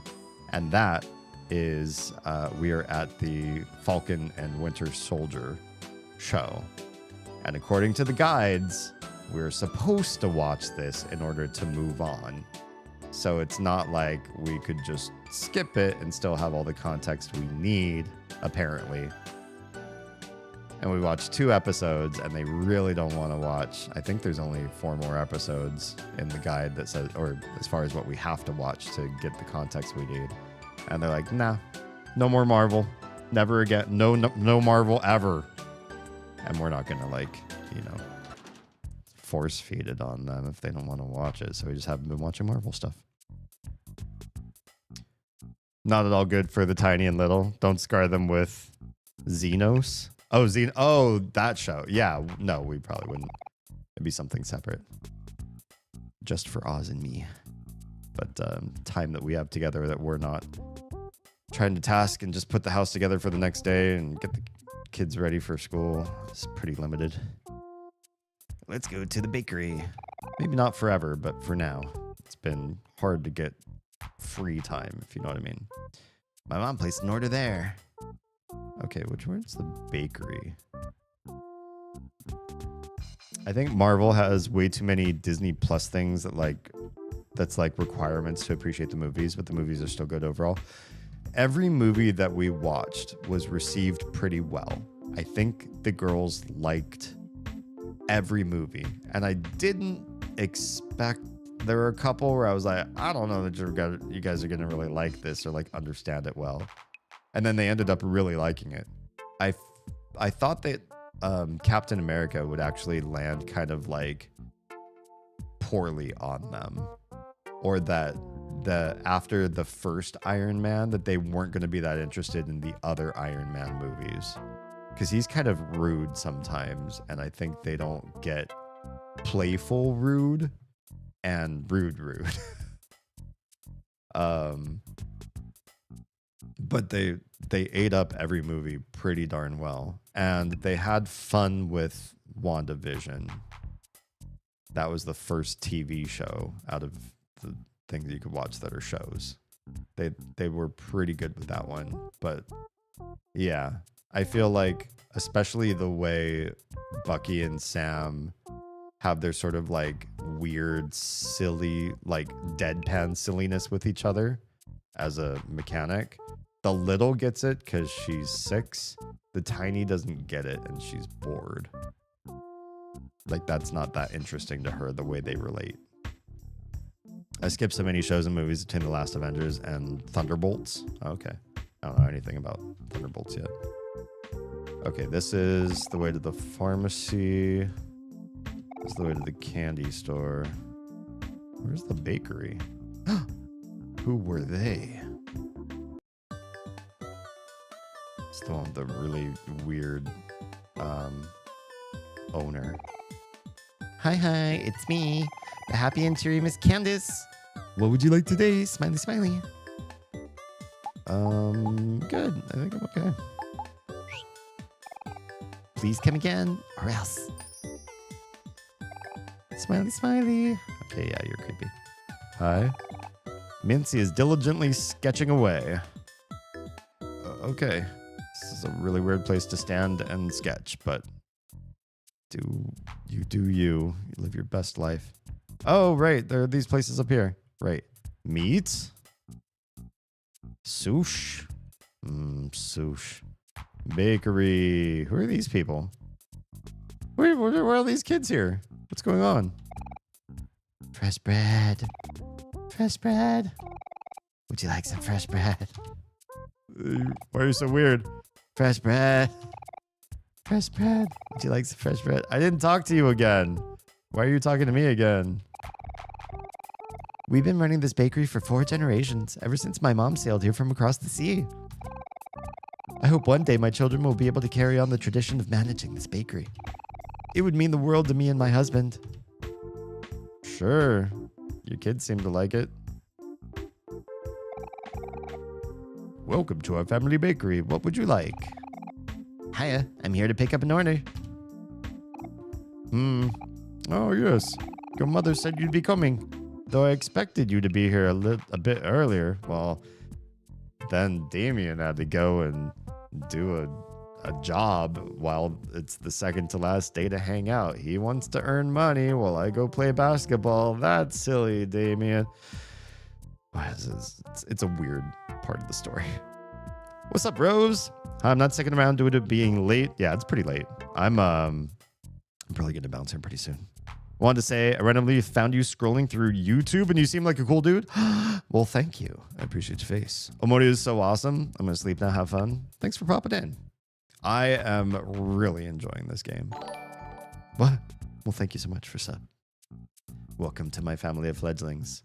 Everything that I've done on Omori, by the way, if you want to check out my channel when you're not going to sleep, I've got the playlists tab has a playlist called Mother/Earthbound franchise.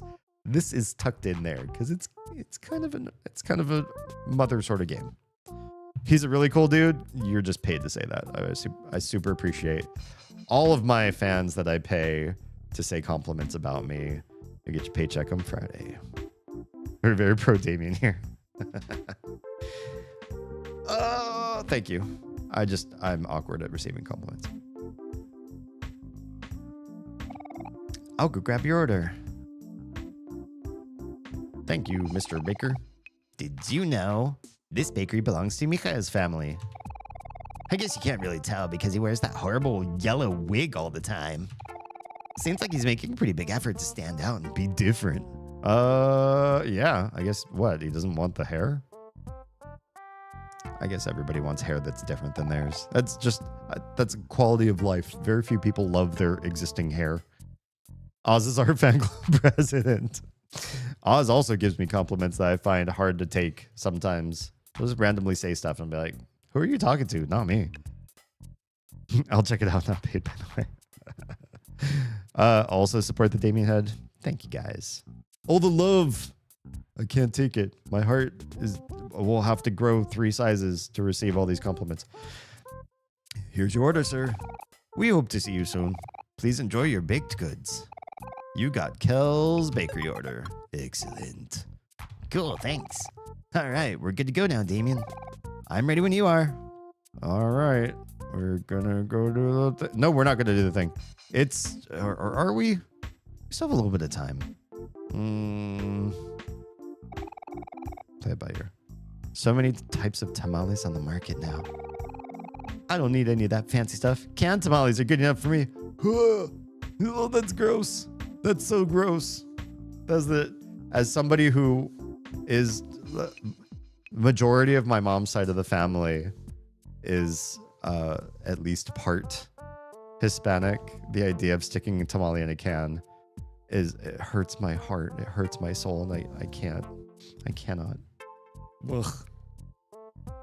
Seeing Damien go awkward about compliments just made me want to do it more. How dare. Don't want to lose the sincerity though, so I will refrain. You're gonna make it so my head can't fit out the door, and I'll start accepting them like a jerk. And be like, hell, that's right, I am. the best and smartest and biggest streamer and best voice and top of all of every platform that I'm in. I think I tried them before. No, it's not a thing. You're kidding. You've got to be kidding me. There's no such thing as a canned tamale. Tamal. There's no way. You can't can that. That's disgusting. Those can't exist. If you link me, I'm gonna cry. In my opinion, food is only a vehicle for sauce. There's so many foods that are that way. I, for the longest time, felt that way about anything with potato. I feel like potato is absolutely a vehicle for other foods that you can't just eat by themselves or you look like you're a crazy person. Even like French fries and stuff like that. It's often less about the fry, more about like the oil, the salt, the ketchup, the whatever else you dip them in, ranch, whatever you like to dip your fries into or season them with. Chicken, I feel, is this way. Somebody, the last time I mentioned this, though, said that they really do like chicken with no seasoning. And that was baffling to me. Like, at minimum, everybody I know seasons the crap out of their chicken and eats it that way. Or fries it, batters and fries it. Or sauces it up, like wings and barbecues and stuff like that. Like, chicken is one of those things that's just like, it's not appealing to just have a chunk of it by itself. It's not a meat that people like. If you think about it, if you think about the number of ways people dress up pig or dress up cow, a lot of people just like the meat because it's the way it tastes. But people don't just kind of crave just undressed chicken. It's different. It's a whole different category of meat, and I don't think people even think about it. You know what I mean? Hormel? No. Hormel, why would you do this? The Hormel horrors. Oh my gosh. Don't, Hormel, don't do this. Oh no. Where is this? How do I show this? How do I make this happen? Browser. I need to have it so I can do that a lot faster. Oh my gosh, look at these. This hurts everything inside of me. You see how they like dressed up the plate too behind this? Like they put this weird, what is it, like twine of some sort? Maybe edible? I don't know what it is that's wrapping them. You got this pico, you got this sauce, you got the limes here on the side. I don't know what's behind here on the other side of the picture. But when you look at the can, because they feel very confident about, oh wait, when you zoom in, they don't let you, we open the can? Oh no. Look at how they set this up. They actually put the can as its own separate picture that you can just move around.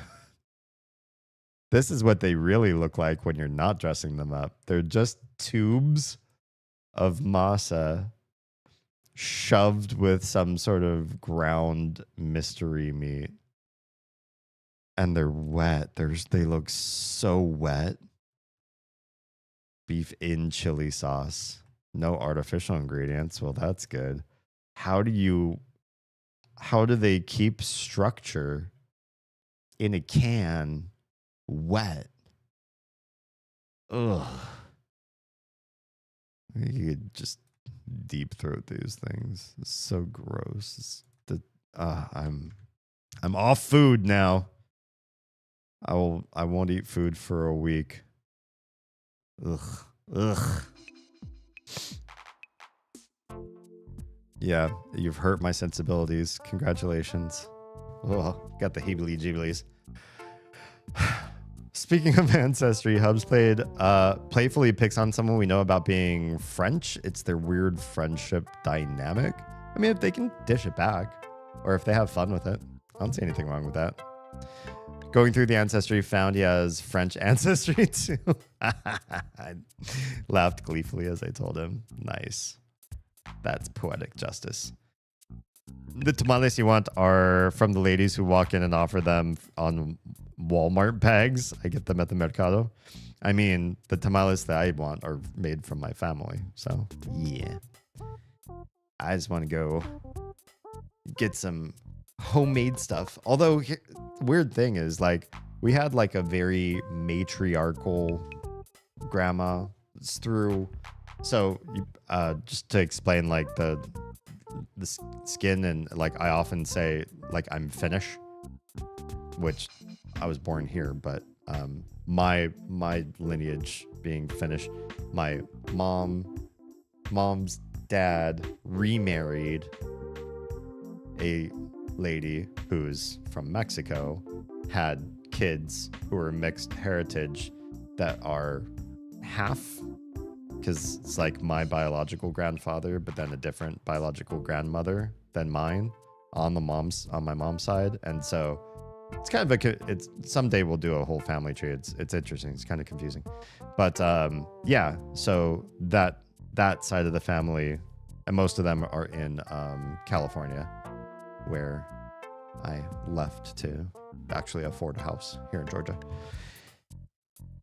And that grandmother is very matriarchal, head of the family, head of the household, not controlled. What's the word I'm looking for? Like managed a lot of kids, and was kind of impish and scampish and fun, and just did not like to cook. And she meets all the stereotypes of what you'd look at her, you'd listen to her talk, you'd see her relationship with her kids and be like, that's a grandma that you get her in the kitchen and she's going to put together the best tamales, and everything else, like anything she makes is going to be delicious because it's going to be made by her and it's going to be made with love. She just doesn't want to cook. She's like, I'm not for kitchens. It's not for me. Which is fine. You know, we don't all love everything, and we shouldn't be judged based on how we look or ping with everybody else. Not all of us have the Hispanic hookup. I know. So, you know, we'll have to take a tour.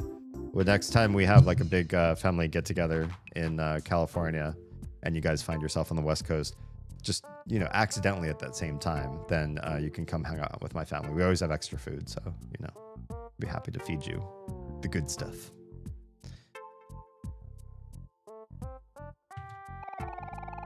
If you're feeling stressed, may I suggest some tea? Earl Grey and chamomile are good, but boba is my favorite. That is technically, Mr. whoever you are, not a tea. Boba is a tapioca ball, if I may. And boba is just the Taiwanese word for it, the Taiwanese Mandarin.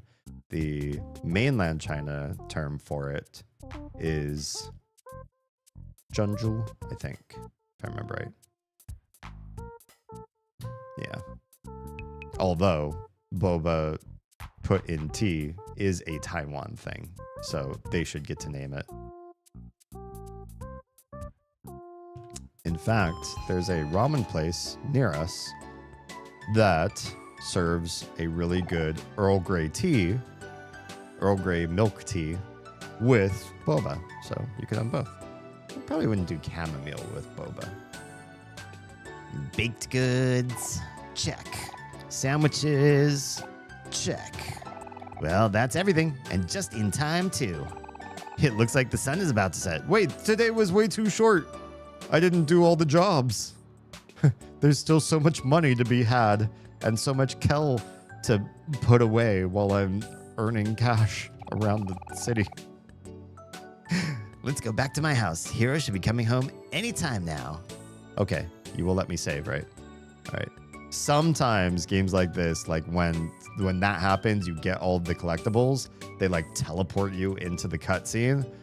I'm glad that didn't happen. Not that this is like important gameplay that we're doing right this moment, where we're walking back through the areas of the town, but you know, at the same time, it's kind of nice. Oh, look there's more rock, paper, scissors people. It's late. It's late. I will do that next time. I will go save right now. I don't want to keep putting off sleep these days. Save. There we go. Cool. Perf. All right.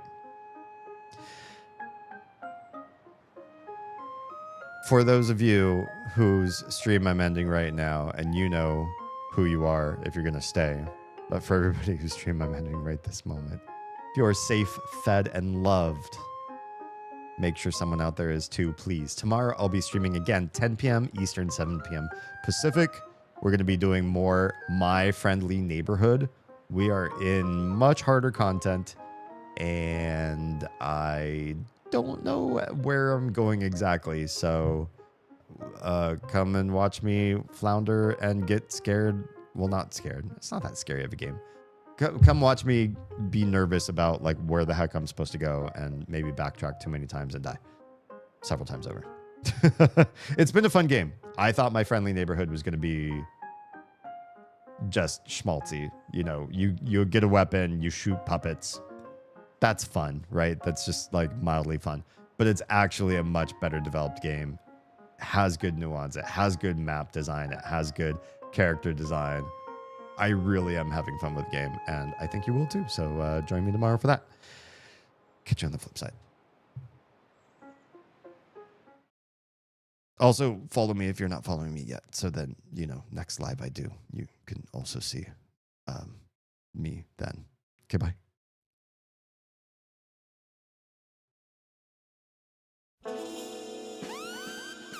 No, you save. I just saved. I saved. I did. Wait, I did, right? Oh, I was covering this the whole time. Oh, I hate this. I hate when I do this. All this time I was covering up the image of my gameplay with just blueberries. At least you got to hear me like denote or speak out what was happening during that. Okay. There's still some streams to end. First, I always have to end TikTok because they won't let me say the other stream names or it's frowned upon. So, you know, I try not to do that. Don't know what's up with that, but yeah, you're not supposed to mention other stream names. But I do stream on 6.5 platforms every time I stream. That's just how I do these days because I'm a hoarder and I gotta catch them all. So if you like, you can watch me on any one of the following platforms: Twitch, YouTube, Kick, Trovo, TikTok, Instagram. That's 6, right? And YouTube a second time if you want to. That's the 6.5, because I also do vertical streaming on YouTube, because why not? Why not? All right. For everybody else who's streaming right now, which is everyone but Twitch, I'll see you tomorrow. Bye.